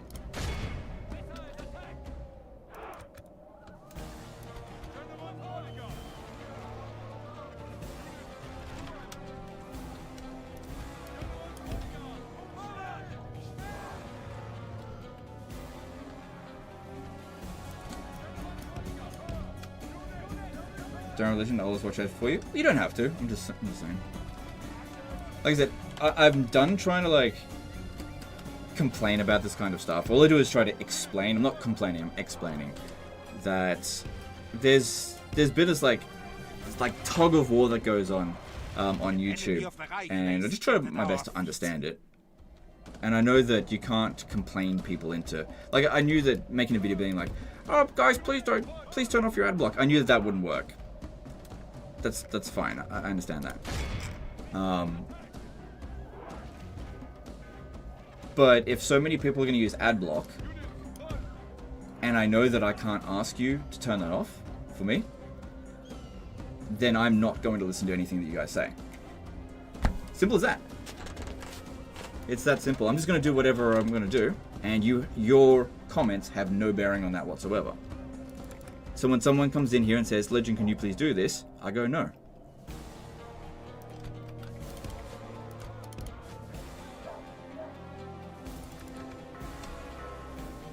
Okay. I'll say YouTube has gotten about as annoying as TV. Yeah, look, when I put in ads, I really try to put it at fairly minimal. Like, okay, I'll give you an example. Okay, actually, I can show you an example. Let me show you of a video that I haven't released yet. Okay, YouTube auto ads on YouTube, and I'll show you what I do. So let me get a video up. This happens every single time, usually with ones that are, okay, this one here will be perfect. Okay, so I haven't released this video yet. I don't know when I'm going to release it. It's a few days from now. Okay, so this video here, again, that's the file name. Okay, I haven't named this video. It was recorded, let's see, September 25th. So that was like about a week ago, right?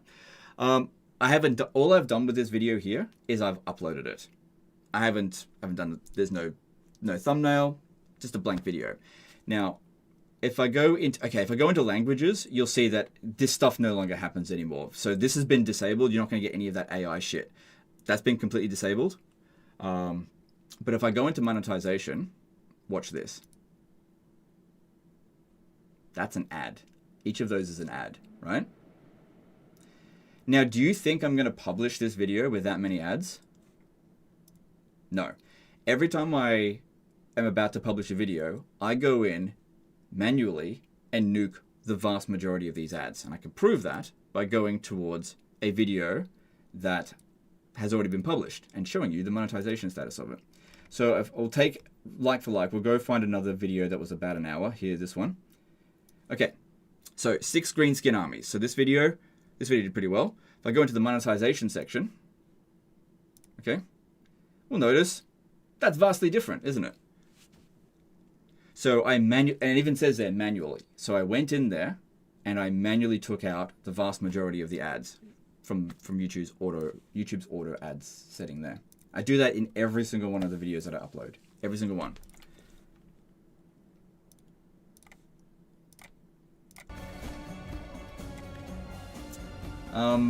Apple Page did a 100 SEK super chat. Alright, I have YouTube Premium, but here's a little tip for you. Love your disaster series. Keep it up, champ. Alright, thanks dude. Appreciate that.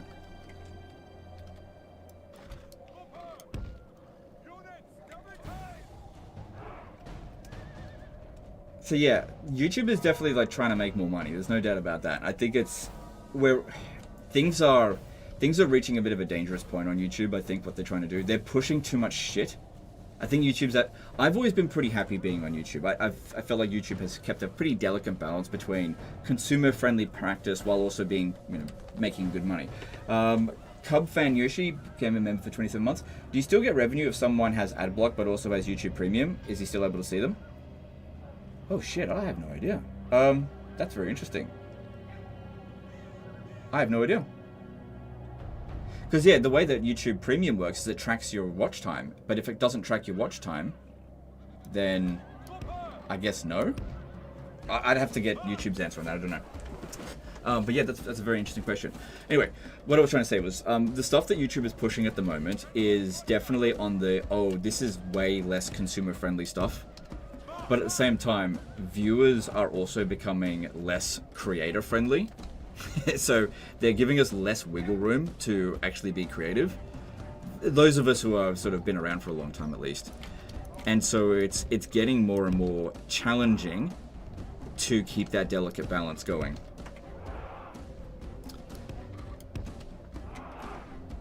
Because yeah, some of the stuff that YouTube's doing, like especially the stuff with AI, it's garbage. Like their auto AI titles, their auto AI dubbing. What a pile of trash. Now the thing is, I didn't even know that they had turned that setting on. They turned it on universally for every single creator. And it wasn't until you guys, or some of you guys, said how shit it was, that I went in to have a look and figure out what the fuck was going on. Okay, so remember how I did this post a few weeks, or a week or two ago, stating that some of the videos were having just the file name showed up? I figured out why that was happening. So it had to do with AI auto dubbing. So when I would upload a video, this is what happens, right? I record the video, I'm done, I upload the video, and it takes, I don't know, an hour to upload. I just go to sleep, right? I just go to bed, it uploads, it's ready by the morning. So it uploads, and it renders on YouTube's end, and then it did the auto dubbing, right? The thing is, on my end, the title was just 2509, blah, blah, blah, blah, bunch of numbers, right? And so YouTube's auto dubbing translated that from those numbers into exactly those numbers in a different language, right?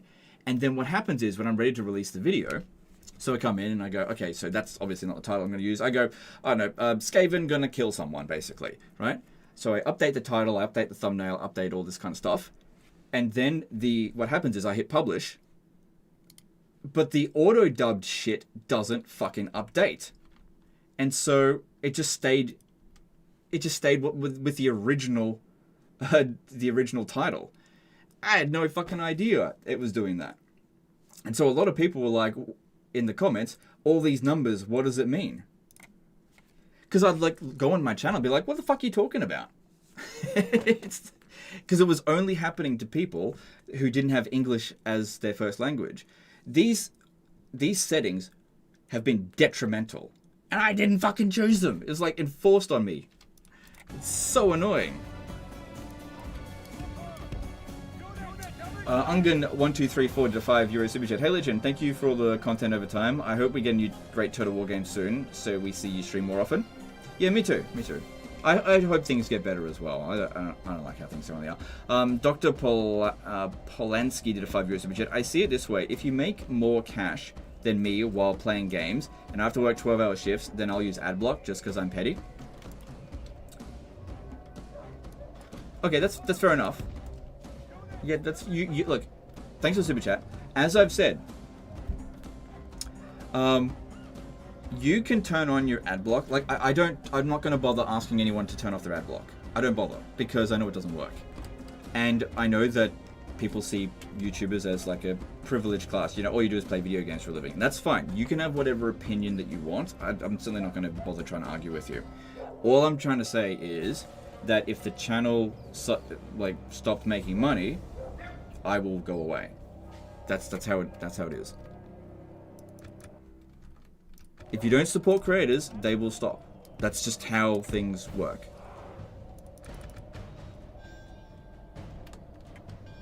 Because I'll have to go get a job. I'm not going to be angry about it. That's just the way things are. I get it. Which is why I'm not going to ask people to turn off their ad block. If you want to use ad block, you go for it. You turn on ad block. You want to dislike the videos, you don't want to subscribe, you go right ahead. I can't do anything to stop you. It's my job just to entertain you, and if I'm not entertaining you, then that's my failure, right? But then, don't be surprised when I pack up and leave one day.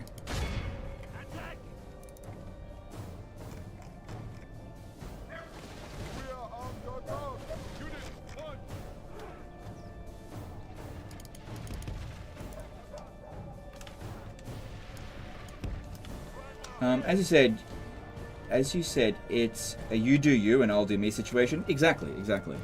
But this is the problem, is that the community used to be a lot more a lot less like that. It used to be let's help each other out, and now it's not like that, and I've had to sort of get my head around that. That's all. And I do miss the way that it used to be. I wish it would return to that, but I understand that it's not like that anymore. People are a lot more bitter and angry, and I understand why. I can't do anything about that. It's not my fault. But I'm not going to say you can't take your anger out on me or anyone else. That's up to you to do that, if that's what you want to do.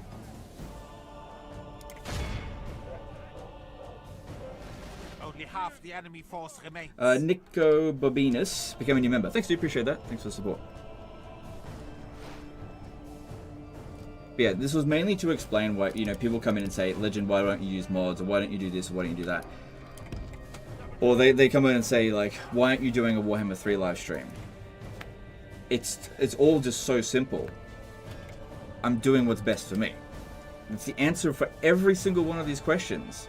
And the reason why I say that is to get people to stop asking these damn questions. Because I've answered it.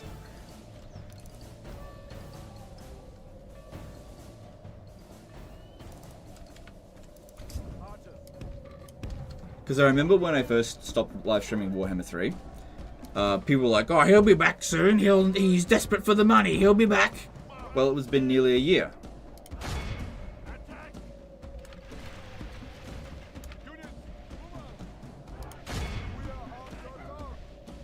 And they come up with these really silly theories about it all.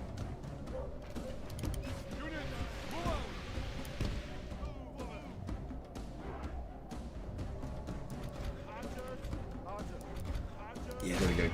Trying to get... Oh, no, they didn't take the bait enough there.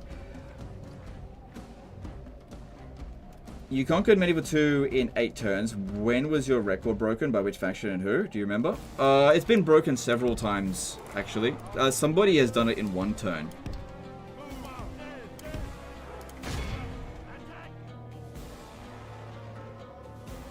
I don't pay attention to Blitz stuff anymore.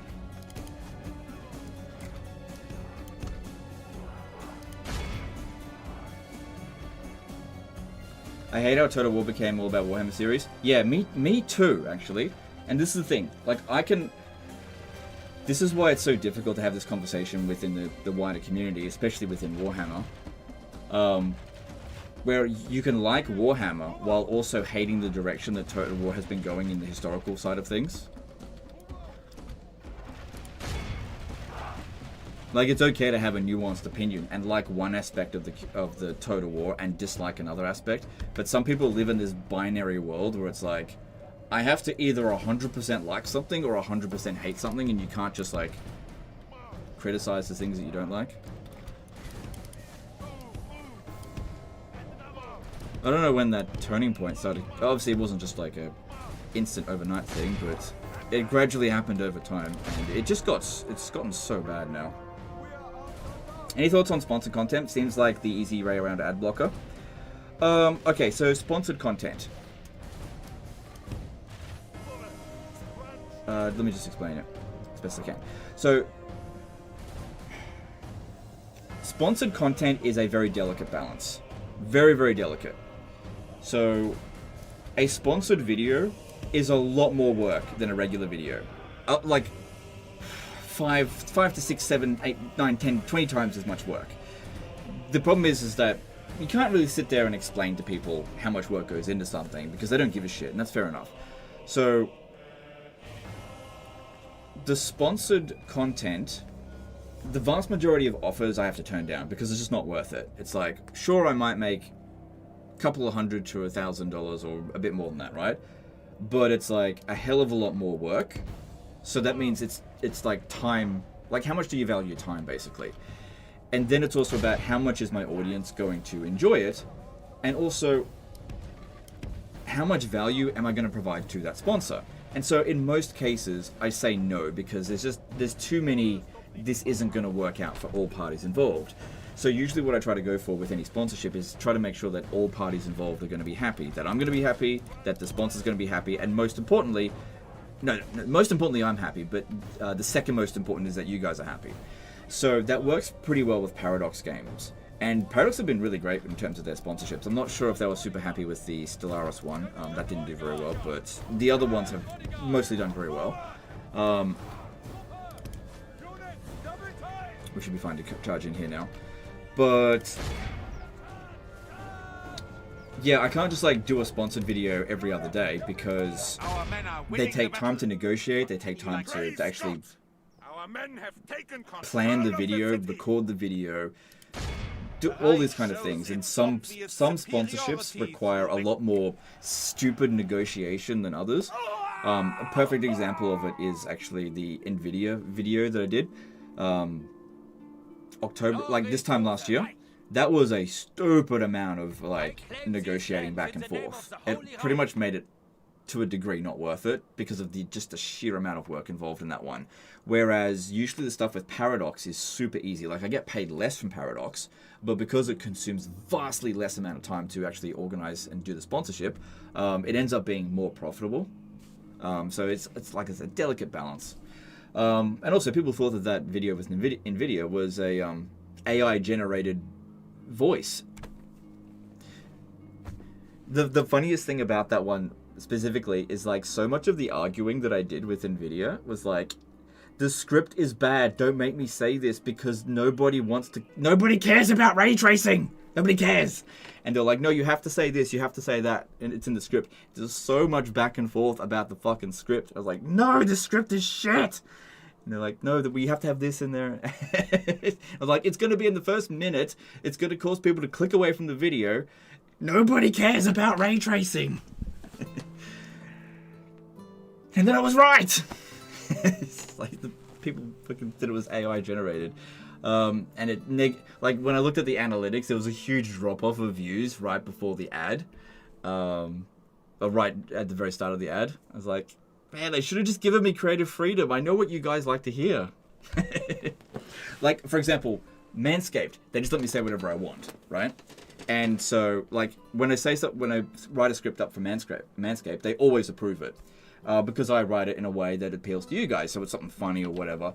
You know, it's not like some corporate bullshit that, you know, sounds like it's AI generated. I think I'm going to occupy it. And you guys love the ads for Manscaped for the most part. I get very good positive feedback from the Manscaped ads, and they said it does. They said it does well. So there's lots of different types of sponsorships. That's all. Not complaining. I mean, not every sponsorship is as good as every other, but some for the most part, it's very carefully selected, each of them. Anyway, Maliceman 770 to CZK 200. YouTube Premium is like $8 a month. That's nothing. Using AdBlock is like pirating an indie game. People so poor they can't afford YouTube Premium won't have to play Warhammer games. Won't have money to play Warhammer games anyway. I'll stop my rant here. Keep on streaming, legend. Okay, thanks for the chat. I have to stop you there. Okay, so, no. So you don't understand. In this day and age, you're looking at this from a narrow point of view. $8 a month is not very much, right? But what about all the other fucking subscription services? So you got Netflix, you got Disney Plus, you got Amazon, all of these different. Rent is a subscription service. So in today's world, right, most people have like a dozen or more subscription services that they have to pay. And so at some point you go, enough is enough. And you go, I don't want this other subscription service. So it's not about it being $8 a month. It's this one's $8 a month, and that one's $8 a month, and that one's $8 a month. And it adds up to being hundreds of dollars a month. And when rent is going up and all the grocery bills are going up, you have to decide, well, I really can't justify this $8 a month. And you start clearing out the ones that you can't do anymore. So that's sort of where it comes from. Anyway, Legend of Total War series on economics and business practices when? Nah, that's not why people are subscribed for me. You get a bit of that here and there, but it seems like more work than it's worth. Nah. Thanks for the chat. Ivan Vergara did $10 super chat. Funnily enough, I love your Medieval 2 content more than anything else. I use YouTube Premium because it's super worthwhile. It's not much, but here's my appreciation. All right, thanks, dude. I appreciate that. Thank you for the super chat. Now, you guys have been really generous. I appreciate all the generosity in the stream. When I'm talking about it, I'm talking in a general sense. I'm not talking specifically about you guys. Like the 1,247 people watching this right now. You guys are great. Okay, no problems with you. I'm talking about everyone else. Everyone else is the fucking problem. No. Now, as I've said before, amongst any audience, you've got a degree of percentage is always going to cause a problem. It's just about managing that problem as best as you can. It's only 8 months for students. It doesn't matter. You're focusing on the wrong details. Do you have any Ubisoft sponsorships? There is a new Heroes of Might and Magic game. Hope to see a sponsored video. I'm going to be doing a sponsored video for the new Assassin's Creed game, Assassin's Creed Shadows. No, I'm just kidding. No, I might be doing a sponsored one for Anno 117. That is likely to happen, but it isn't 100% confirmed yet, because shit happens, right? You just never know.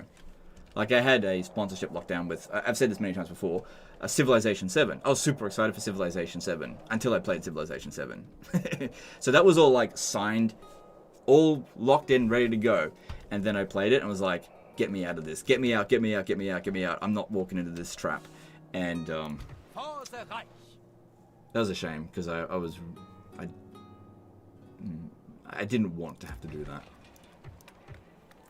I didn't know about AdBlock hoax creators. Knowing that, I will turn it off for your videos.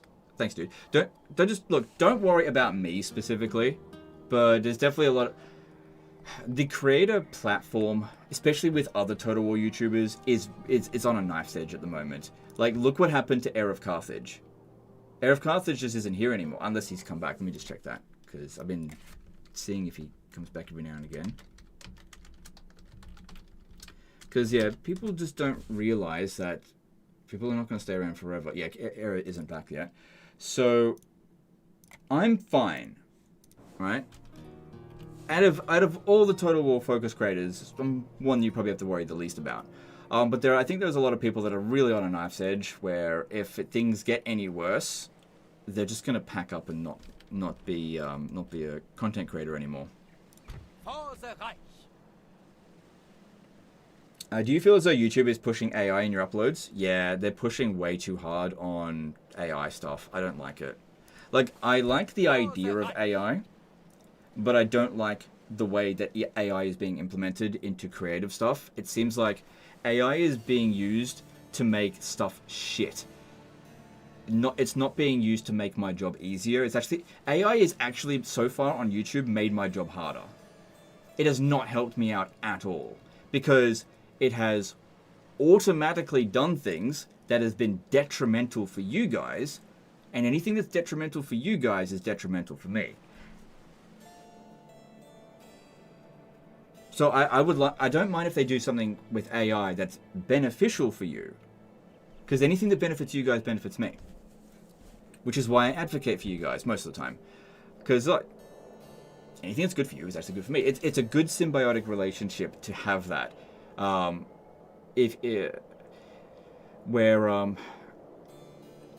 Like advocating for you is also advocating for myself. That means that we can work together on it. That's how you find common ground. But if you've only got an advantage for one person, then that's like a lopsided or like a one-sided relationship, and those are bad. You should try to avoid those. Chance Vance did a $5 super chat. Always good to see you stream again, man. I ad block, but send some dosh to make up in super chats. Have you heard any new info about Total Warhammer 40k Medieval 3? I haven't heard anything new about it, and I really am not looking into leaks anymore. Like when I did that leak with the Lords of Shanyang stuff, yeah, that backfired in my face so spectacularly that I will never focus on doing leaks again. That backfired so spectacularly in my face.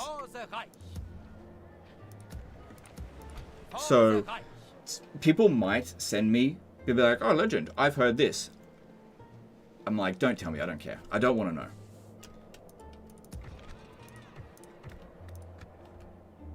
Because, like, if I say something, oh, Warhammer 40k, it's coming on September 2026, and then that's wrong, the amount of fucking waves of hate that comes, oh, you said it was going to be on this date, and then it wasn't. Oh, crap. You know, it's crazy. And the thing is, it may have actually been the plan, but plans change. This is why reporting on leaks is bad, but for me, because it just things change a lot, and so unless I'm 100%, unless I'm really certain about that information, I'm not going to report on it. So when I say something like Warhammer 40k is coming, I'm pretty certain about that. Not 100%, but I'm pretty certain. Too many corroborating bits of information with that. But as for the details, I've heard details, I'm not going to report on them. Because if I'm wrong about the details, it'll blow up spectacularly in my face. But here's the big thing. If I'm right about the details, it doesn't benefit me at all. And as I've said before, if you want someone to do something, you need to incentivize them to do it. You can't ask someone indefinitely to do something that's against their best interest. They will eventually give up on it. That's just 100% of people. No, you can't ask people to just become a martyr of themselves. So if you're asking me to report on possible bullshit information at my own detriment, when there is no possible upside for me, the answer to that is always going to be no.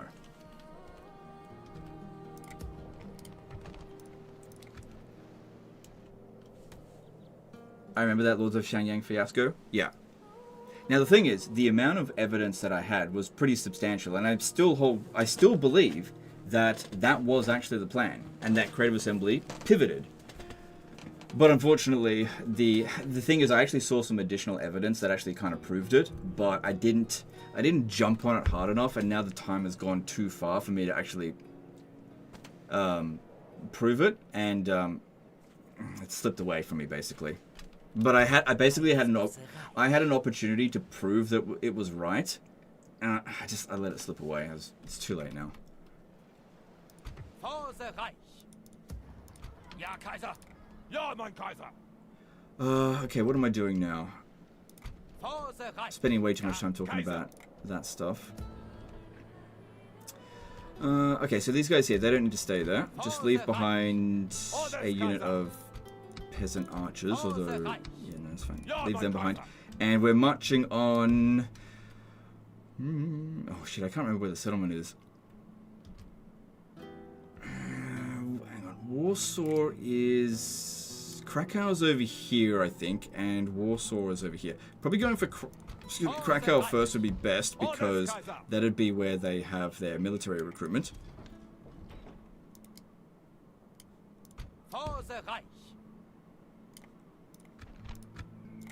Ja, mein Kaiser.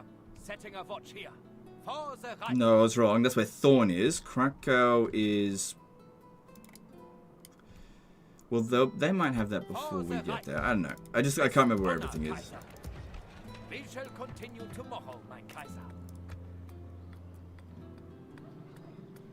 I'll turn this into a castle, actually.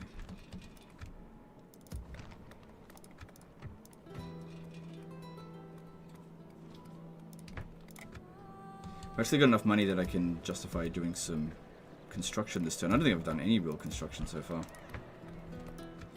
Most people watch you for your personality and your yapping.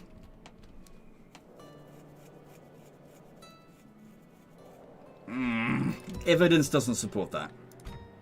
Ja, mein Kaiser. There's a degree of truth to it, but it's... I don't think that's the... Ja, Kaiser. Yeah, evidence doesn't support that. Fears your rival. Kaiser. Eyes of the Reich. 50-50 chance. Easy come, easy go. Ja, Kaiser. They are doomed now, Kaiser. We close for battle. It was worth a shot. Sieging army waiting to strike. This is why I don't focus too much on spies. I mean, yeah, 50-50 chance. Let's see. And even if you got in there, you may not have opened the gates. Okay, so Milan, we should probably focus on council chambers, because the religion should be fine. We just need to make sure the public order doesn't... Yeah, the imperial capital is centralized there. Venice is looking good. We can probably increase the taxes here. Already got the port sorted. And let's see. Probably just go with farming to get the population growth up. Yep, that'll be good. We do need to get more units, though, out here. If we're going to challenge the Pope, which I definitely intend to do, then even just a whole bunch of garbage, because that's all that's available here. No castles out. There's Innsbruck. I could recruit units all the way over here. Getting some more cavalry... I'm out of money. Getting some more cavalry down here would definitely help. I think that's all I can do this turn. Alright, let's move on. It might be something that I forgot to do, because it's hard to pay attention to everything.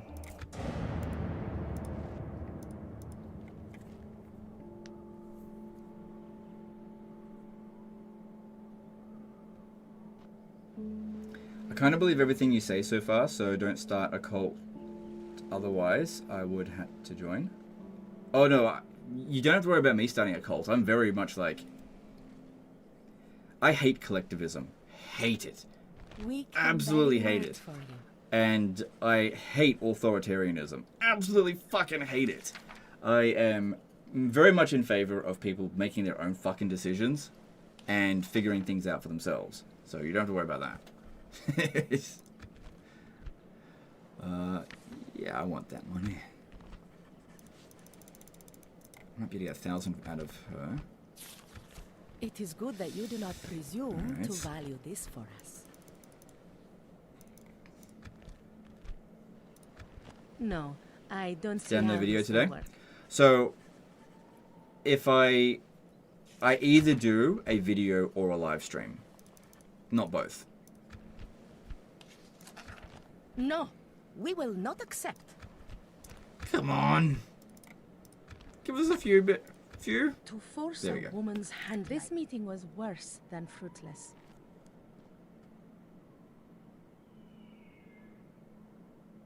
I say collectivism. Let's fight collectivism together. No, I have you got it something completely for wrong. your attention. Okay, there's a difference between collectivism and finding common ground towards a common goal. Completely different things. So, collectivism is like we are all defined by this one trait. I don't want to give specific examples, but you know what I mean. And it would be like a it would be an arbitrary trait, like a trait that you didn't choose. Like, let's just say, okay, here's one. Oh, very generous. Everyone who has balding hair, like me, all right, we're going to form a group, a political party, and it's going to be called Balding United, right? And we are defined by our lack of hair, right? Completely fucking arbitrary trait. I suppose we can agree. Goodbye.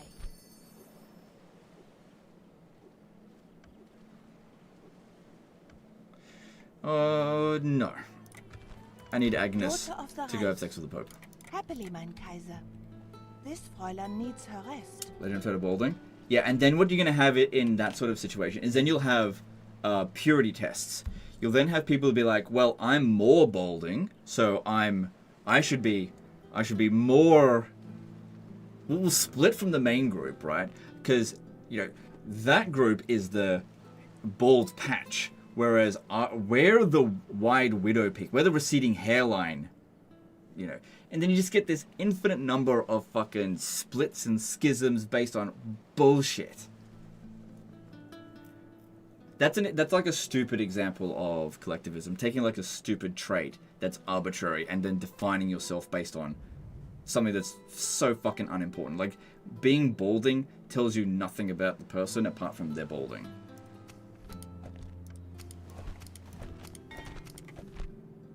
For the Reich. I'm out for the head of hair. It's just an example. For your honor, Kaiser, we will attack. Okay, which one should we attack first? I think this one here would be Hungary mercs. They're just ships. We don't It's time worry to about take the that. walls, mein Kaiser. For your honor, Kaiser. Shouldn't be too we will difficult. We got attack. some Men crossbows. of the Reich, make the Kaiser proud this day. How would Total War Warhammer 40k work if there are no formations nor large-scale units in 40k? I don't know. People said the same thing about Warhammer Fantasy. Look, I have no idea how Total War Warhammer 40k is going to work. Is there any point in discussing it? Nope. There just isn't. So it's just... I don't know, just can't be bothered. Like, it either is or it isn't coming.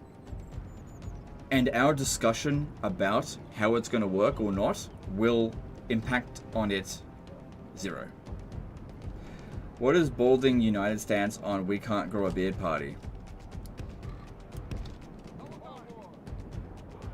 Look, I don't get involved in collectivist bullshit like that, so I really don't know the lingo that they use. I can't mimic their behavior because I just... I just... As soon as someone starts talking collectivism shit, I just turn off.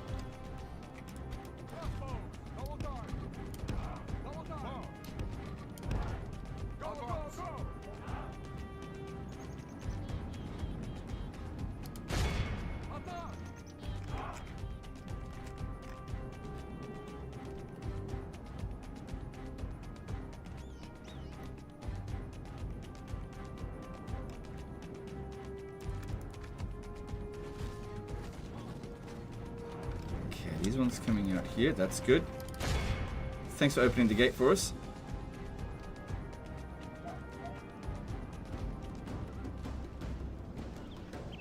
Imagine if Heinrich was killed by a peasant. This battle progresses well for the Empire. Stay strong, and the enemy will... Our soldiers have captured the Schwein's walls. We're in. Right, go for the archers, but don't overcommit to the sergeant spears. If this guy here dies, it's fine. I'd prefer if he doesn't, but it is fine.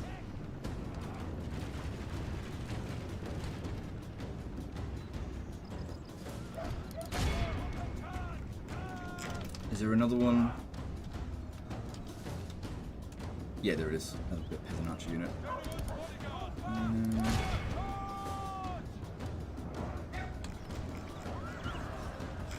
Okay, as long as it's only the bodyguard there, that's fine.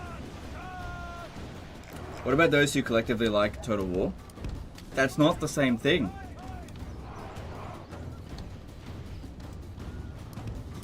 That's not collectivism. This is sharing a similar interest. That's fine. But yeah, like building your entire personality around it. Fuck, that is literally what I've done. But yeah, but I'm still an individual.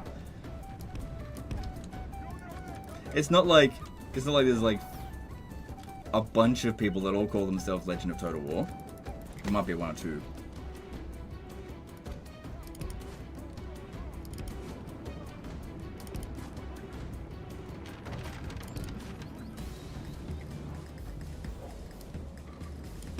Good to see your live stream again. I notice your subs are very close to CAs. Anything planned for the day it happens?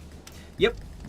Yep, so when we surpass Creative Assembly's... Sorry, the Total War Officials channel's subscribers, there'll be a... This is the current plan. Things might adjust. It'd have to be this year. If it doesn't happen this year, I don't know. I can't make any promises next year. Because next year is going to be... I just don't know. We'll see. But yeah, the current plan is to do a series of live streams, not a 24-hour live stream. I'm not capable of doing another 24-hour live stream right now. I can't leave my wife to look after the kid for 24 hours straight. It's actually longer than that, because you usually have to sleep before a live stream and then sleep straight afterwards. So it's actually more like 36 hours. It's not fair on her. So the plan would be to do a week long, so 7 live streams of Total War Warhammer 3, different campaign each day, for charity. So all the proceeds of those live streams would go towards... I'm leaning towards Extra Life, because that's been very good to work with them. So I'm thinking about doing that again. And hopefully we'll break our previous record, which was in 2020. Prioritize your family, brother. Ugh, I literally just fucking said I'm going to prioritize the family.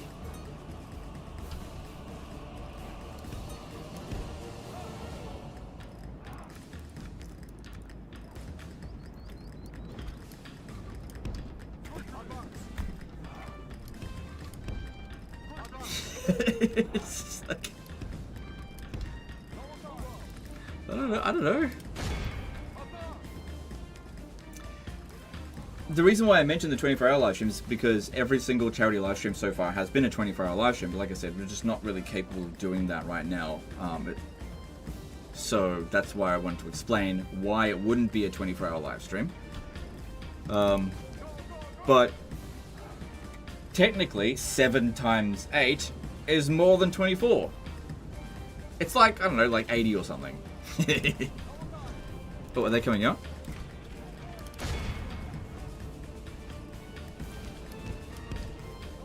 How about the Total War campaigns? Probably not. I don't know, it depends. Maybe like this. Maybe if we... Oh, look, I'm open to doing that. What if we do this? If we reach the goal before the 7th day, the final day would be this Total War campaign. I'd be open to doing that. But again, another thing to keep in mind is that, okay, so here's the current trajectory. If things keep going at the current pace, we are likely to surpass Creative Assembly in January of next year. So that means if it happens in January of next year, it might not even happen, because I just won't be able to do it. So it has to happen this year, which means in order to, it actually, it seems unlikely that it will even happen this year. And that's fine. Like I said, I'm not going to beg for subscribers. If people don't want to subscribe, that's fine. Like, it's not even a big deal. Like, it's just like an ego thing. I don't really care. But people like to have goals. You got to have some goals. You can't just be completely aimless. Otherwise, you just don't do anything. But it has taken a very long time to gain subscribers these days, and I think it's largely due to a market cap issue.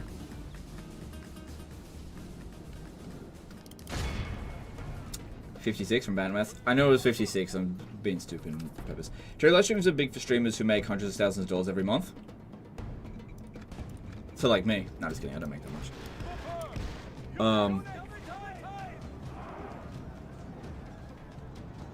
Oh shit! It's the Emperor. Why are they always getting killed? I mean, getting hurt. Oh, it was the Sergeant Spearman. I don't mind fighting them out in the field as long as they're not in here, because then we can't properly flank them. Out here, out in the open like this, they're quite vulnerable.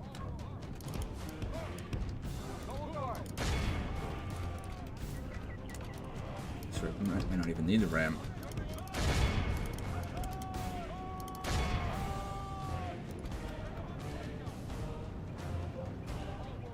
I think their captain is... Oh god, please don't get killed. The enemy of the Reich lays dead at our feet. But Sergeant Spearmen have... Okay, we broke This them. battle progresses well for the Empire. Stay strong. Problem is, it's not far between here and the town square. Pathfinding's not great in this situation, and I think both of our generals are quite bloodied. Hard to know exactly how many hit points they've got left, but it is not full health.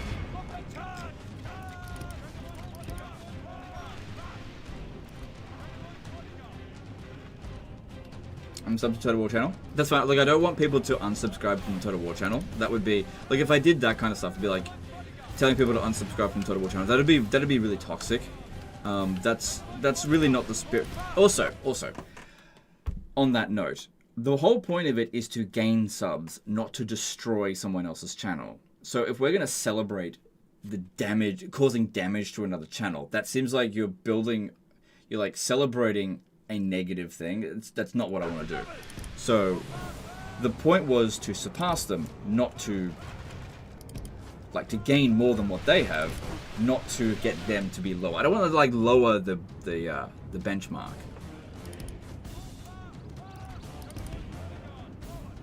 This battle progresses well for the Empire. Stay strong, and the enemy will be defeated.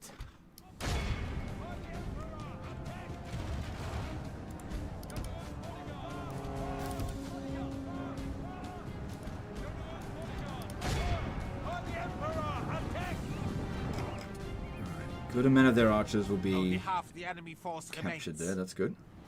Not all of them.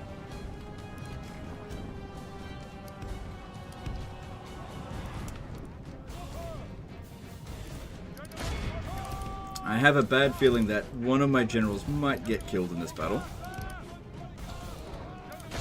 Hey, legend stop. Oh god. Oh my god. Why are they always the first ones in? Yeah, this guy's gonna die. I mean, they're just peasant archers, but when they're surrounded like that, and he's already bloodied, there's a chance. There's a chance. Okay, there's a lower chance now. He's not completely surrounded, he's backing off. Okay, he'll be okay. I've seen it happen.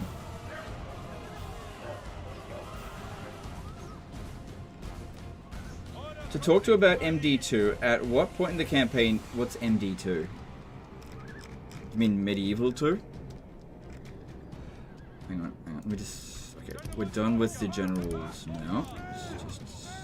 Okay, good, that's anything else.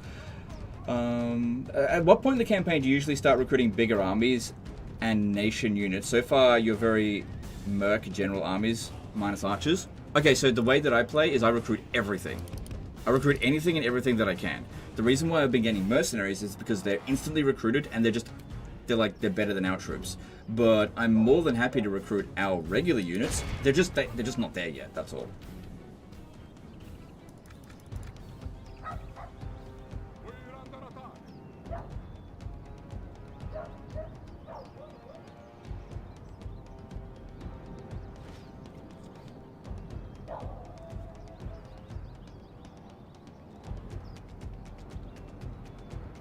No one shall doubt that we are the victors on this day. Cool.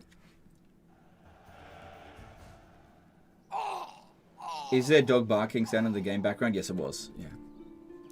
A proud victory for the Reich. It's not gonna be Honor and here. glory to the Reich. Oh yeah, I should probably tell you guys. You guys might remember I had a dog. She died a little while ago. Yeah, we'll occupy that. It should maintain public order.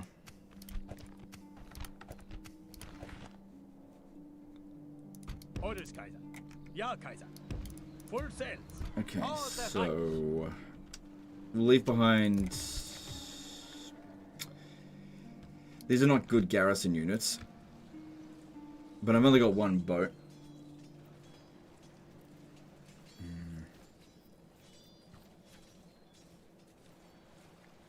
So did the name recipes? Yeah.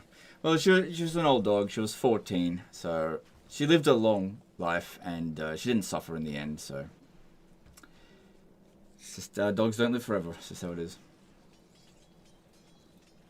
Dog was happened. Yeah, she lived a life. She didn't know anything about human cruelty. She lived a really, really long, happy life, and she didn't suffer in the end. So It was good. I mean, it's not good that she's gone. We're very sad about it, but she had a good life, and that's the best we can do.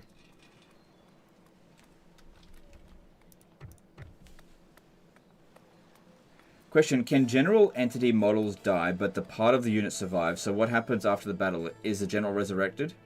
Generals are never resurrected if they're killed in the battle. Gemma. Yeah, it was Gemma. Yeah, Gemma died. Okay. What am I doing? Just like staring at this. Just leave behind the fucking archers. I want those guys, but I'm not going to wait around for them. Takes 2 turns to come down this way. I don't like staying out at sea over the end turn, since it's going to take about the same amount of time to get there this way. Do it that way. It doesn't leave us with much, but should still be enough to get in. We'll see.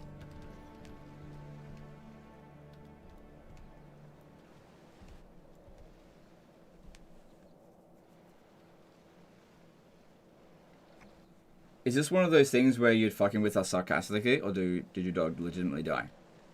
Okay, so whenever I lie to you guys, it's always about trivial bullshit things. I don't lie to you guys about serious things.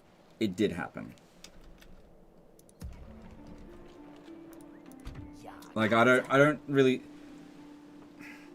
Like, you should be able to tell by now when I'm lying to you, because I like pull a funny face and stuff. I don't lie to you guys or troll you guys about serious stuff.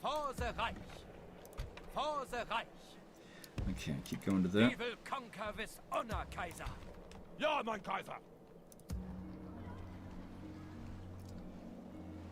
Alright. Search your Kaiser stats. Yeah, he's pretty good. He's gotten some more authority, so that's good for him. Alright, so we've got the they didn't sally out. Although we do have an opportunity here for a draw out, but we're really running on fumes here anyway. Hanky Swankles did a $5 super chat. Great to see you streaming. Much love from a long-time fan. Alright, thanks, dude. Appreciate that. Orders, Kaiser. Kaiser. Because I think I've only got 2 ladders. Ugh, it's gonna be hard to get in there with 2 ladders. Not impossible, just difficult. Orders, Kaiser. All right, we're gonna go. I'm gonna go with the actual siege. Yeah. Merging our forces, Kaiser. Rather than try to do a forced riot. I think the chances of it succeeding are just too low. March. Joining force. Oh, this. Okay. Yeah, we may actually need to get the infantry because I may actually have to fight on the wall. Just because the number of ladders that we've got, it's going to be very difficult to sneak in there. I might be able to do it, but the odds are not fantastic. Today we shall cross them in the Kaiser's name. To war. What is your opinion on hot seats and the state of the community? Okay, hot seats is like a cool feature. It would be cool to see Total War games with hot seats in it again. You don't really need them because you've got multiple player campaigns. Like 8-player campaign is a good idea on paper. It'd be good if it doesn't have as many desync issues or whatever. As for the state of the community, pretty bad. Pretty bad. I'm not talking about my community, but overall, the entirety of the Total War community as a summary, it's not good at the moment. It's quite bad. So I'll tell you what some of the issues are. Everybody has every right to feel the way that they do, so it's not having a go at any in particular groups. But one of the big problems that I think is happening here is that we're having a lot of polarization. It's not even polarization. It's just like different small sects of people with extraordinarily strong opinions that are not willing to accommodate other people's point of view. They're entitled to feel that way because I think a lot of these people feel like they've been left behind, especially like the historical fans. You definitely have been left behind, but there is a serious lack of coming together and trying to like talk things out, and instead it's just a shouting match of like, I think this and you're wrong. And so what's happened is the loudest people are the only people that are talking, and the people who are just kind of enjoying themselves and don't really want to get involved, they're kind of no longer participating in conversation anymore because they just get shouted at. It's like, well, I just wanted to give my 2 cents and I got shouted at and got called a racist or whatever, and so I'm just not going to participate any further. So you end up having extremes at all ends where you've got the hardcore CA dick suckers, basically. Again, not trying to be homophobic, I'm just, sycophants. That think that Creative Assembly is just like the greatest thing ever, and you can't criticize them, and you're toxic if you criticize the company or anything like that. That's one area of like, it's only a small group of people, right? It's not like it's a huge group of people, but they're in their echo chambers, just shouting, right? And then you've got another group on the complete opposite end that are like, Creative Assembly are shit, and everything they do is dog shit, and they should just be destroyed as a company, and exact opposite. And then you got other ends that are like, Creative Assembly should just make a good game and don't worry about making money, and they don't consider the business aspect of it whatsoever. And you got all these different like one-sided binary friggin' opinions that don't take other people's thoughts into consideration. It's like the Total War is like a complex ecosystem due to the fact that there's like people, it's developed for a long time, and over time things do get more complex. But the problem is you can't have a fucking conversation with someone without them going and losing their mind straight away. And so if conversations can't happen, and more people are just shouting at each other rather than having a conversation, you will have fewer people over time having these conversations, and then it'll appear like the community is getting smaller, which it is. And this can actually be proven by looking at Creative Assembly's metrics of engagement. I've never seen Creative Assembly with such low metrics. Never seen it. It's honestly mind-boggling how low it is. I can't believe it.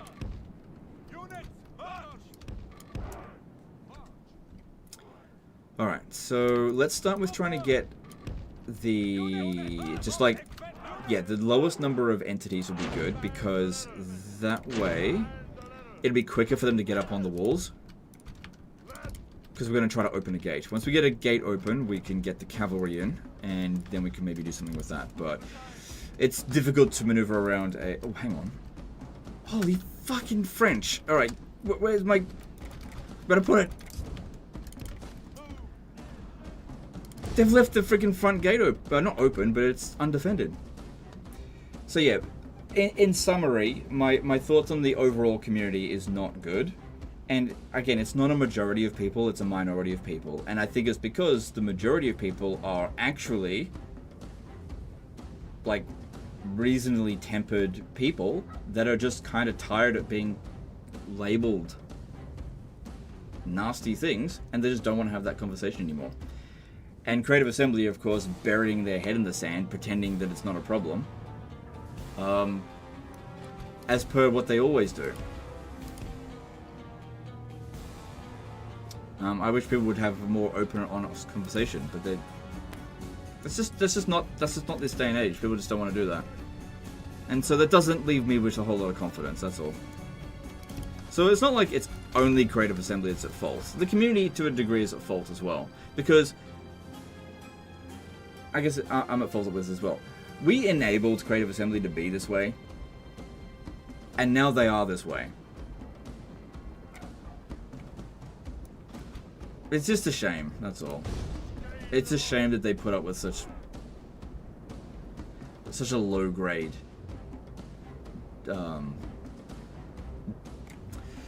degree of conversation, I guess. If YouTube doesn't work out in the future, what do you plan to do? Are you the breadwinner of the family? Yeah, I'm currently the bread... Okay, so me and my wife have taken in turns to be the breadwinner. So at some point, like before I was live streaming, she was the breadwinner. I'm currently the breadwinner. It's not entirely impossible for her to be the breadwinner again. It's not something that I need to be too concerned about because I've done fairly well on YouTube. So I always knew right from day one that a YouTube gig was not a forever job. I understood that. And so I saved away for a rainy day. So if it ends, it Our ends. ladders are at the vaults. I've got time to figure things out.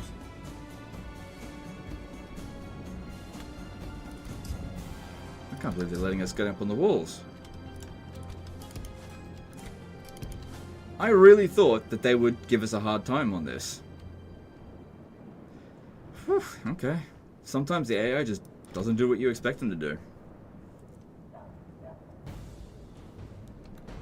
Yeah, as for what I'm gonna do next, like I put all my eggs in one basket kind of guy when it comes to career. So I put all my effort into this, and if I have to stop this, then I'll figure it out later.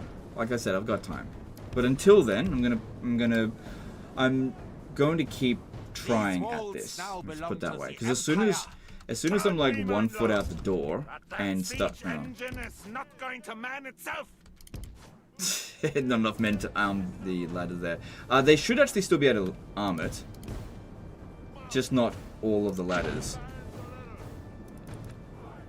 Yeah, they just had to drop one of them. If they'd suffer any more casualties, they'll have to drop another one, but that's okay.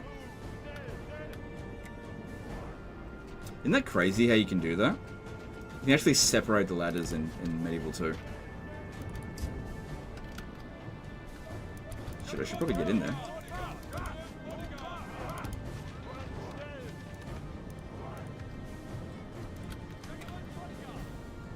But also, another thing is that I don't expect anyone to care about, oh, stupid fucking YouTuber, you just play video games for a living. Yep, I don't expect you to care. It's all good. If you want to say that, that's fair enough.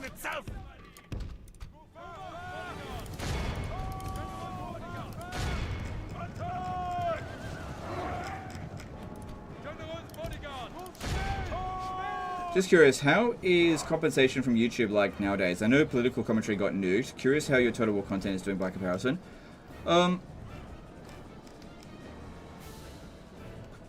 It's complicated. It's... Continue like this, and victory is ours. I'm not concerned about the amount of money I'm making. I'm concerned about the trajectory of Total War. That's what I'm concerned about. YouTube is... like, YouTube kind of corrects itself on its mistakes pretty quickly. Total War does not. That's what I'm concerned about.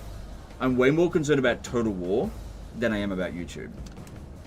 Hell's Gate did a €5 super chat. Thoughts on Empire changes not coming first or right away to PC instead of just mobile, as well as Med 2 changes some time ago? I don't care. Yeah, sorry, I just don't care. Like, I can understand why people would want it to be on PC, but I'm not going to champion any kind of petition or anything like that. I just don't care. Especially in regard to Empire Total War, because, like, if that came to PC, do you know how many hours that I would spend playing it? 0. So it doesn't make sense for me to give a shit about that. But as for the Medieval 2 stuff, yeah, I'd like to see them make some improvements to Medieval 2, because I want to see Medieval 2 remastered. Honestly, even if any improvement to Medieval 2 would be great. But the reason why I don't care is because I'm tired of fighting and getting nothing. You can only put so much energy into the stuff before you just give up, and I've reached that point of giving up. I just can't care anymore about this shit. Because you got to keep something else in mind, right? Many of you guys will understand this. Like, those of you who have kids will understand this completely. You'll have a hobby, and you'll think it's like the most important thing in the world. Yeah, you'll have a hobby, you'll think it's the most important thing ever, right? And then you have a kid, and then you couldn't give a shit about that hobby anymore. That's basically what's happened to me.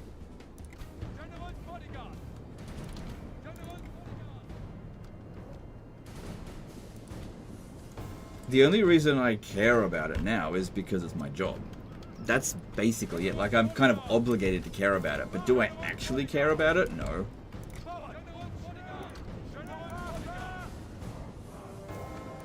Like, from a gamer point of view, as opposed to a business point. I only care about it from a business point of view, basically. Which is not the same way that you guys care about it. So we care about it in different ways, and so it's hard to relate.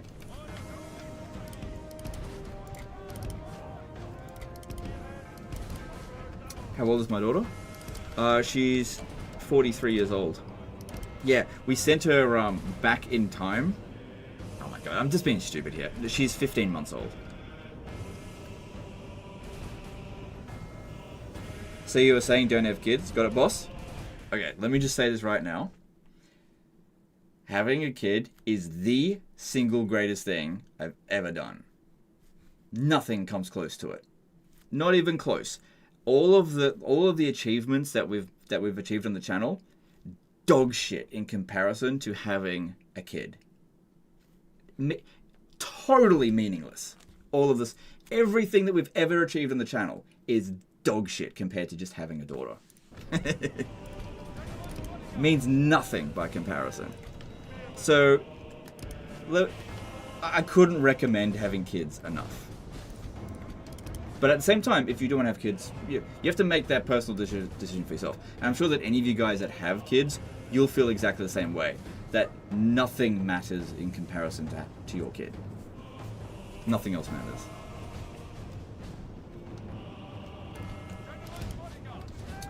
Would you show us a picture of your daughter? No, because what we've decided is that we don't want her to have any social media presence whatsoever.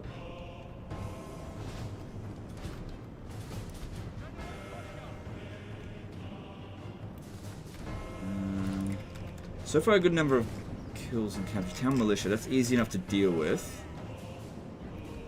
I mean, we got in, I'm surprised about that. Also, if we can manage to secure the town, this is one of those towns where we can get... Actually, we've got this over here. If we can get the crossbows up on the walls, we can shoot into the town square.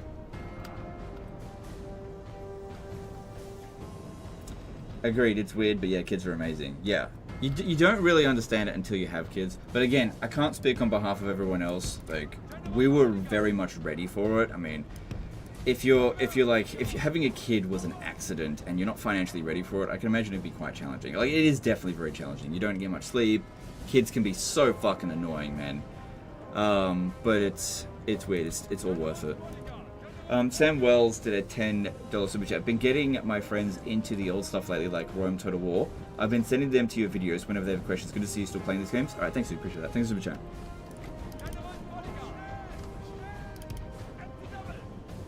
It's like a chance to do the things you wish you had. Keep it now, but private also. Okay, so... Okay, we're taking photos of our daughter. We're not sharing them on social media. Like, we've got loads of videos and just the silly things that she does. But yeah, we're just not putting any of it on social media because there's a lot of predators online. And I'm not saying that any of you guys are predators, but statistically one of you is. At least one of you is, statistically speaking.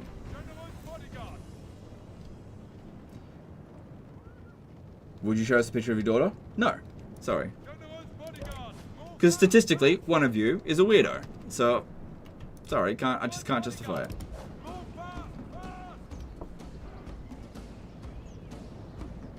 Why does this alley guy keep asking pictures of daughters?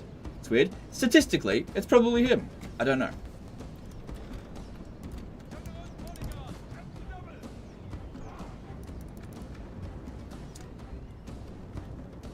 Just waiting. Yeah, that's it. I was just trying to get them to get off.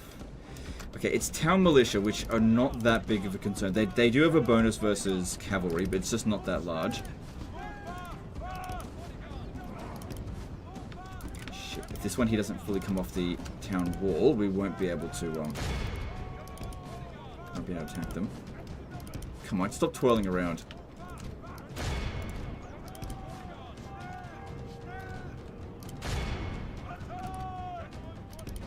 It actually reminds me, when I was in high school, this might seem homophobic, but I'm not the one that said it, okay? I'm just telling the story.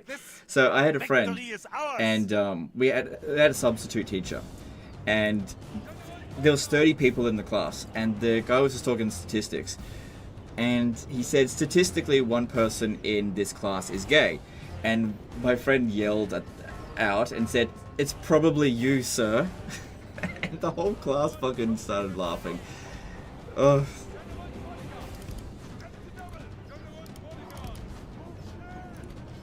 It just reminded me of that when I'm just like, yeah, it's probably you.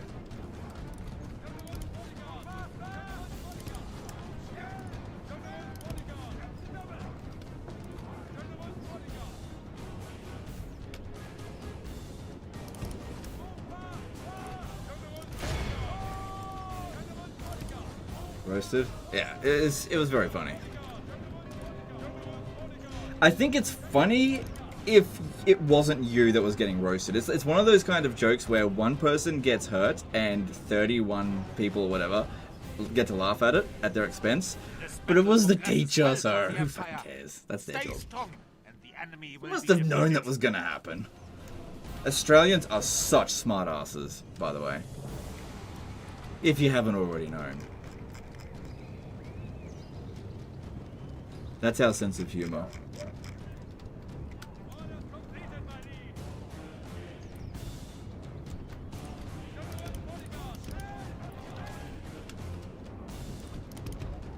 Do you invest?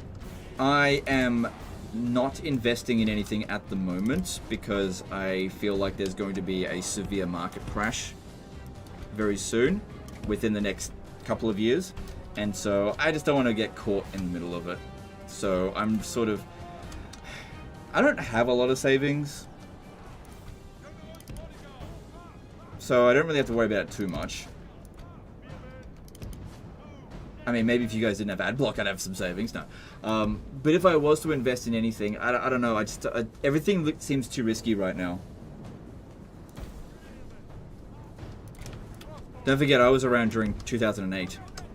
During the global financial crisis. Lost 75% of my my life savings. Just wiped out overnight, essentially. Which wasn't a whole lot of money, but still, you learn a few things. If you know, if things look like there's going to be a shit time ahead, just wait. Just, you know, maybe don't have to invest. If you don't feel confident, basically don't invest in anything you don't have confidence in. I just don't have confidence in anything right now.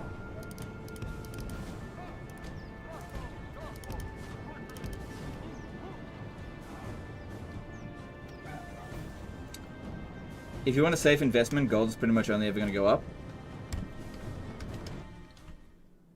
Hang on a second. Do I have something to tell you? That's what a lot of people that I talk to, like, you know, adults. And I don't get me wrong, I love gold. You guys know in terms of my Skyrim stuff.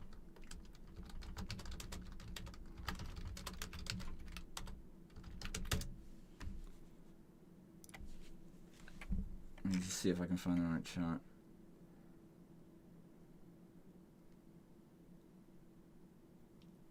Okay, so you are right that gold can only ever go up, right? That is technically correct. So one thing, oh fucking bloody these things. Okay, so one thing to keep in mind is that it doesn't only ever go up. Gold does come down sometimes. So you see here, oh my god, the fucking ads. So this was 2012 here. It crashed a little bit. These are not major financial crashes. And this here is the Great Depression, right? And because gold is basically at its all-time high, when you see things go at an all-time high like this, that oftentimes means it possibly is going to come crashing down. The thing is, with it being right here, when you invest in something, you have to predict what point in this cycle are we in? Are we here or are we here? Are we here? Is that the point that we're in right now? That's what I'm worried about. This is where I think we are right now.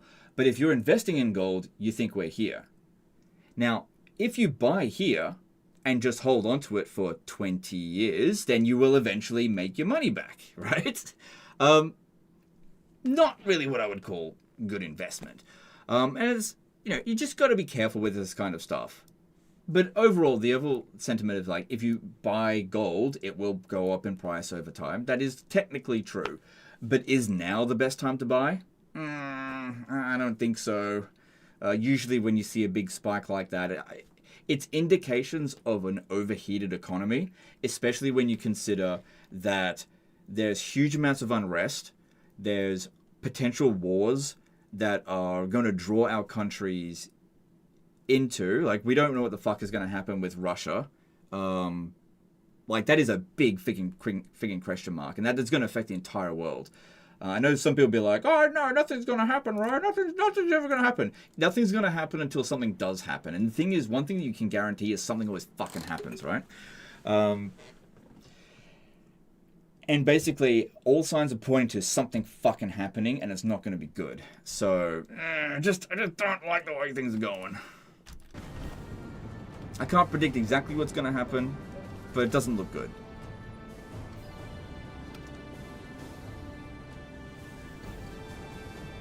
What even causes gold to go down? Okay, great question. What causes the price of anything to go up? People buying it. So when there's people with cash and they want to buy something, people who are selling that stuff,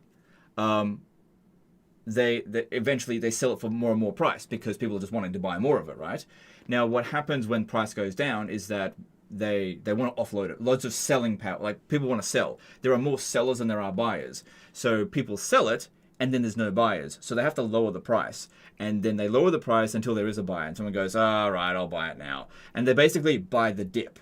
And it dip until it bottoms out. Now, something with the 1929 crash in like the Great Depression, that is unlikely to occur in that same scale, but that was a 90% crash. And that was pretty devastating. 10% crash, 20% crash, these are possible on the table, but I wouldn't even put it past like even going to a 40 or even 50% crash because of how overheated the economies are of Western civilization and how many fucking massive problems there are. And because it's lots of different things that are occurring. Supply and demand. Yeah, exactly. And there's a debt crisis. There's loads of different crises that are happening at the moment. There's cost of living crisis. There's housing price crisis, which is fed into it as well. Rental price crisis. Cost of living is going up. There's huge tensions between trade partners. The trade routes are being disrupted with these fucking tariffs. All of these things are like straws that could break the camel's back. And then it's just a matter of which straw is going to be placed on next and could it break the camel's back. But one way to predict whether or not a market crash is possibly going to happen is largely due to the quality of life going down in a social democracy, which it is what's going on. Quality of life is going down, not going up.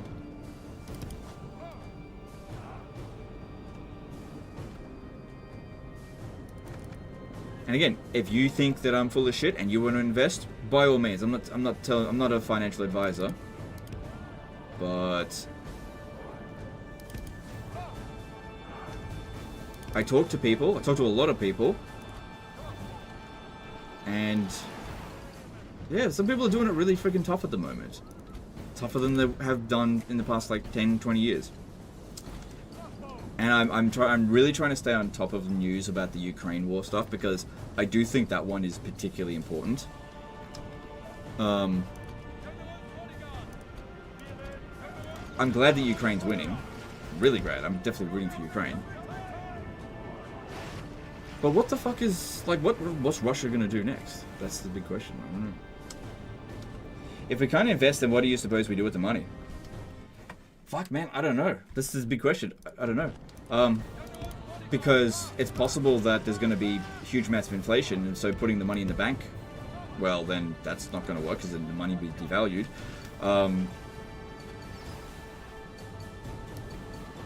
I don't have the answer for you because I don't know. I honestly do not know what you should invest in. I think there's a real possibility that people are just going to lose investments. Like, no matter what you play in, you're going to lose. Unless you short the market. Like, if you think the market's going to go down and you short the market, like you make a bet to say that it's going to go down, that's how you win. I don't want to do that.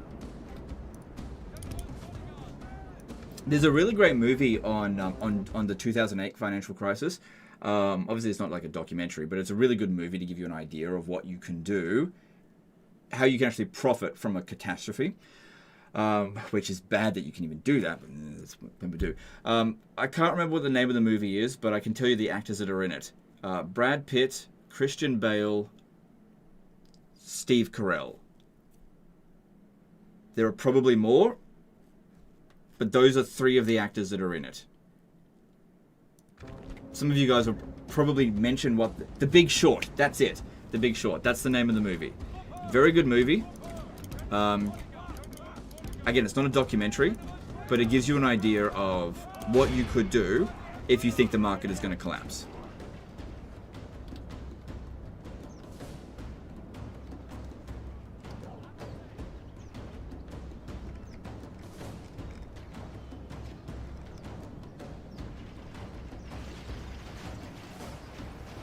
This battle progresses well for the Empire. Stay strong, and the enemy will be defeated.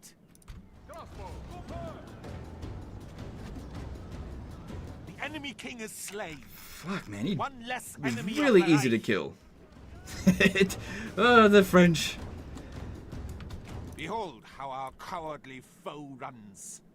It is time to press the... No one I wasn't shall doubt expecting that to we are win, the right? victors on this day. 43 casualties. I went into this thinking that I was going to take a lot of casualties. I had 2 ladders. And I wasn't even paying attention to the most of the battle.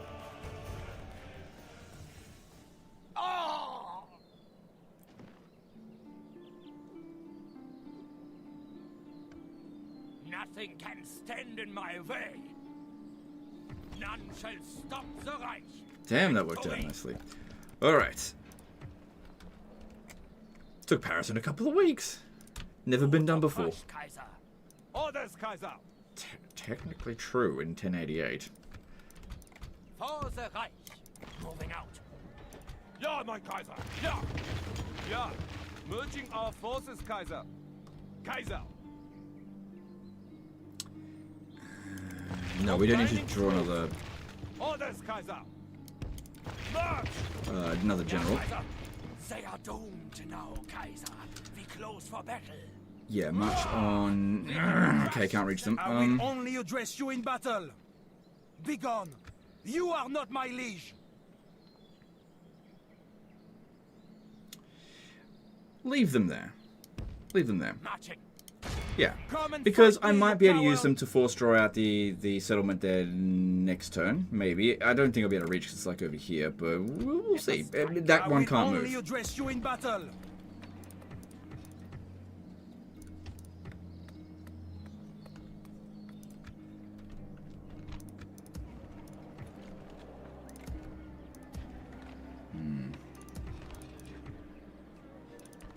Be gone. You are not my Probably got elite Kaiser. units in there as well. Yeah. Oh, we've got this to do. Okay, this looks easy because it's usually just King Knud. I don't know if that's how it's pronounced. They are doomed now, Kaiser. We close for battle. Auto resolve would save a lot of time, but it would wreck our cavalry. I think we should fight it manually. Let no Auslander leave this battlefield alive. I also wouldn't say Ukraine's winning, maybe not losing. Yeah, that's fair. It's fair. I mean, it depends on the metric that you want to use to gauge it. I'd say that Ukraine is doing... It seems as though Ukraine is doing a lot better now than they were, say, a couple of months ago. Let me put it this way. It's not that Ukraine is winning the war, it's that Russia is losing the war. That's what it looks like. So, Ukraine obviously has territory that's occupied, and it seems as though they are doing a very good job of holding as much territory as they can, but it seems like the Russian economy is, like, fucked. But it's not like Russia doesn't have options. It's just a matter of what those options are going to be. I don't know. But I worry as a big power like Russia, a big nuclear power, let's put it that way, as it faces potential catastrophe, how desperate would it become? Like, it's got the most number of nukes in the world. Would they use it? I don't know. I mean, they haven't so far, but everyone thinks something bad won't happen until it happens. Ah, no, it'll never happen because of this, and this. As I've said so many times before, never underestimate the extent of human stupidity. Like, it's mind-boggling. Don't underestimate the power of fuck you. Don't underestimate the power of people flipping the board over because they know they can't win. Russia has that option. Just, yeah. And I can understand why NATO is, like, really unsure about, like... Because, let's be real, if NATO decided to really get involved, Russia's fucking finished. But at the same time, I think they are aware that Russia is potentially insane. You know, the Russian government. Potentially insane. I'm not saying they are insane, just potentially.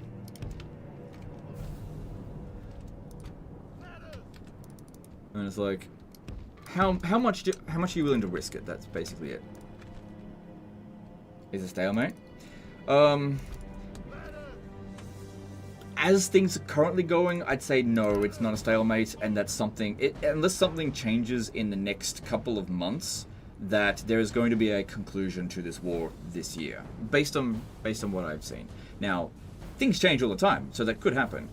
But as things are currently going, if things don't change, I'd say Russia is fucked.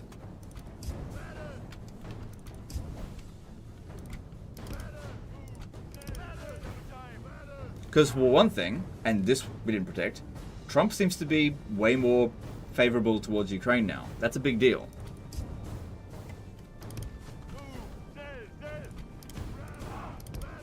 And way less favorable towards Putin. It's a big deal. It's a major shift. And these stupid provocations that Russia's been doing with, like, the drones over fucking Poland.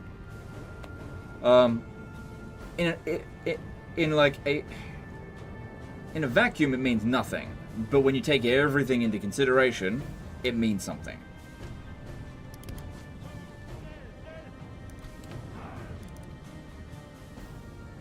I just came back. Why do you have an untouched army? It's not on... Which army is this? Where are we? Oh, okay. So the reason why this army is untouched, it's not. It has actually fought battles. It's just, it only fought one. It fought Hamburg and then marched on Denmark. We're currently at Aarhus.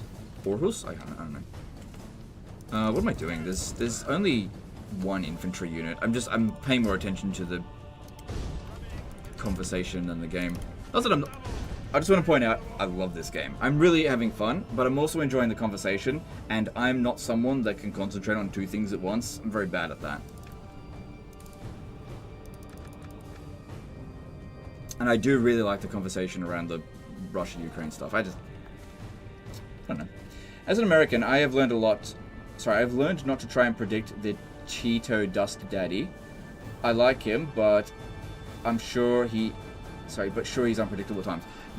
I agree. Trump is very unpredictable. Yeah, he's done things that surprise me for sure.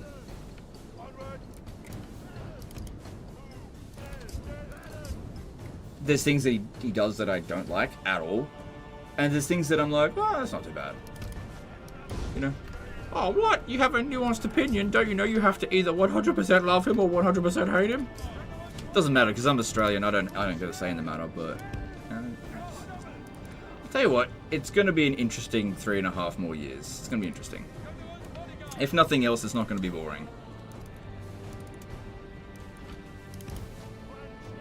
Our men have reached the gate with the battering ram. No politics? Love myself joking. I kind of threw away that rule. If you look in the description, I threw it away. So the reason why I originally had the no politics talk is because the Warhammer community is very different. Let me just put it that way. It's not a bad thing. It's just different compared to historical. You can have this conversation with historical community for the most part. Obviously, there's gonna be some people that don't want to have the conversation. They'll just mostly just walk away and be like, I don't want to hear this. And that's fine.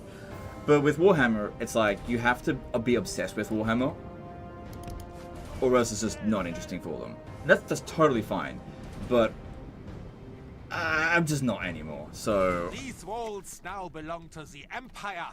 there are real world things going on that I think are way more important and interesting than talking about Warhammer. Warhammer, in the grand scheme of things, is just not important.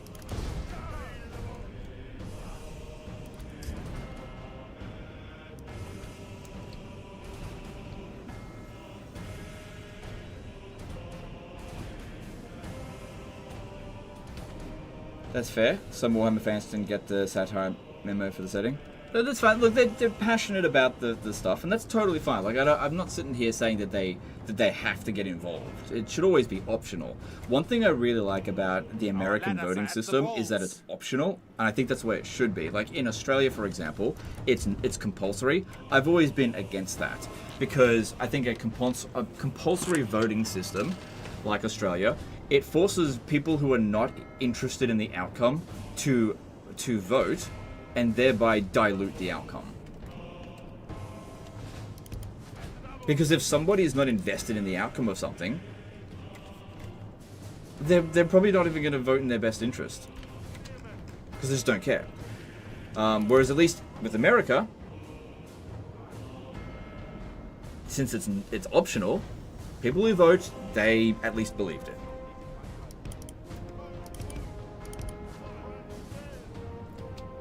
Aren't you allowed to vote for nobody? Yeah, and I've done that before. You can do that. But then another thing with like empty votes is that you create unnecessary bureaucratic bullshit because somebody has to count the votes and the person who counts the votes has to be paid. So it just ends up costing the state more to count more useless votes.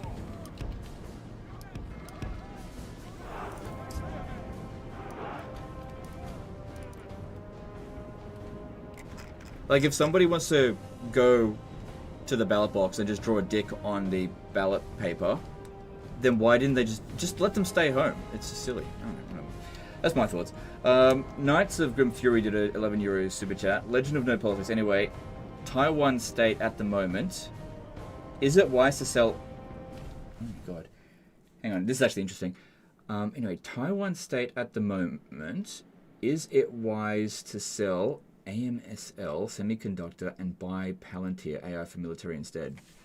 Oh man, this is a very good question, and I don't know the answer to that because when it comes to Taiwan, I really don't know what's going to happen. I'll give you what I think is going to happen, but don't base don't base your investment based on this. But this is what I am thinking is likely to happen based on the current trajectory of things. Oh my god, Legend, if you're wrong, I'm going to unsubscribe. This is what I think is going to happen. I think that Russia is going to go full apeshit crazy in the next year or so and going to basically force NATO's hand and just going to cause whole kinds of horseshit, right? And that economic situation in the Western countries is not so great at the moment. And all of this shit costs money. These wars are not cheap. Ideally, we don't want any wars, but sometimes you just have to fight it. You don't have a choice. It's cheaper to fight a war than to just not fight it. A lot of people don't understand that, but anyway. Now, the chaos that Russia is possibly going to cause, that I think is going to happen, I think that presents an opportunity for China. And that China is going to do two of two things, basically. One, they're going to backstab Russia and take their far east back, because it was historically Chinese territory. And then two, they are going to take Taiwan. And I think that when they go for Taiwan in the next year or so, I think that the US is not going to get involved. That's what I think. I think that because if it's in the next couple of years, Trump will be involved. And Trump is typically a peace-first isolationist. And whoever comes after Trump may not be like that. There is too much at stake for anyone to get involved to defend Taiwan. Especially considering China is like the biggest trading partners of most of these countries.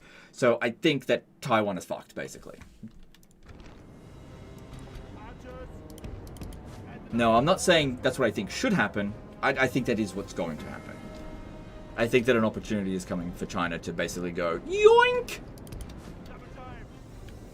They're going to take the Russian Far East, and they're going to take Taiwan. That's what I think. And I don't think the US is going to get involved. If the US doesn't get involved, Australia doesn't get involved, NATO is not going to get involved. It'll just happen. That's what I think. Doubt Russian economy can afford to go crazy like that, though? No, you don't understand. When I mean they go crazy, when the Russian economy, it like completely collapses, not if, but when, because it's already fucked. Like, Vladimir Putin is a dictator. And he's surrounded himself with incompetent idiots. And what, historically, do these kind of regimes do when they're about to die? Like, okay, think of World War II, right? Look at World War II and look at Hitler, World War II. Did Hitler go, oh shit, we're losing the war? Let's sue for peace. No, they had to go all the way, every fucking inch of the way, right, all the way to Berlin, right? Insane dictators, they risk it all. They basically risk it for the biscuit, and it's kind of like, well, in for a penny, I'm using all these bloody things. I think he's fully commit to it. And the fact that they're using drones over Poland and Estonia, and jets over Estonia, only indicates that he's not getting out of the casino. He's not getting out. He's going to stay. He's going to keep going until it's all gone to shit.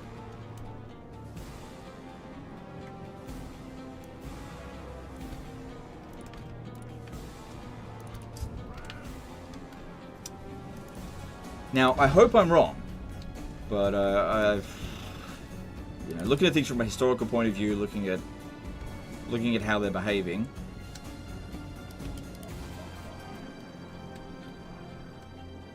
like, nobody actually wants Russia to collapse. We don't want that. But at the same time, you can't just let them take whatever they want. You just can't let them do that, especially considering the US is duty bound to protect Ukraine. You actually have an agreement with them. And you've been falling short on that, by the way. If you let Russia take Ukraine, if you just like go, well, we don't want Russia to go crazy, so we're just going to let them take Ukraine. Well, then Russia will go, well, no, I want Poland, or no, I want the other Baltic states. And you have to draw the line at some point.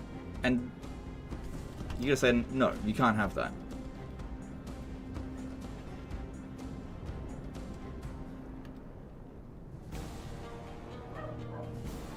Men have reached the gate with the battering ram. I think go all out is an old thinking because there is nuclear weapons. Yeah, that is a big factor towards it for sure. Like, you're thinking from a rational point of view though. You're like, well, we don't want to use nuclear weapons because then it's going to cause, nuclear winter in the world. But again, look at the mind of someone like any insane dictators. Because these are the kind of people that are likely to become dictators, like Putin. The ram has breached the gate. If Hitler had access to nukes at the end of World War II, he probably would have used them. He probably would have used them. He just didn't have any. When the walls are crumbling in around them, like, I'm trying to think of analogies, right? The most dangerous type of dog is one that you corner. And that's, I think, NATO is aware of that. That, like, if we push Putin into a corner, it'd be more dangerous than he is right now. And so the best case scenario is to try to get them to the table and get a peace and call this shit off, right? But they just don't seem to want to do it.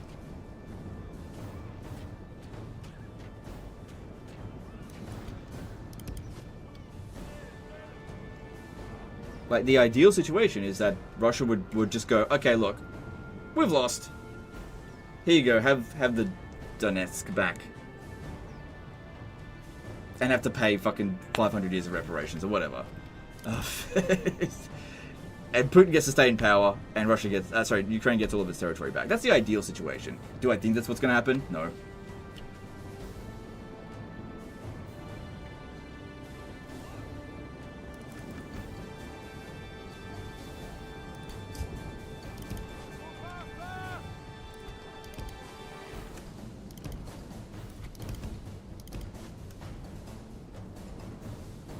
Well, I mean, America used nukes, and they weren't cornered.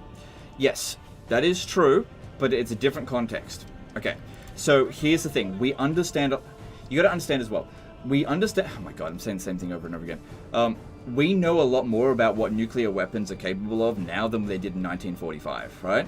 So they didn't know then about the long-term effects of nuclear weapons. And also, the nuclear weapons of 1945, they only had a couple of them. Just a couple of because they needed to use up so much resources in order to get the enriched uranium and plutonium for those bombs. Right? They didn't have a fucking 1,000 stockpile of 5,000 nuclear weapons, right? And they didn't know what the long-term effects are. And the reason why they used nukes on Japan is because they figured they would actually save more. There's multiple reasons, but they felt as though because the Germans refused to surrender until Berlin basically fell, that if an invasion of Japan took place, it would cost hundreds of thousands of US lives and also possibly millions of Japanese lives. And so nuking two cities, killing 200,000 people, let's say, you actually save a lot of lives by that. And it's a show of force. Now the thing is, the world knows what nuclear weapons are capable of, and it's not a case of we've got 1 or 2 nukes. Russia's got 5,500 nuclear weapons. America has got 5,300, nuclear weapons. There are 9 nuclear states in the world. Way more fucking dangerous if one person decides to actually go for it. It's way more dangerous now. So yeah, when you use the argument, well, the US did it, it was under a very different context. It was predicted as 1 million US casualties after Okinawa. Yeah, because one thing you got to know about the Japanese is they're fucking good fighters, right? I mean, they lost the war, but they're good fighters, and they don't give up. Stubborn bastards, those Japanese. So yeah, and it was just. After pushing their way through a completely destroyed Germany, you have to fight all the way to Berlin. I guess they just didn't want to do that again with Japan. And Japan has a much higher population than Germany.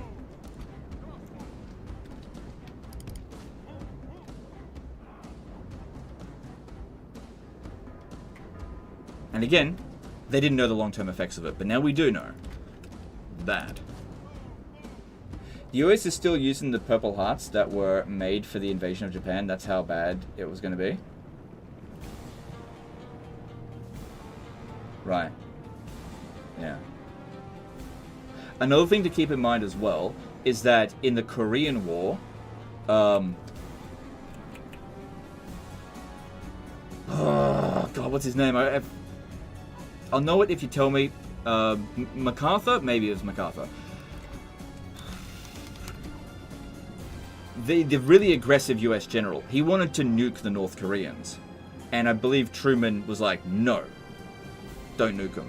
Now the thing is, if the US had nuked the North Koreans in the Korean War, the US might have won that war. Yeah, MacArthur wanted to use nukes. So saying, well, but the US did it. The US was in a position to use nukes against a non-nuclear power, because China didn't have nukes then, because China was kind of involved as proxy war, kind of. Because this was like right after World War II, like a couple of years after.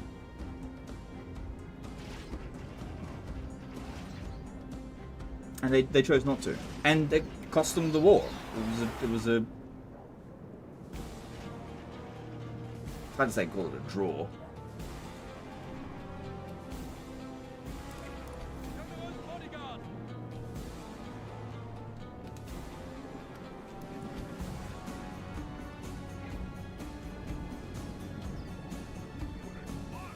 Wasn't it Eisenhower who said no? I can't remember the exact who said what. Like, just the details are, I'm hazy on it. All I know is that they had the option to use nukes. MacArthur wanted to. President said no.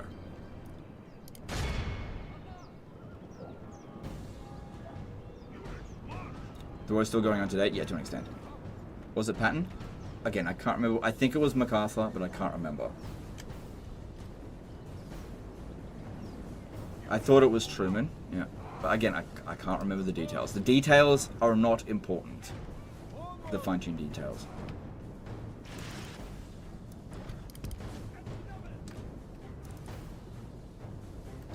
Another thing you got to keep in mind is that you should have a look at how one country treats its own people before you start thinking that they're not going to, how they're going to treat you. The Russian state has treated its own soldiers like meat. And if they're willing to treat their own soldiers that badly, how well do you think they're going to treat, how well do you think they're going to care about your rights and all that kind of stuff? They're not going to give a shit at all.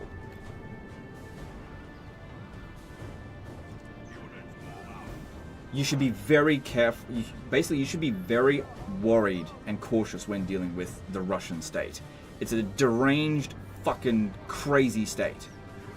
Okay? And if you treat it like a deranged, fucking crazy state, then you'll understand it just all makes sense. Half the enemy force remains.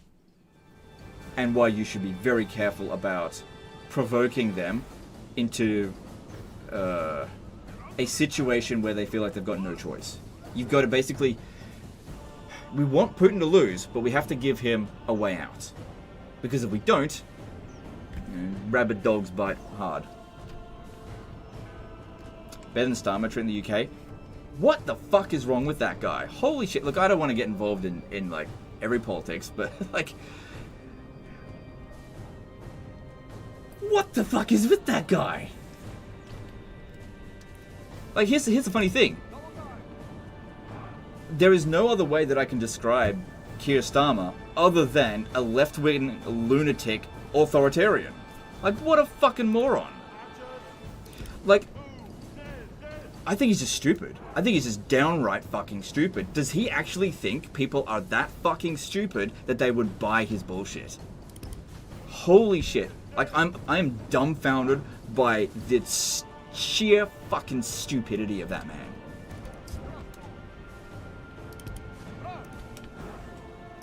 I cannot believe that you've got a prime minister that fucking retarded. I cannot believe it. And I know it's not necessarily your fault because you didn't really vote for him. The majority of you, like, they won on a fucking fluke. Like, it's crazy. It's crazy. I cannot believe it. Is Tony Bebb pulled his strings? It doesn't matter. You could be right, but he's still a fucking idiot.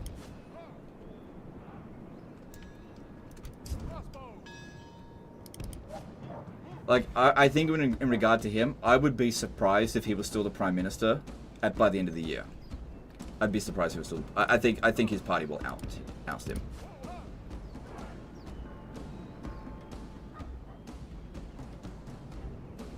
I mean, if Liz Truss can last, what, 2 weeks or whatever it was, and she was more popular than this freaking idiot, he's gone. He's gone. What a fucking retard. Get him out of there.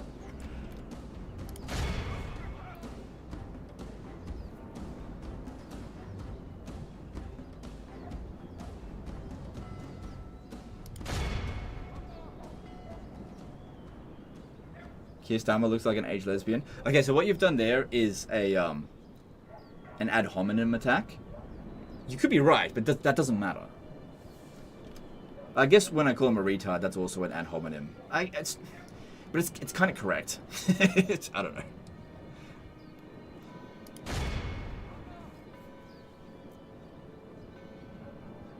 Kira was only voted in as a protest vote. Yeah, I understand how he got in.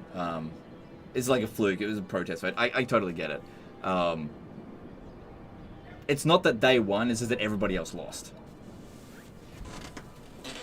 And that's really is the situation that we find ourselves in like Western civilization, isn't it? Where it's like we don't vote people in. We just don't. We don't want the other. It's like it's protest votes. It's not that we want that person to come in. It's just that we really don't want the other person to come in. Enemy king lies dead. Attack while his I don't think it's a good thing. I don't think it's like, well, I'm only voting for this party because I really hate the other guys. That's not good. That's not a good thing. And I do, to some degree, feel like that was how Trump got in as well. Because let's be real, the Democrats fucking lost the plot. I think if the Democrats actually had a running that was not completely deranged, Trump would have could have been beaten. Doesn't matter, it's too late now.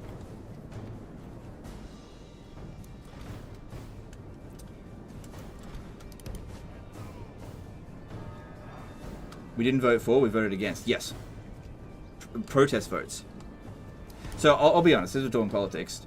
In Australia, we had an election last year. Or was it this year? I can't remember.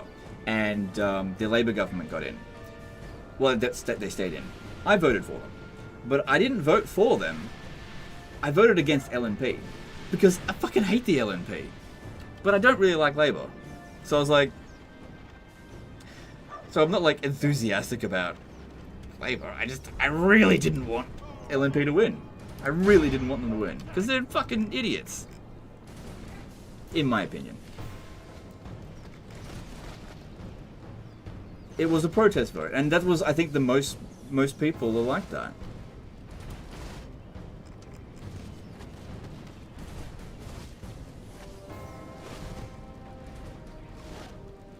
Out of touch?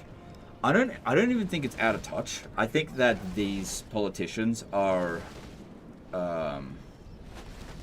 they're aware that everyone hates them, but they're bought and sold by lobbyist groups. No one shall doubt that we are the victors on this day.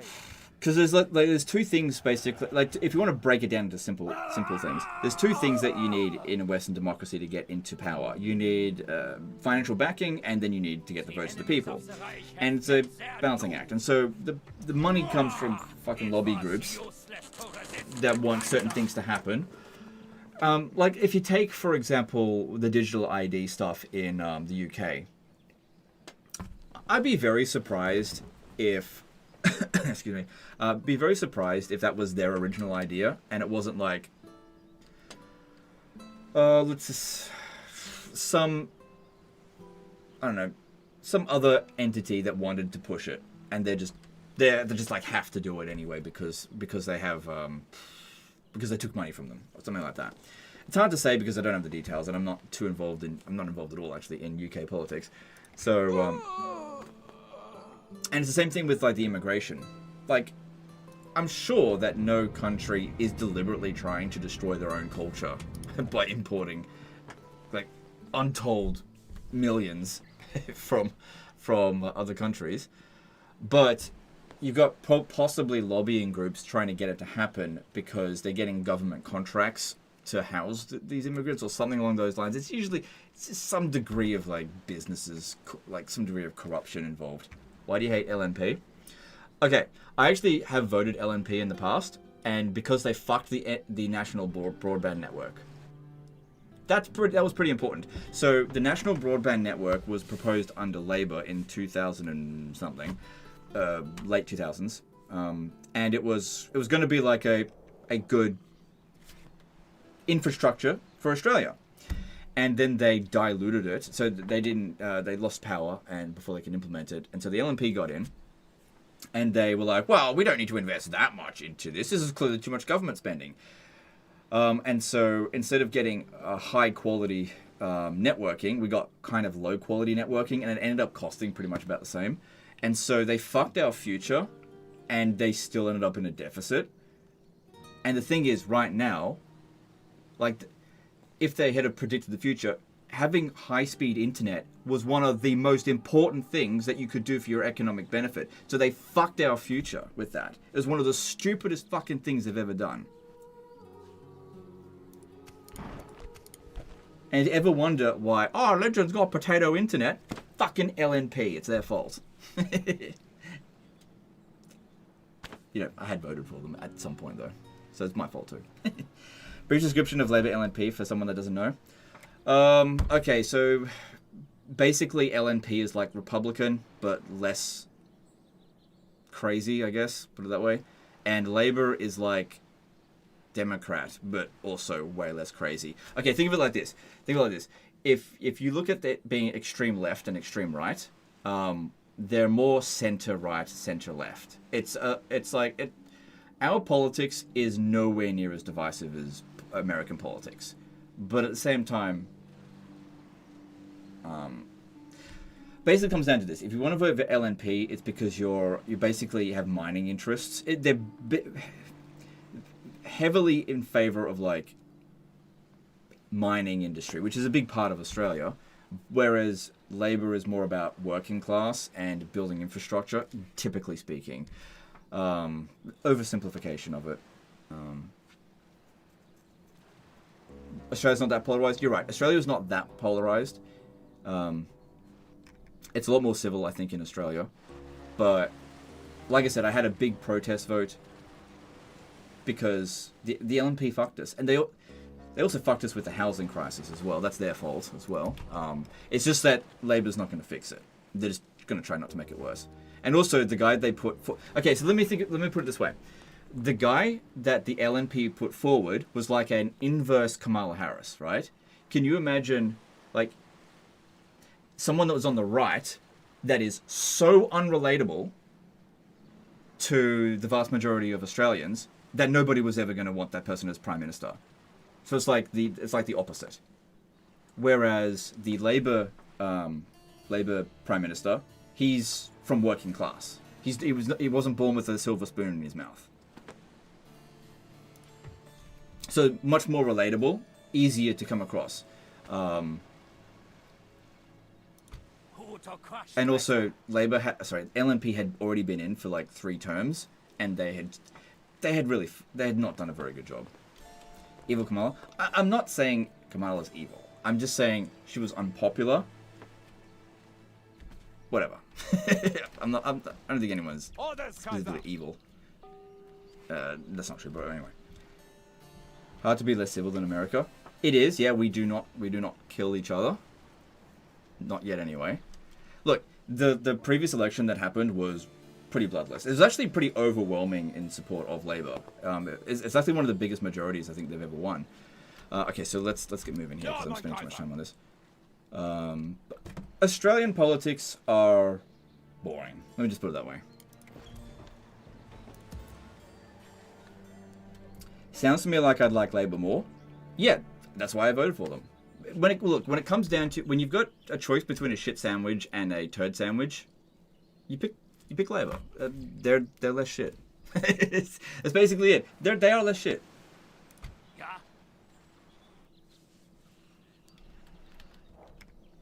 In my opinion. Obviously, if you vote for... Look, here's the thing. If you vote LNP, I don't care. You're entitled to your opinion.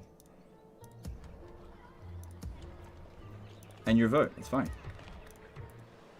There was none of this. People who voted the way I didn't vote, they're Nazis, communists, or whatever. You know, there's none of that. Or it was very minimal. I mean, if you go into the Sky News comments, you'll see a lot of that. But that's comment sections in a video. You shouldn't take as a overall demographic of how they behave. All right, so let's take. Okay, man, I'm running out of troops here, and there's no more troops in sight. Yeah, let's march on this area here. I don't have many troops though.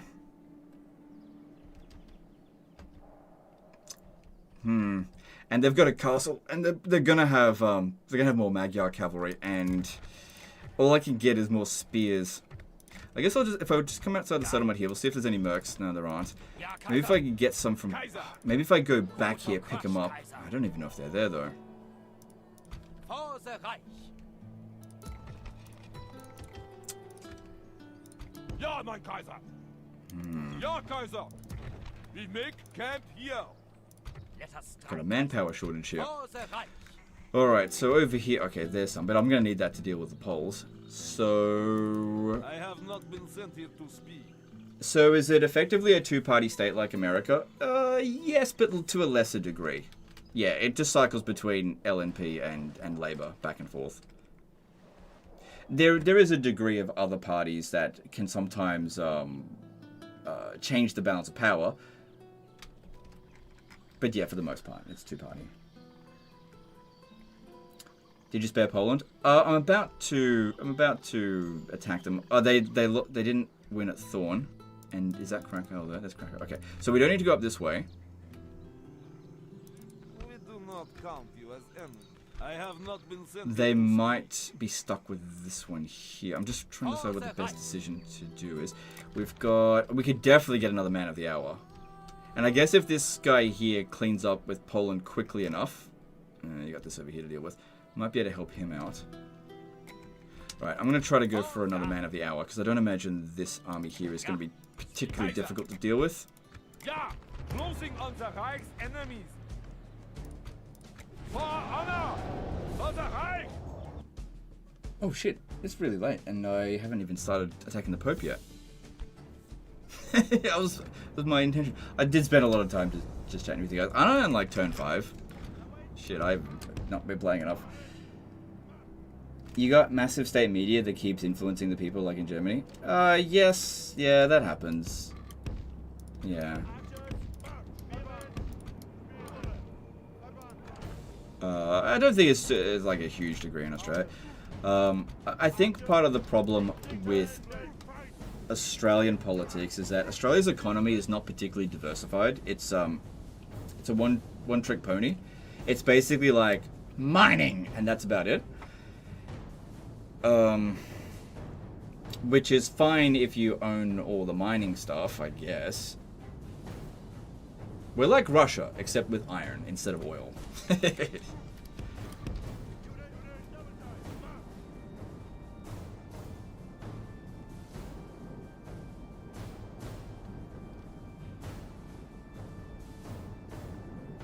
Do you only stream on YouTube or other places as well? Just on YouTube. I've tried multi-streaming before, but it doesn't really work out so well, so I don't do it. Twitch did want me to go back on Twitch, but I was like, nah, it's not worth it.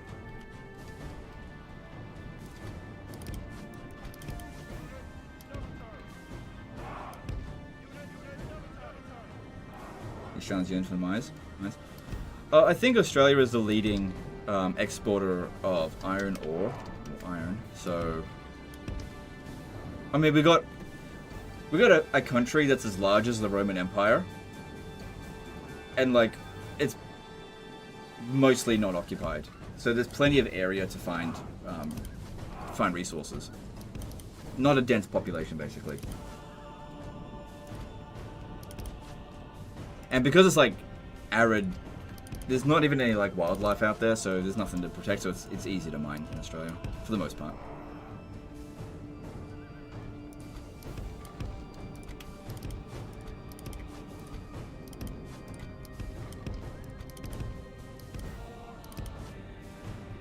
Four turns in 5 hours? Yeah.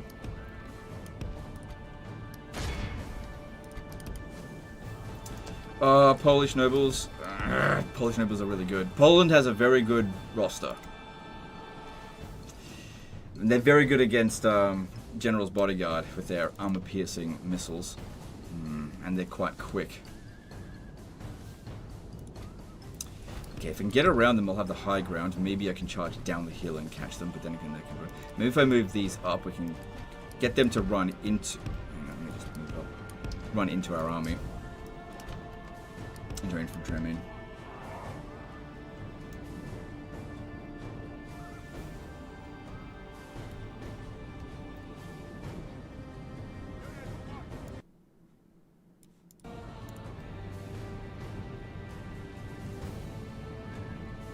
Been a good stream. Yeah, you guys have been great. I'm glad that I can actually talk about this kind of stuff with you and actually not have people be like, yeah, you know, that's been very pleasant.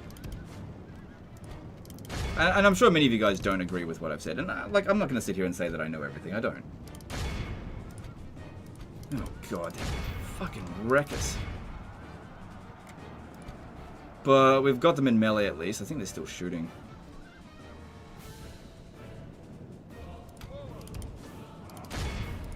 This battle progresses well for the Empire.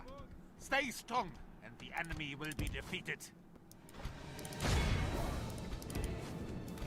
So we've got them in melee. Just got to keep them that way by not letting them get away. There we go. Mixed in amongst them. Bit of an exploit. But I did it as well. Sort of. AI does it, so it's fair. Man, only Poland would just have like a... This is just a generic unit. Can take on 2 generals' bodyguards. At the same time.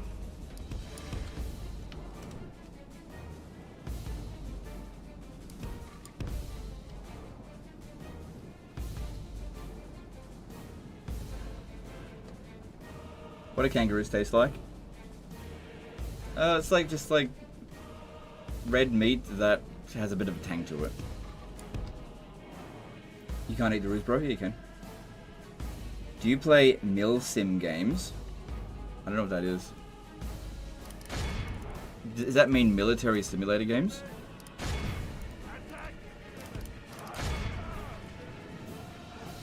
Hey Legend, really enjoying your talks about current events. Regarding CA, will they update their older games? They said they want to do something special with all the old titles for the anniversary. Oh man. Oh man, I'm sorry to disappoint you, but what they're wanting to do special, they're currently doing it. This is it. They're not updating the game. Oh man, I feel so bad for people with like... They don't even have high expectations. It's just like moderate kind of low expectations. And even then Creative Assembly's like, well, disappointing you again. No, what their plan was to do a couple of live streams, make a couple of videos, and put on a few sales to get people to buy it. They're not updating the game.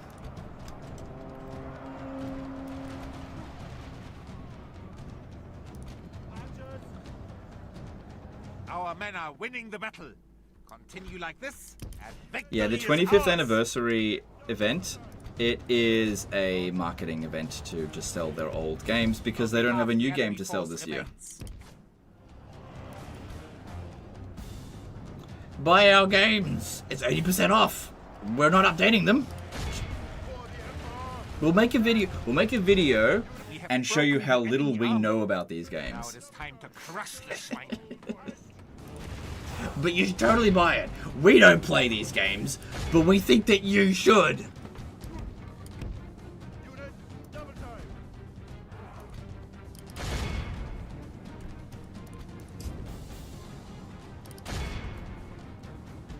It's sad. You guys deserve so much better than this.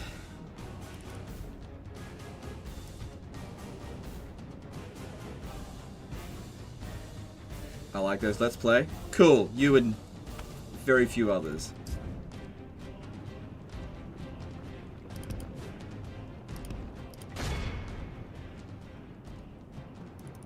Those Let's Plays that they do get lower views than most other Total War content creators. Like most of them. And Creative Assembly has more subscribers than them.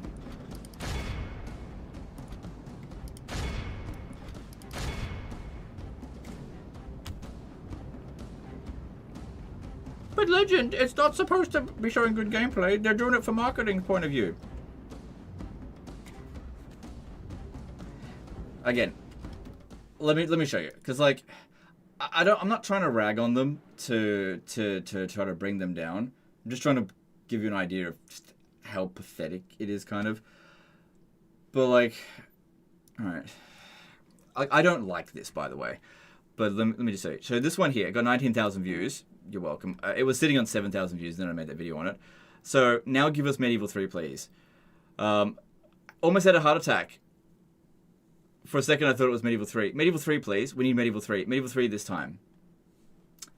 The interaction that Creative Assembly has is so bad on all these stuff. Then the retrospective that they did. Sega, for the love of all, give us Medieval 3. Give me that Medieval 3. Oh my god. And what's this one going to say? Probably give us Empire Remastered. I know it's going to fall on deaf ears, but Feral's Q, yeah, basically asking, could you please bring it over to PC? Hoping for Medieval 3 and Empire 2. Empire 2 and Medieval 3. Empire 2... Is this... This is not what people want! You know? It's like all of their videos, across all of their social medias, it's just people screaming at them. We want this! We've been telling you for 20 fucking years! You know? And it's just, it's so hard to watch it happen. And Creative Assembly's just like ignoring it. Now, clearly they've got something planned. But like, the fact that it got this bad, holy shit! Hell's Gate did a €2 super chat. Because when they do it live, first 100 people say Medieval 3. Do they? Wow. Yeah. And again, the views on those videos were not spectacular. Okay, sorry. Let me just... ragging on them a lot here, but... Okay. The views on these videos, 13,000, 13,000, 19,000, 21,000. Warhammer makes sense, right? That's going to get 100,000. 10,000, 18,000. These are extraordinarily low views for a channel with 556,000. And this is them celebrating their past catalogue. And it's not like people don't love these games. They just don't give a fuck about the content that Creative Assembly is producing for it. Okay, let's look at the Shogun 2 one. Maybe... I mean, just looking at the comments. Yeah, this is like the only one that doesn't have... they're still saying Shogun 3. Where people aren't going like, when are we getting the next one? And that one did the best.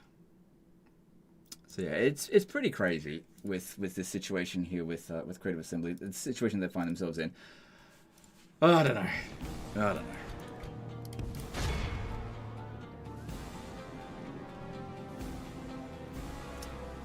And CA's like, shit, they really want a game about ancient Egypt? No, but you don't understand. That when they made that game, they didn't think to themselves, what do the players want? That's not what went through their head. See, you've got to understand how some people think in order to understand their decision making. When they were deciding on what the next game is, they didn't go, what do people want? They went, what is going to be the cheapest game that we can make? So yeah, so we just did Troy, so why don't we just make the same game again, except we'll make it in Egypt? And they're like, cool, is that going to be cheapest for us to make? Yeah, it's really cheap. We could basically make it the same game. We'll just make a few tweaks. We'll put weather back in the game. Cool. Here's your budget. $5. You know? That's just not, you know, making what you guys want was not on their agenda. You have earned the ransom. No. Ask for a ransom. No. We honor you, Kaiser, with this victory. For the Reich, for the Reich, for the Reich. Legend, you can't criticize Creative Assembly. They're a business. You can't criticize a business. They're doing business things. Business is business, business, business. We shall for the Reich. I don't know. I don't think it's a good way to run a business. For the Reich. Alright, so... yeah, Smoke's here. They might go to Breslau. That could happen. They won't be able to defend against it. Battle will resolve. Unless I send these two up here to go and attack them now. I look forward to fighting you. Because if I have to come back here and deal with them, then this is going to take longer in the long run. Alright, we'll do that.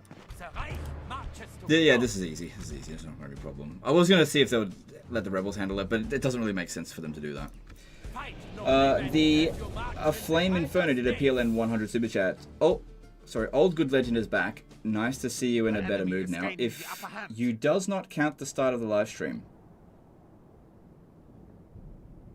Sorry, I didn't know I was in a bad mood at the start of the live stream. Okay, but thanks for the super chat.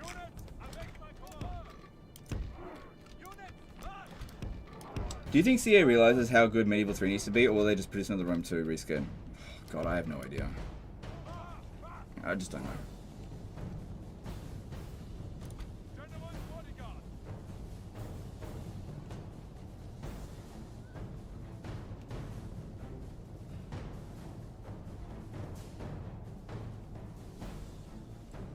Legend, does hiding in Forest in Medieval 2 have any advantages, uses? Okay, you can't hide your general in the forest, the commanding unit. They'll always be visible. But yeah, you could definitely ambush them. You can do it. It's not as good as it is in Total War Warhammer, basically. But yeah, you definitely can do it.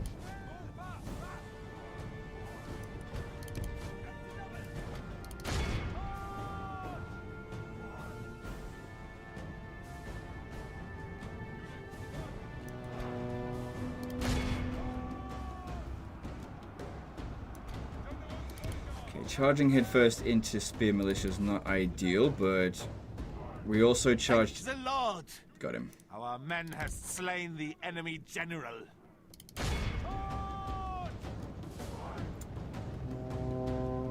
Should start a route.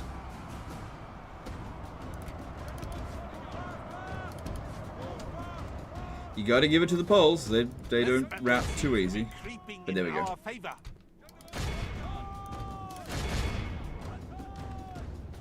I meant in campaign map. Oh yeah, if you put your army in the forest, it hides, so you can't see it. Well, they can't see it. So you can ambush them. That's how you go into ambush stance. So you have to go into a forest. And if they walk into your zone of control, you've got a chance of ambushing them. They're trying to leave. The enemy has lost half his army.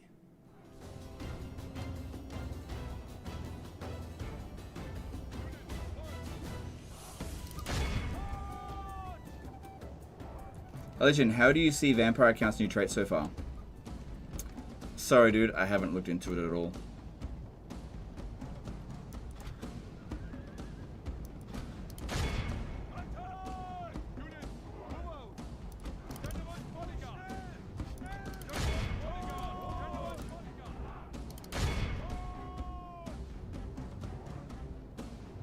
Doesn't hiding infantry in forest negate arrows, or am I making that up? Not in Medieval 2. No, I think the arrows fly through the trees in Medieval 2. I'm not 100% sure, but I think that's what happens. I'm not sure. I so very rarely try to fight in the forest that I don't worry about it.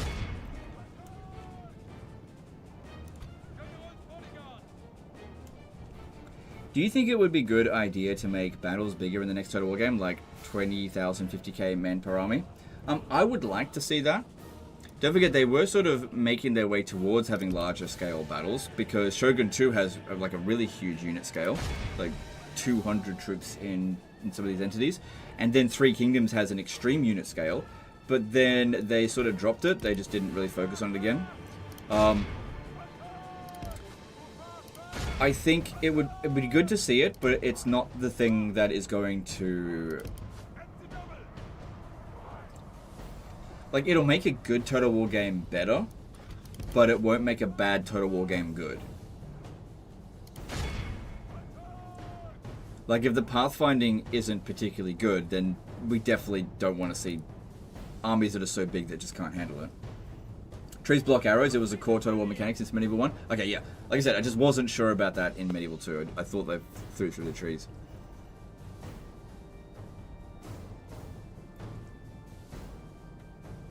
The Reich shows its obvious superiority through victory.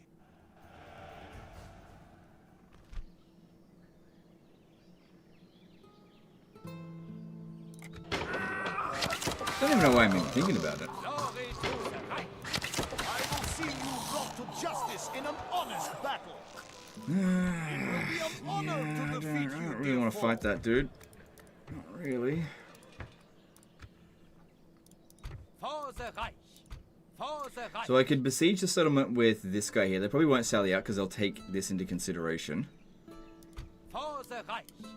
For your Still got honor, movement Kaiser, left. we will attack. Oh, hang on. This guy here is not... Oh, fuck. I was going to say not in General's bodyguard, but it's actually kind of worse. Okay, hang on. If I... How many mercenaries do we have here? Alright, 2 crossbows. We'll get 1 crossbow. Because I wanted to let him get some of them as well. Spreading the Reich's Now we're forces. going to need ladders. The Reich marches to glory. Laying siege, Holy Kaiser. Is it time to take the walls, So we'll my have 2 Kaiser? ladders, but there's only For your 1 honor, infantry Kaiser, unit we will there. attack. Okay, that's Is it acceptable. time to take the walls, my Kaiser? For the Reich. Face Oh. me in the For the Ah, man, you slowed me down. Okay, whatever. That's fine. marches to glory. For your honor, Kaiser, we will attack. The Reich marches to glory. For the Reich. Orders, Kaiser.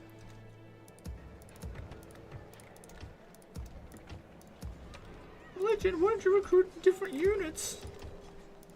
I don't have anything else. Okay, so that's... Yep, that's all fine there.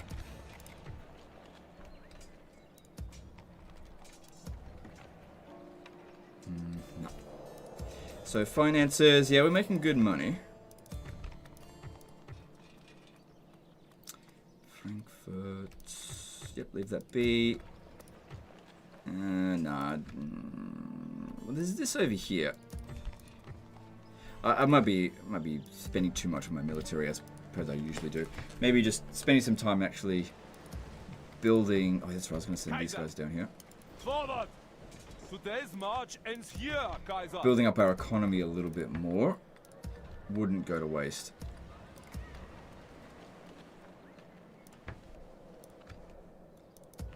And as I said before, population is important for overall growth. A lot of people build roads first. I only build roads first if I expect to march armies across them anytime soon, but I don't expect that at the moment. Yeah, it's not really worth a hell of a lot. That one's not too bad. I'll keep that going.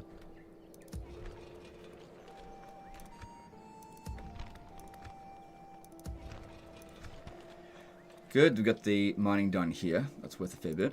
And tiny bit of corruption, but I think we should get the dirt roads going here to connect this up, since we are actually going to be marching armies through this way. Alright, any other constructions that need to be done? That actually would leave me with a little bit of money left over, but nope, there's still a few things here I missed. And that'll be fine.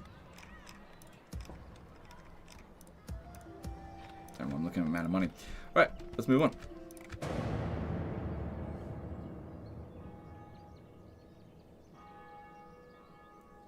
How are you at turn 5, 6 hours in? Yeah, I've wasted a lot of time in this campaign. Sorry.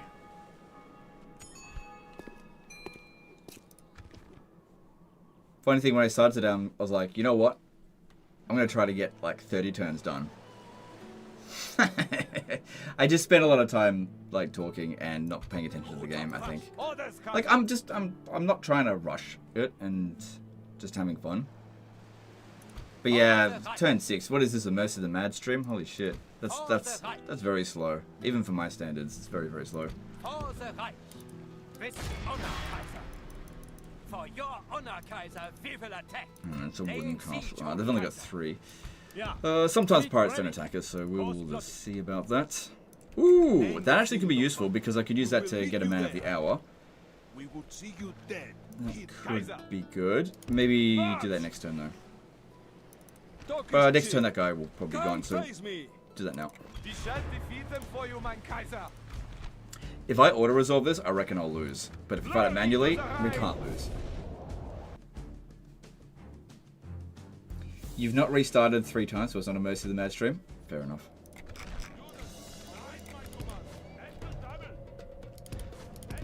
Judge me not by the turns that I have played, but by the number of people I killed.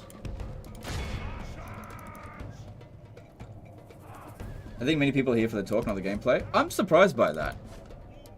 Yeah, you could be Right, it definitely wouldn't be the case if it was Warhammer. If I had done this in Warhammer, people would be out of here.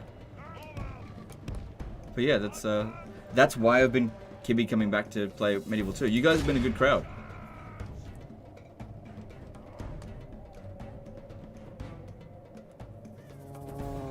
Only half the enemy force. Behold, I've actually been thinking, you know, if we're gonna do the charity live stream, no one shall to do it for Medieval 2 instead. But I don't think I could really get 7 days worth of content out of it.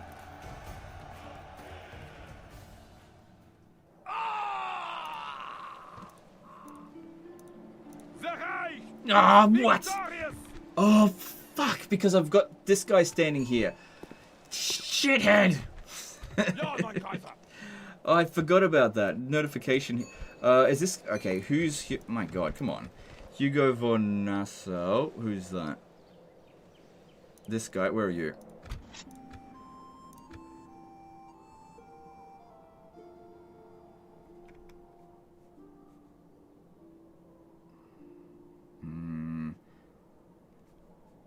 Send him to Budapest. Probably gonna be rejected. Yeah, because I fought that fucking battle. God damn it. And I'm... missed out on 2 generals because of that. It is what it is. Game over, guys. I didn't get 2 generals for free.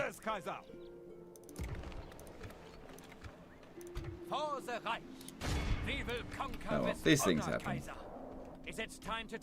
Could do one there, but I don't need him there. Wait, did I kill Denmark off?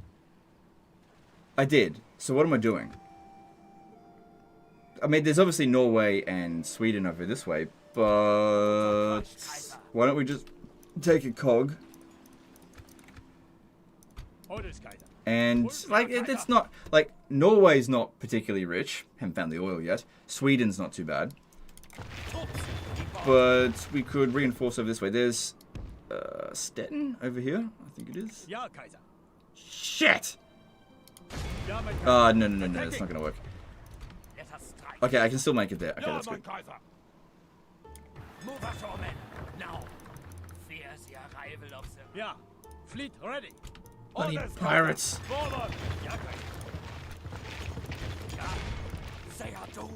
Yeah, our biggest army is where there's the least amount of enemies. That's just where they started. Ja, Kaiser. Today's journey is over. Okay, done that.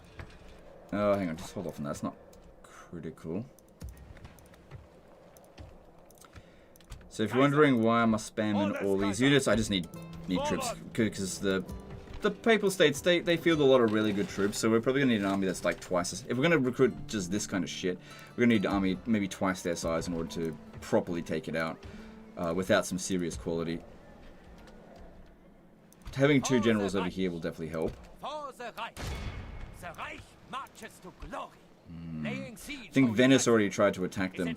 Man, the AI attacks these rebel settlements. They have to do it like multiple times because they fail constantly. Oh yeah, I'll go over here. Yeah, this is not going to be able to handle this at all. So maybe...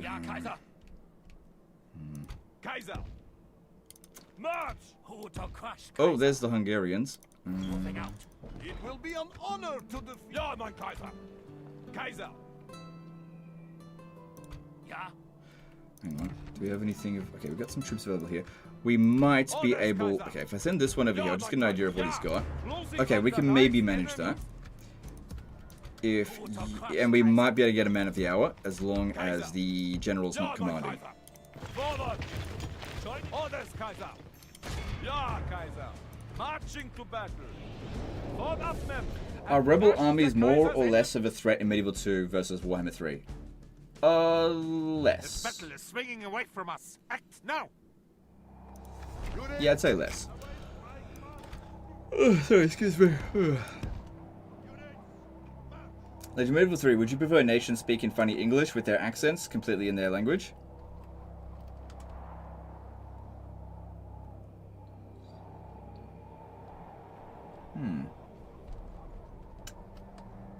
Yes. Yes, I think it would.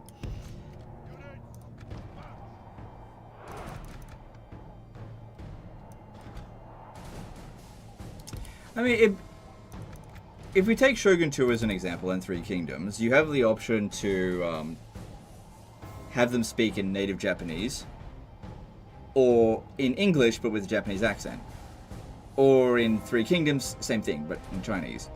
And I think it's good to have those options, but we also got to keep in mind that that is an extra expense, and we got to keep in mind, guys, Creative Assembly, small family business. Please understand, right? Voice actors cost money, and they just wasted $100 million on hyenas. If in Medieval 3 they do not have German generals speaking German, but instead have them speaking English but in German accent, I think it's okay to not flip out over it.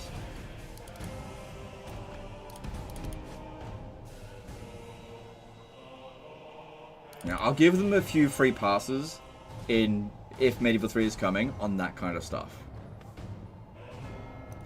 But if I see that they were like, we've implemented 5 different types of ray tracing, and the game's poorly optimized, then yeah, there's no excuse for that. Do you remember when they made like a whole video about God Rays for like Rome 2? And everyone was like, nobody fucking cares about this shit! Like, guys, God Rays! Ooh, God Rays coming down. Whatever the fuck that does. Fix your fucking game. Nobody cares about God Rays.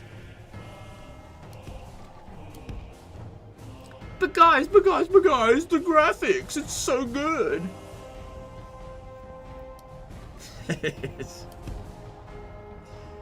and that's totally fine if you want to care about graphics. Totally fine.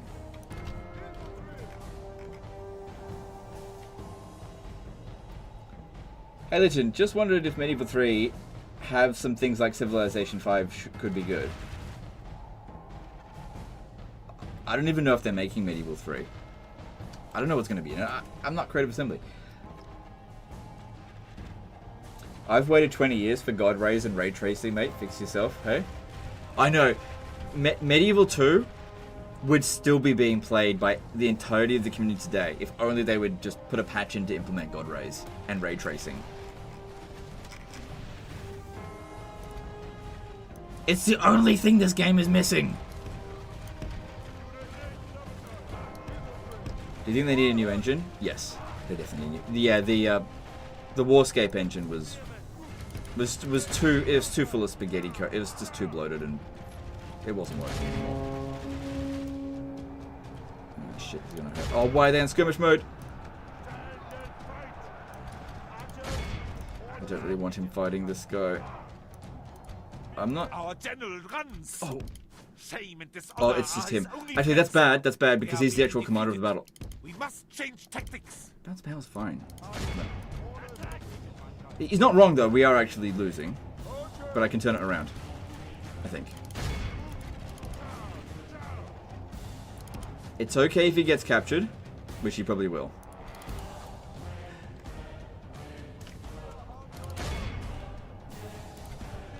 Ooh, he didn't.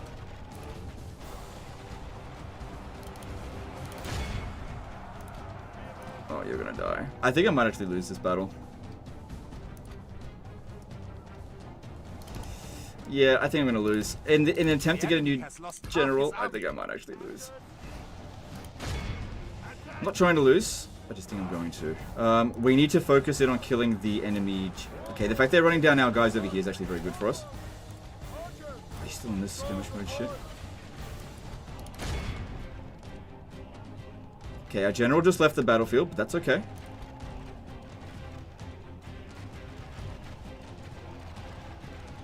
Good, we're killing a fair few of the generals. Whew, I'm okay. Okay, I should have really concentrated a lot more on this. Yeah, you're gonna die. Our men are winning the battle. Continue like this, and victory is ours.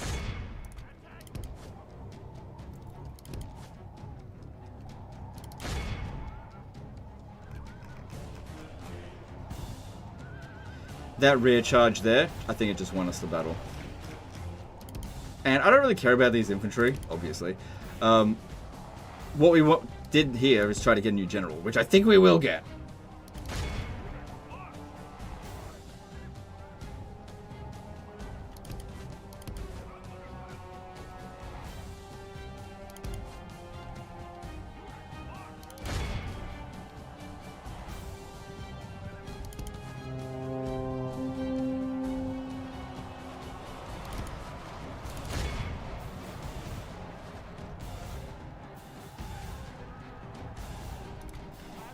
I wouldn't be able to outrun them anyway.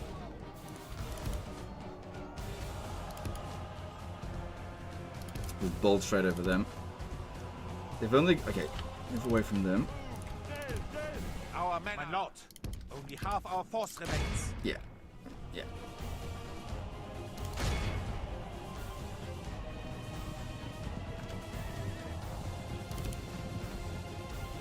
Okay, we're winded. I can't see what his fatigue is.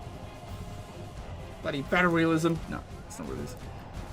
Alright, I'm gonna just have to turn around and just hope that we 32 versus 10 come out on top.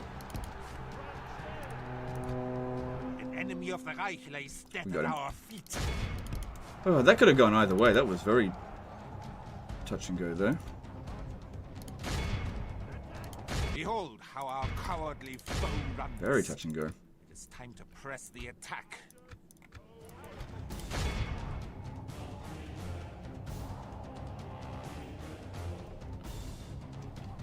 But at least their entire force is wiped out, and we should get a man of the hour.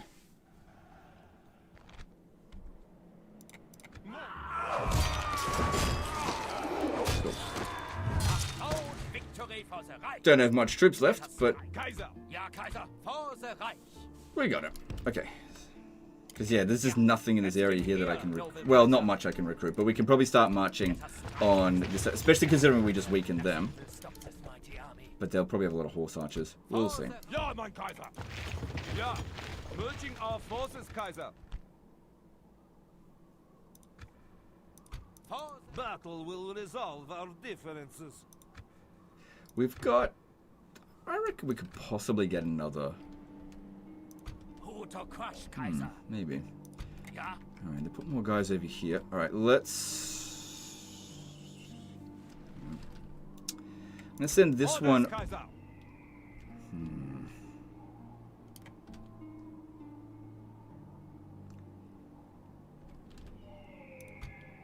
going to send this one down here.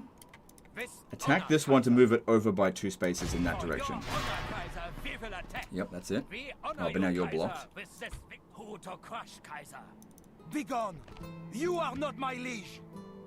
Okay, 1 crossbow You are not my liege. to launch the attack here. Those 2 there by themselves, because this isn't going to reinforce, should be able to beat this. Ja, mein Kaiser. Ja, closing on the Reich's enemies. The time has come, men. Rome Remastered has a game-breaking bug still that won't let you enter a battle map without crashing turn 1, and people are asking about Medieval 3. Really? What game... What bug is that? I haven't encountered that. Tell me about it. Also, Rome Remastered is really Feral Interactive's job to sort out. Not CA proper.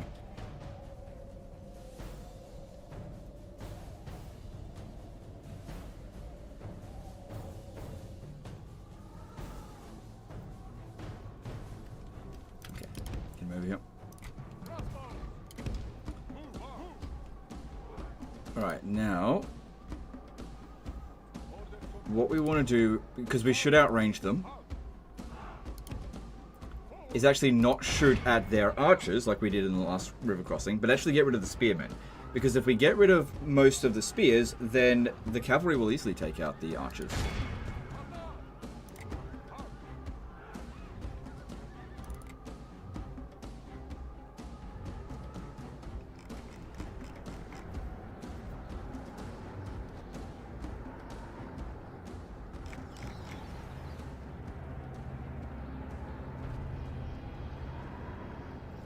Are they not going to fix Warhammer 3 AI? I assumed that they would be doing more than 6.3.1, but it seems like they aren't even working on it.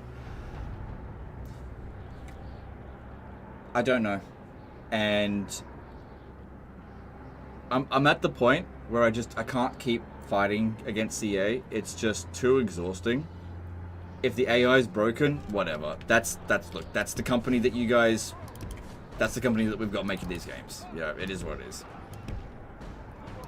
You know, I'm not trying to make excuses for them. I'm simply saying I'm not paying attention to it. I'm not even playing Total War Warhammer 3 apart from disaster battles, and that AI thing doesn't really matter for it. You're gonna have to find someone else to fight those battles for you, because last time for the Warhammer community, last time I fought a battle for you, you spat in my face. So I'm not gonna find more battles for you. I'm done. Find someone else to fight those battles for you, because I don't care anymore.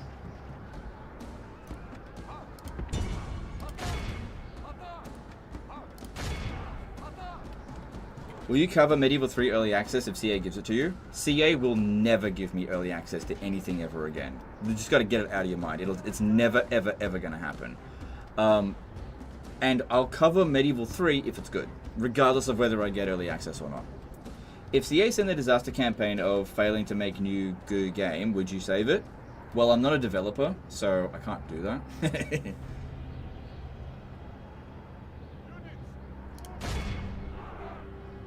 This battle seems to be creeping in our favor.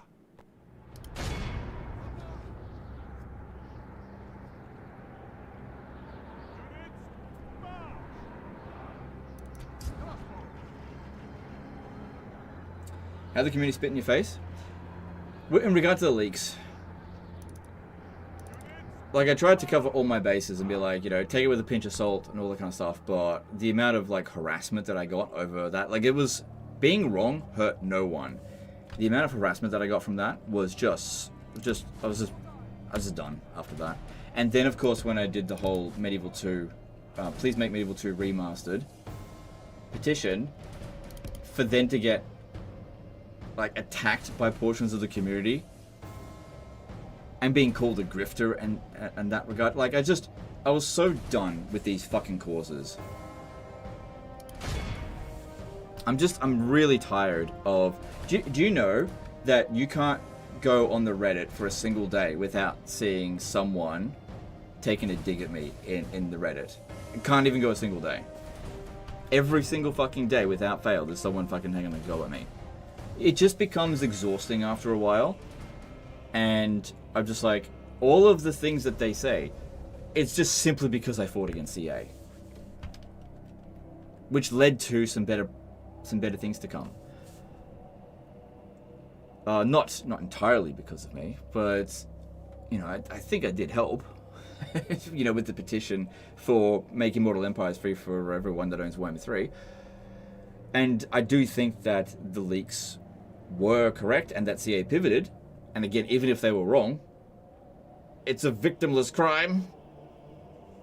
And who the fuck would make up that garbage? You know?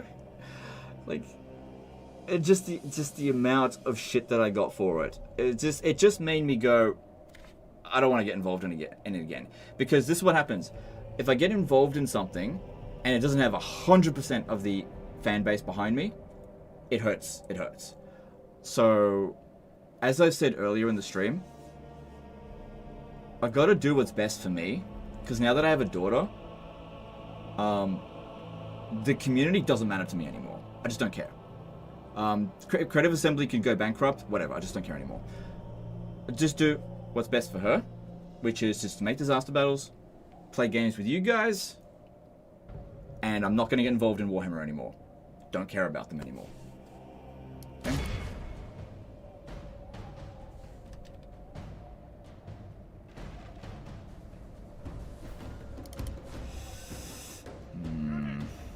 They've got too many. I didn't kill enough of their archers. Not archers. I didn't kill enough of their spears. I'm loath to have to do this, but I have to actually send, because I didn't do a good enough job, I have to send these guys into melee. The reason for this is to just try to get their morale low enough and squeeze through. But I can't do it with the cavalry alone.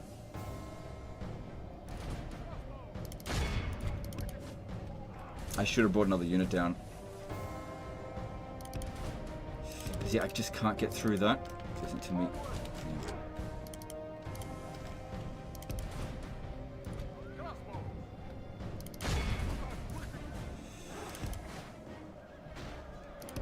Hate doing it this way, but it makes it a lot easier for the cavalry to actually get kills when these guys aren't entirely focusing on them. Our men are winning the battle. Continue like Because this. yeah, these sergeant spearmen. Victory is Hey, ours. the French are fighting pretty well today. How about that? Well, in this battle at least. That's what I need to see.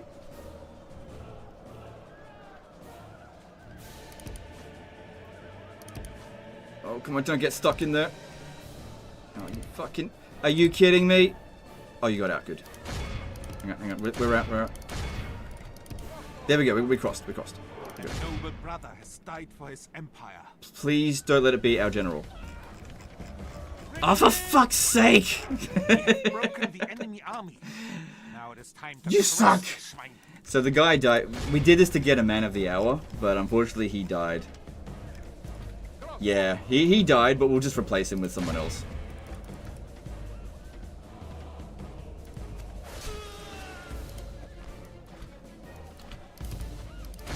Because he got stuck fighting them. I definitely could have done a better job of that battle, for sure.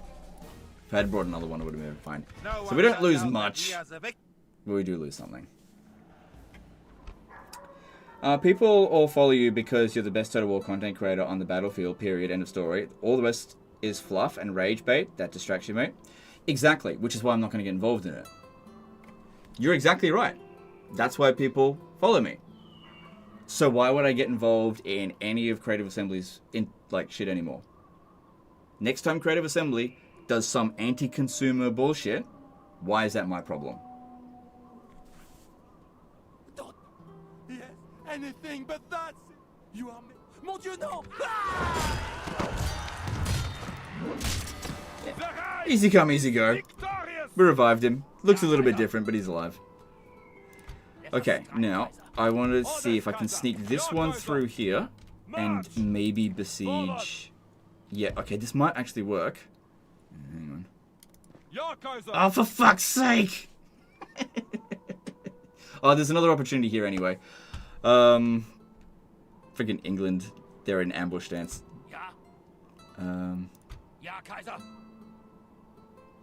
Alright, just wipe them out. Yeah, just wipe them out. Today we shall crush them in the Kaiser's name. To war!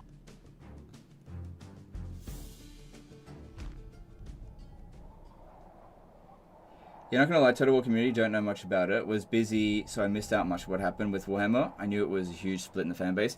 Yeah, it was like...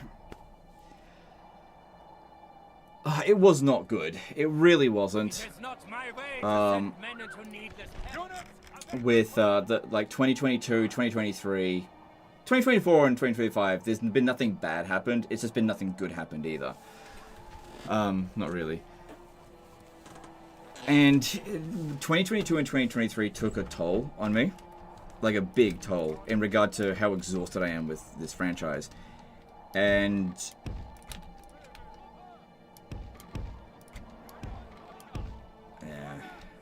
just the way the community behaved didn't inspire much faith from me. Hanky Swankles did a $2 super chat. About to be a dad myself. Any advice? Just be there for your kid. It's exhausting. You'll be frustrated, but it's worth it.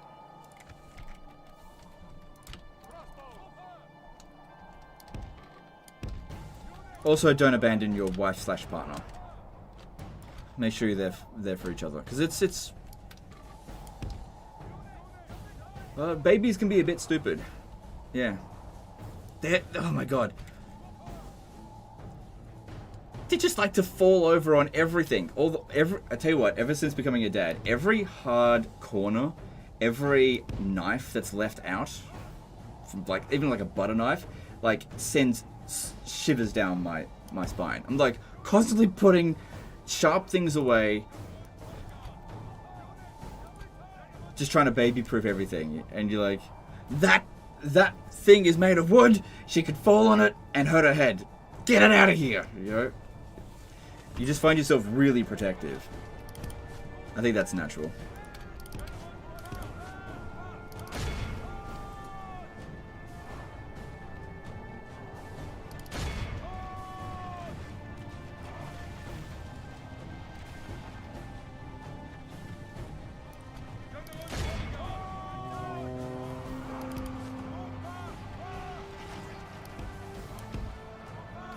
Abandoning my wife does not seem like the move. Good. Then you should be fine. You should be fine.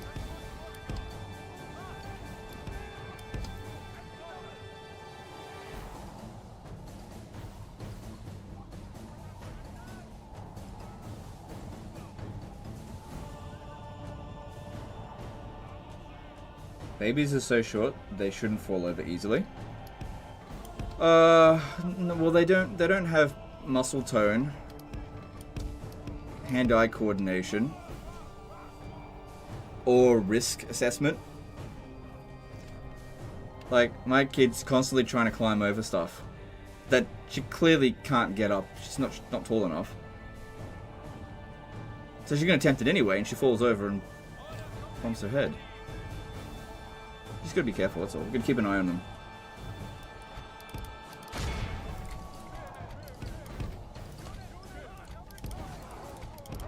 Come on, move it.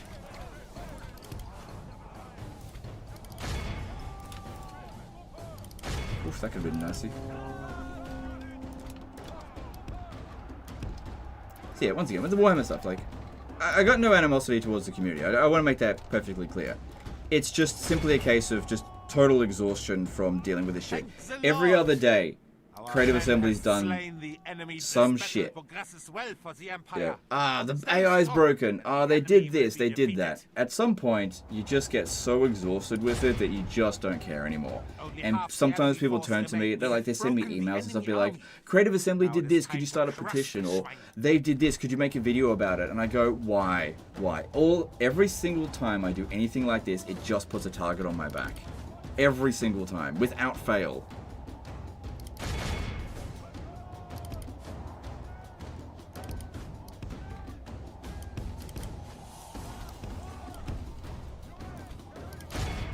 So, as I warned people, is that eventually somebody's going to get exhausted by doing it, and they're just not going to stand up for you anymore. And I've reached that point. And you know, the other Total War YouTubers, they're not going to stand up for you either, because they're in the partner program. They're not going to stand up to them. They've now seen how thin-skinned Creative Assembly can be.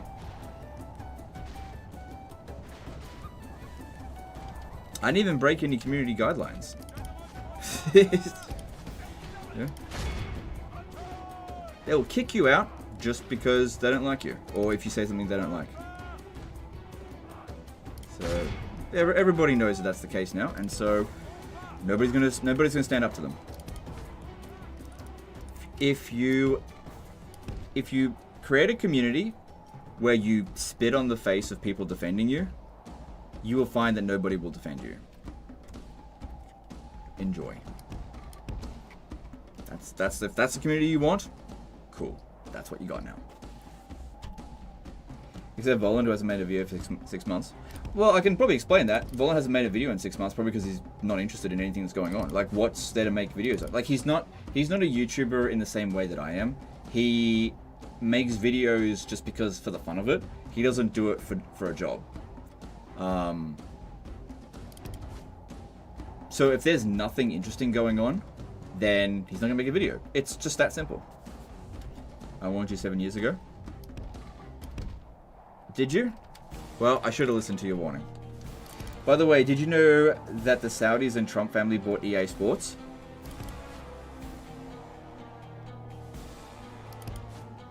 Why?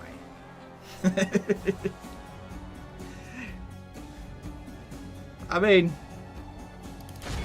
great. Okay, so here's the thing. I don't care about EA Sports at all. So, fine. I mean, look, if it's their money, like, I don't really care. I mean, Trump is still like a businessman. He might be the president of the United States, but he's also a businessman. I don't expect that he's gonna stop investing in stuff. I don't think I wiped them out. No one shall doubt that we are I the didn't. victors Oh on my this day. goodness. Make FIFA great again, or something. Yeah. Well, you know what? They couldn't do much worse than what it's currently at, huh? Yeah, okay. Yeah, I didn't wipe them out. Oh, what a shit show here. Alright, well... Let us strike, Kaiser. I'm gonna try to create another man of the hour here, but I have not been doing great here. Let's go you down here, and if you could attack England. Ja, Kaiser. Marching to battle. I mean, they're not allied, are they? So they're not gonna stand up for each other. And orders, Kaiser. Begone. You are not my liege.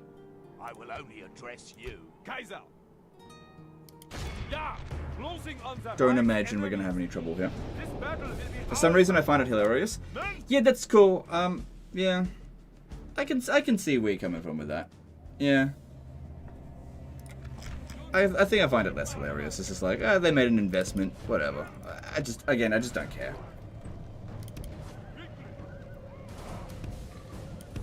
What I've found over the past few years to really help my mental health, I know that word gets used a lot, it's overused, but is to care about things less. Like, care about less things. So when someone says, did you hear about this? And I just go, I don't care. That is very helpful. Because, like, there's so much dumb shit that goes on all the time, and you can't care about everything. It's too exhausting. We have broken the enemy army. There's just so much dumb shit that happens on a daily basis, and you just gotta let some of it go, you know? The Reich shows its obvious superiority through victory. And creative assembly is one of those things where it's probably best to just, like, not care about whatever they're doing. Probably should have stopped caring about it a long time ago, but it's less of a burden to just play the games that you want to play and don't worry about whatever the fucking developer is doing. I mean, they're clearly retards. Just let them do whatever they're gonna do. If they want to run their company into the ground, that's up to them. Alright, we've had a few non-successful operations, but no battle defeats yet. I will only address you in battle. Lot of cavalry there. Ja, mein Kaiser. These guys won't be able to participate. Let us strike, Kaiser. Ja, ja, Kaiser. Won't be able to participate. So I'll have 3 units of cavalry, which includes him. He's got a lot of dread. That's good. Should be able to beat that easily enough. But then there's also a general and possibly 3 other units of cavalry. Possibly. I'll give it a shot. We'll see how we go. But it's a bit dicey. Because if I put them there, they're not going to show up to assist. Ja, Kaiser. Fear the arrival of the Reich, mein enemy. Let no Auslander leave this battlefield alive.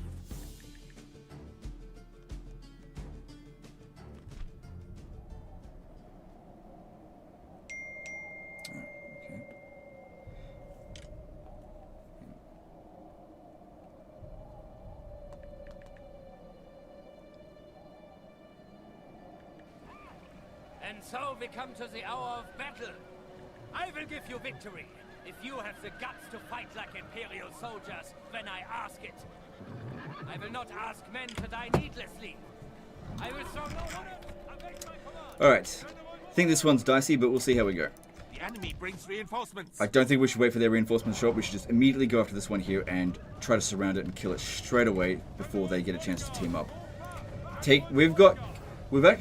We don't have cavalry superiority in this battle, which is weird because that's all we've got.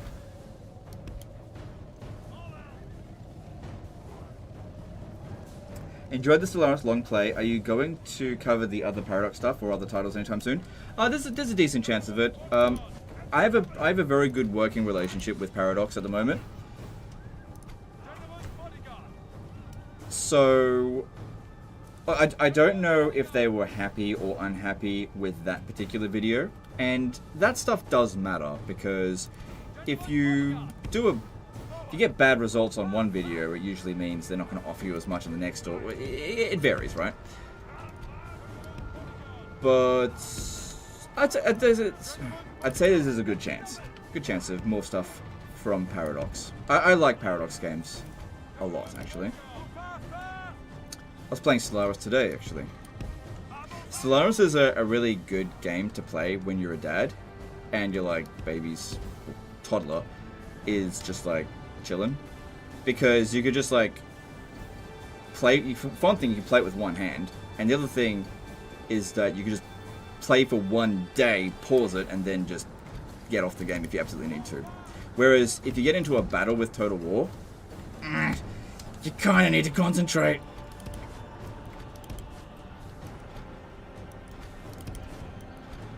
So Paradox games are really good if you're a dad and you only have like intermittent moments to play games. It's very good for that. Like, well, I've got 5 seconds here that I can play and then 10 seconds over there. And yeah, you can make that work. You can't do that with Total War. Unless you auto-resolve everything.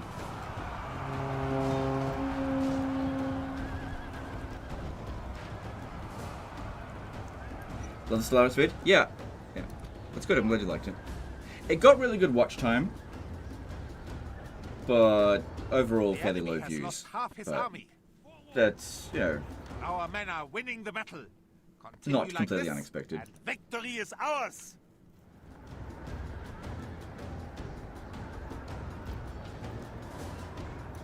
Behold, our men have captured the enemy general. Alright, Now that he should gets wipe to them watch out. us defeat his army. I can't say that's a great start, considering that was just mailed knights. And we've got more to deal with. I mean, those are light cav. Alright. Alright. Let's start with... Okay, if we're going to win this, I think we need to try to exhaust them. Their infantry is easy enough to exhaust, but their cavalry not so much. Let's... Actually, not with you, because you're kind of... Oh, you're not the commander of the battle? What the fuck? You're the prince! You're the one with all the dread. No wonder that one didn't rout. God damn it. Too bad, really enjoyed the Age of Wonders 4 videos. The Age of Wonders 4 stuff does well. Yeah, the Age of Wonder 4, both of the Age of Wonder 4 videos have performed well. The only one for Paradox that didn't perform well is the most recent Stellaris video. And it didn't perform like horribly well. It just didn't, it like sort of didn't meet expectations. That's all.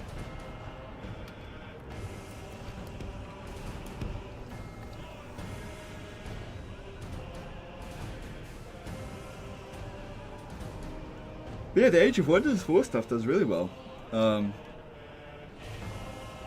Actually, let me just have a quick look. Just checking that again. Age of Wonders 4. When was that video? That wasn't that long ago. Let me see, where is it?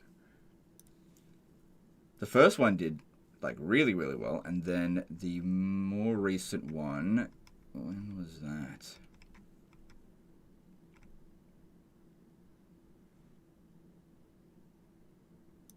Just trying to find it. I can give you guys some stats on it. Because it wasn't that long ago.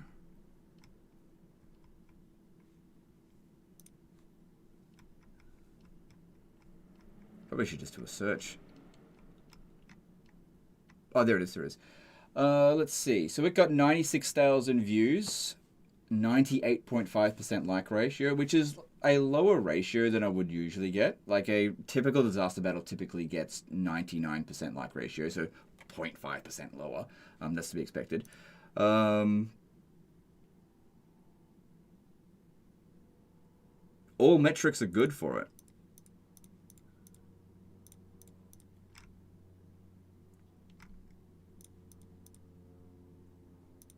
Yeah. Like, I would imagine that there will be more Age of Wonders 4 content to come. Which is great, because I love that game. I really love Stellaris as well. But yeah, Stellaris doesn't do as well on the channel. Probably because there's like no manually resolved battles, but that makes sense. So it's fine. But also Stellaris is an older game. I shouldn't really matter too much. That is what it is. Alright, so we want to try to get the attention of their cavalry, because this is not going to be an easy fight. Hi, at Legendary War, is Surpassing CA sub count charity stream still on the menu? Seems to be getting pretty close. It is on the menu, but we've been very close for a while, and things have massively slowed down. So the amount of subs that I've been gaining over the past month has been relatively low. So next year, I'm going to be quite busy with other projects, because like I'm just trying to be as honest with you as possible without giving too many private details away, right? I knew that there wasn't going to be a I knew there wasn't going to be a new Total War game coming this year, right? And so I thought I would stick around and just see what happened with this year. But this year has been, as far as like doing content creation has been concerned, extraordinarily boring. Super boring. So what I have done is that basically I filled my schedule with other things next year. Because really, until the next game comes out, this is just boring. Because like DLC cycles with Warhammer, I've just lost interest. And I'm sure the end times are coming at some point, but it's just, I can't just sit around waiting for that. It's just too boring to do that shit. And so next year, I'm just gonna be a bit busy with other things. There'll still be content, probably. So if we don't achieve more subs in Creative Assembly before the end of the year, I will probably not have time in the early stages of next year to do the charity live stream. It is on my to-do list to do, and then when things pick up again, that would be fine to do it. So let's just say hypothetically, let's just say I surpass Creative Assembly subs in February of March of next year, right? Hypothetically. I probably won't realistically be able to do the live stream until later on in the year. But I'll still do it. It'll be just massively delayed. But if we surpass Creative Assembly, say, in November, I will be able to do that live stream in December. So get the subbing or don't. I don't really care.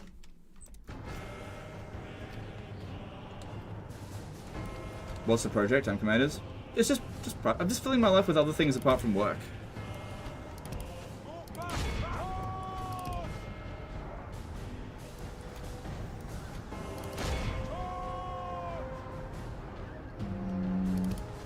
See, they're just walking around. They're not going to get tired that way.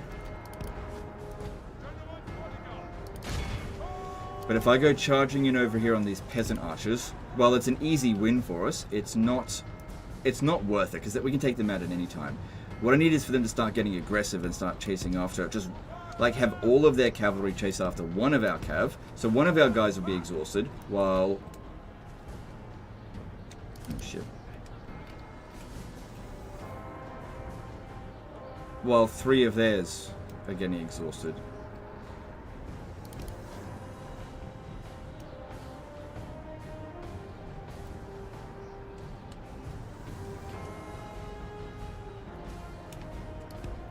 Because yeah, it's just...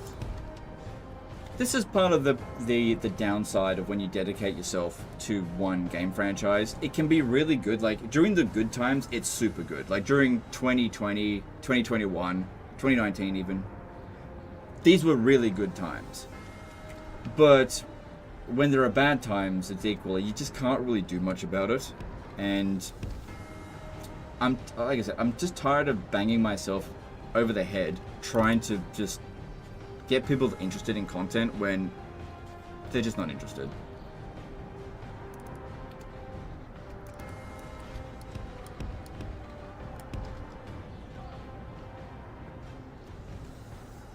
And that's fair enough. So just you gotta fill your life with other stuff than work. Can't always just be about everything about channel. Especially in these times right now, you just gotta do something else for a little while.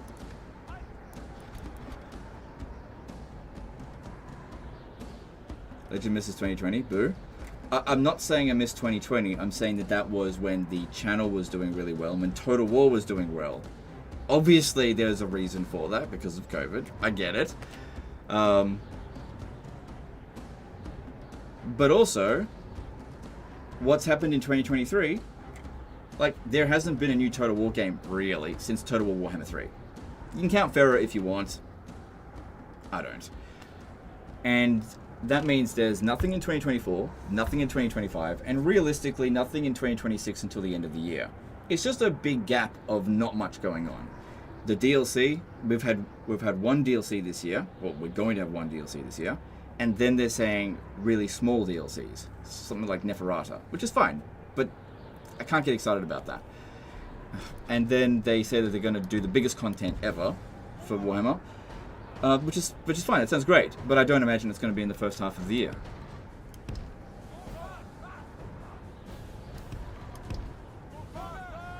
You know, I'm not partnered with Creative Assembly anymore.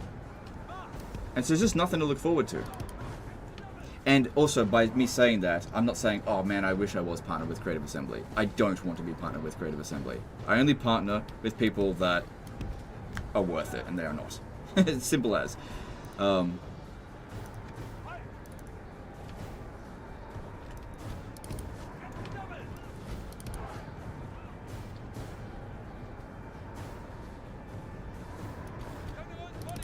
Man, I can't seem to... In Warhammer, it's fairly easy to get them to separate, but in Medieval 2, it's difficult. They typically keep their armies together. Like, they'll see them make one move out this way just a little bit, and then they'll move back in. It'd be a lot easier if I had horse archers, which obviously I can't recruit.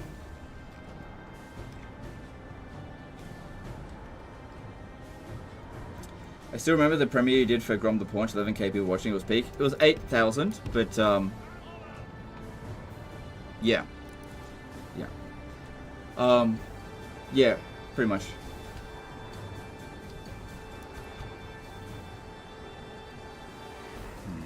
Okay, I think if we send these two here to charge this one, maybe that could work. Because if I kill him, the rest of these two will be fairly easy. If this one could just pin him down, and if you could... It's a bit risky with this one. Stop those peasant archers from shooting us. We can charge into the flank here and hopefully... Thing is, generals are fairly resistant to charges, so that wouldn't have done a hell of a lot of damage.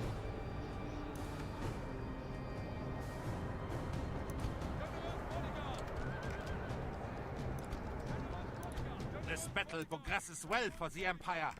Stay strong. I need to kill their general. The enemy will be defeated. So that's good that they just allowed us to charge in there. I'm just doing this to mostly distract them so they don't charge into our rear here. That's not going fantastically well there.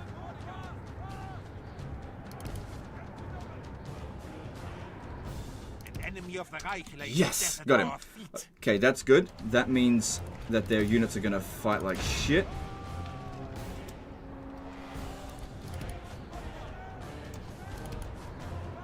Good. Yeah, just do that so they don't rally. Alright, looks like we got this. Plan worked. What's this? Spear militia just runs through them. Now, the next problem that we're going to face is inflicting enough casualties so that we actually wipe out all their forces. I don't need to wipe out all of those, but we do need to wipe out these guys here.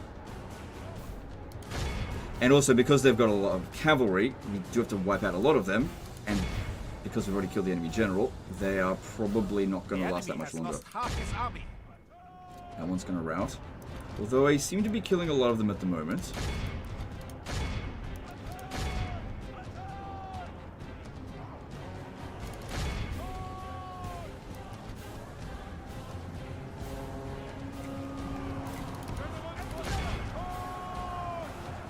%. If I can get it to 85%, we take the city.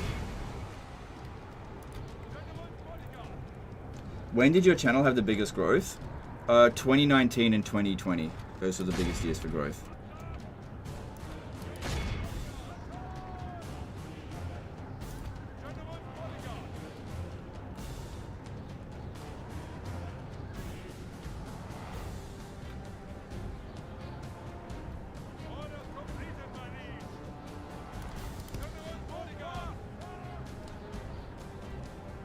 I'd say that that's a success there. Based on this. Mission accomplished. And none of our generals died, so that's even better.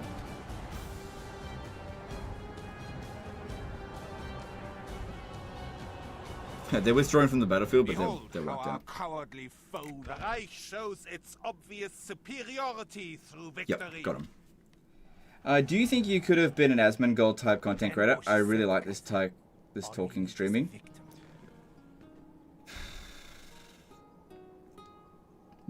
Look, maybe I could have attempted that a few years back, but Asmongold live streams a lot. And I can't do that anymore. I just can't do it. I neither have the desire nor the energy to live stream at that pace, and you kind of need to in order to really be good at streaming. You have to be there all the time. One of the reasons why I became the biggest streamer is because I was so active and people just couldn't keep up with me. And now I can't keep up with what I did in the past, and so I can't achieve what I did before. I just can't do it. Don't do it. France. Nice. Yeah, Asma does like 12-hour streams daily. So, I mean, it's easier to do that when you're younger and you're single. Not that I'm single. And you don't have other responsibilities. But I've got too many other things going on now. And I think a big part of it is I don't need to do it. Kaiser. And I think that having like some sort of major push. Oh my god, are you kidding me? I'm actually completely out of movement. Is nobody going to be able to take Angers? Are you kidding me? Oh my god.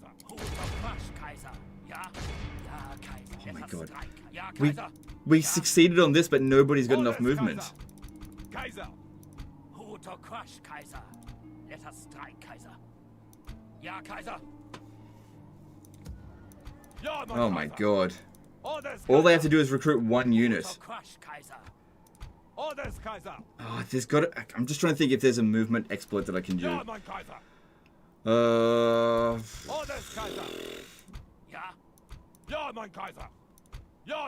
Nope. God damn it. I don't have enough movement. That was a lot of effort. Oh my god, I can't believe we didn't even get to the Pope. I was totally intending to fight the Pope today, and I only got 6 turns into this. I just got so heavily distracted. Time for movement exploit. I can't. The movement exploit requires you to do certain things, and I have already exhausted most of my movement, and it would require me to be able to recruit mercenaries. I can't. They're already depleted in the area. I would require Crusade. I can't do that. Yeah, I can't do the movement exploit. There's none of the tools that you need to do it are available. Oh well, maybe we'll get lucky and they won't recruit. It sometimes happens that they could have already depleted all of their recruitment capacity. But yeah, there's nothing I can do about that. For the Reich. Kaiser. Ja, mein Kaiser. For the Reich. Alright, I need to start wrapping things up, so I'm just going to auto-resolve this battle here. I think we'll win, but I'm not sure. Glory to the Reich. I claim these lands in the name of the Holy Reich. For the Reich. For the... I look forward This will be to fighting you. relatively quick. Marches to Oh, glory. there's another dude there. Okay, that is... Yeah, it should be fine, because we'll kill them before he even shows up, and it'll be fine. Let's do this. Men of the Reich, make the Kaiser proud this day. Asmongold is not a good example of good mental health streaming. Do you know who else is not a good example of good mental health streaming? Me. So, you know.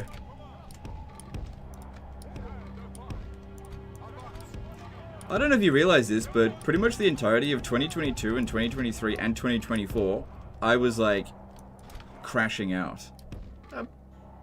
Yeah, like crashing out the entirety of those years. The enemy brings reinforcements. And I just like, well, I'm mentally fucked. I'll just keep going. I'll just keep going even though I'm fucking losing my mind.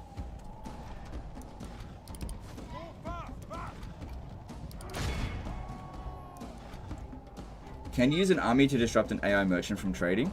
Yes, you can, yeah.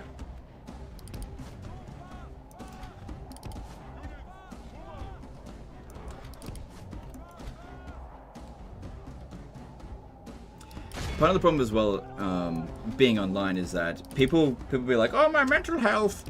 This is used so often that people get numb to it. So nobody cares when someone goes, I have mental health problems. Our men are winning the battle. Oh, please don't tell me he's... Continue like this, and victory is ours.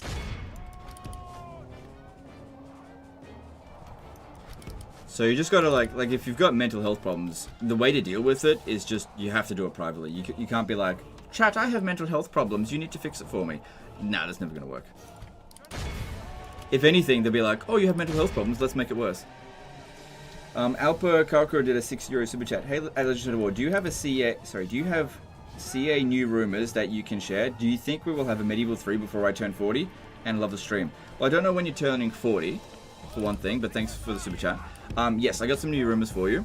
The next Total War game is gonna be set. It's Ukraine Total War, so it's gonna be set in 2022. When the Russian invasion began. There's 2 playable factions, Russia and Ukraine. That's the next Total War game. I don't know. Oh shit, I got another unit.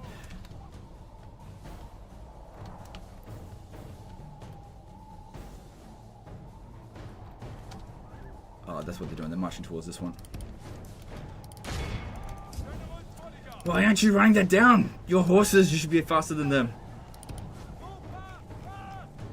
Pity we didn't get a Crimea start. No, that's DLC. Guys, DLC. That's a DLC expansion. You know, $50 and you get a new start date and a new faction. It adds in the He has kind honor. adds in Prigozhin as a legendary lord. And he has the power of low loyalty to the motherland. Plus 50%. Plus 50% recruitment cost reduction when recruiting prisoners.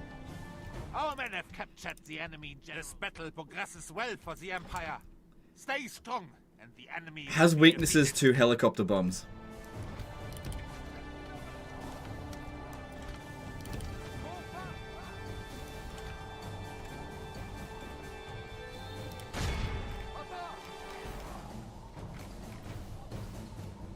Poland DLC?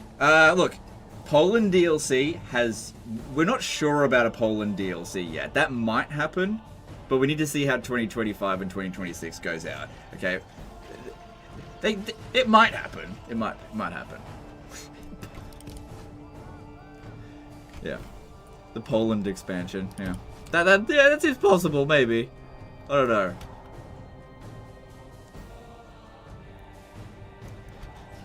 There is North Korea is a playable faction. Yeah. We have broken the enemy army. Now it is time to crush the They have the stat modifier. Soldiers be goonin'. So they suffer a 100% I don't want to fight penalty when watching porn.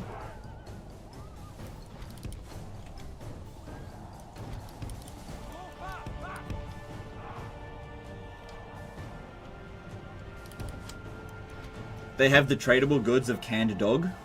My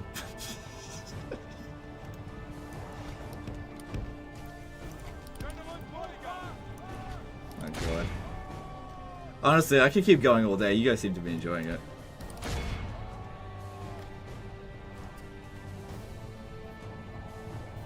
Yeah. They also have a plus 50% possibility of friendly fire.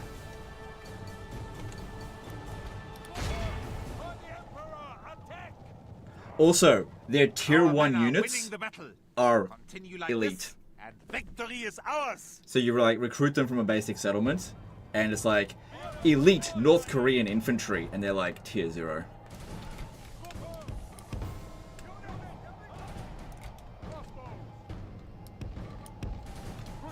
Warning, may surrender at the beginning of the battle. Oh my god.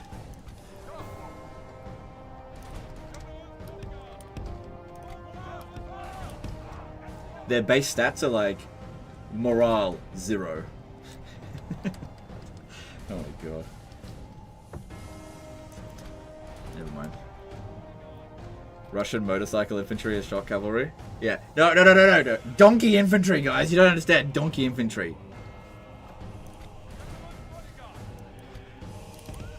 And yeah, motorcycle infantry.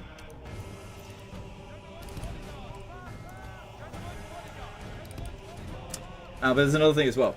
It's like your mechanized infantry all require fuel, but all of your fuel stations burn up. So they just become completely useless. So basically what ends up happening in this campaign is that you start off with tier 5 units, and then eventually you go down to tier 1 units as you progress through the campaign.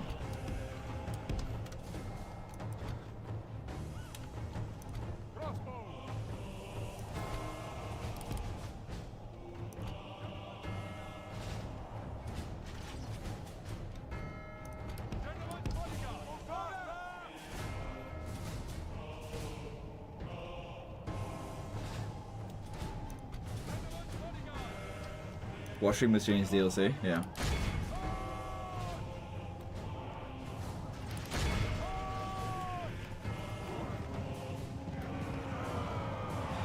China and India are present on the campaign map, but they don't send soldiers. You can only trade with them. The problem is that you can only trade them oil, and you have to sell it at a loss. Only half the enemy force Playing as Russia, that is. It's like Total War Attila. You build like a gold mine, and it ends up costing you so much that it ends up not being worth making. So you've got all these. You start off the campaign with like all these refineries, right? So it's the only tradable resource that you've got, and you can only trade it to India and China, and you can the amount that you can sell it to does not cover the cost of production.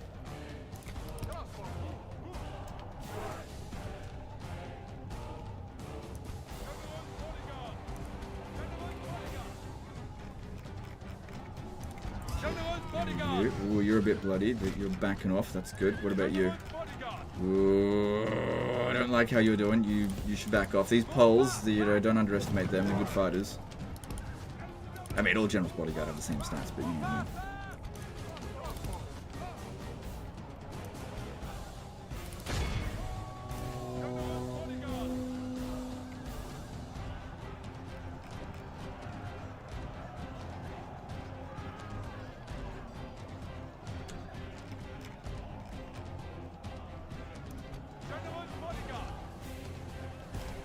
Our men are winning the battle. Continue like this, and victory is ours.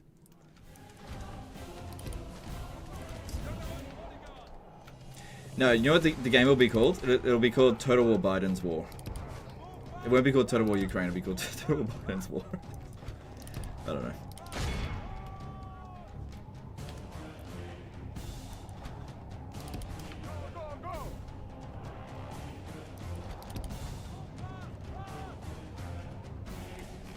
Although, to be fair, yeah, the difficulty, this is how the difficulties go. It goes like legendary difficulty is the most difficult, and then it goes like very hard, normal, and then easy difficulty is called Enemy of the Reich lays dead at our feet. yeah, easy. And then below that is Biden difficulty. I don't know, I'm just being silly. Yeah, go in.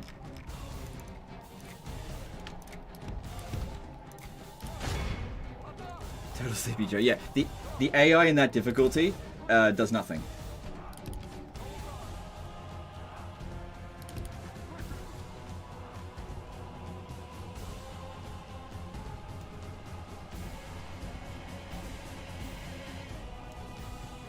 I can't listen to this guy, unfortunately. It's against the law, so I should leave the stream. Thank you later. It was a good time. Sorry, dude. You must be from Russia. Look, I'm sorry, but your country's a joke. Sorry, but I'm not sorry. I feel, yeah. You should probably go. It's not that you're not welcome here. It's that I don't really care much for Russia right now, at all, and I just don't care. I just don't care anymore. Sorry, I'm just not gonna accommodate Russians anymore. I don't fucking care. We have broken the enemy army. Now it is time to crush the Schwein.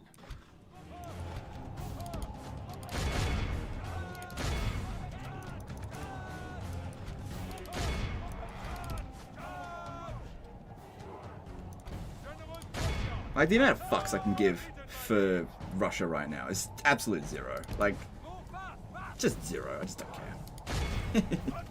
Sorry. Sorry, but not sorry.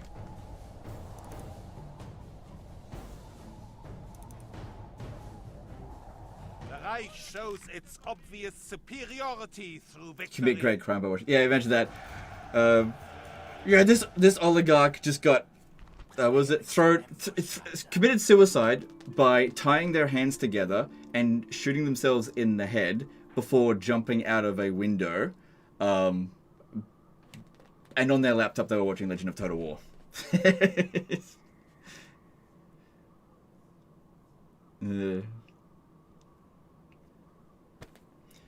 Yeah. Hands tied, bullet in the head. Oh, it must have been a suicide. Yes, we can.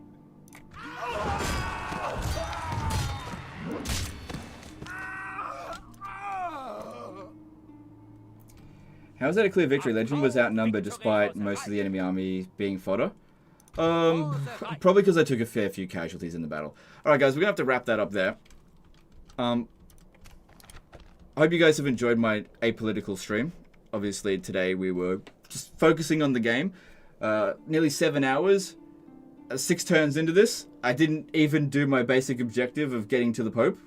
Because I got so distracted with conversation. But yeah, I hope you guys enjoyed the stream nonetheless. Obviously, if you were here just for the game, you probably didn't have that much fun. I get it. I barely even scratched the surface of what we were doing here. But I had a really fun time. And I will hopefully come on again soon. And have some more fun times at Russia's expense. Anyway, guys, that's the end of this one. Hope you guys enjoyed it. And I will see you next time. Later, guys.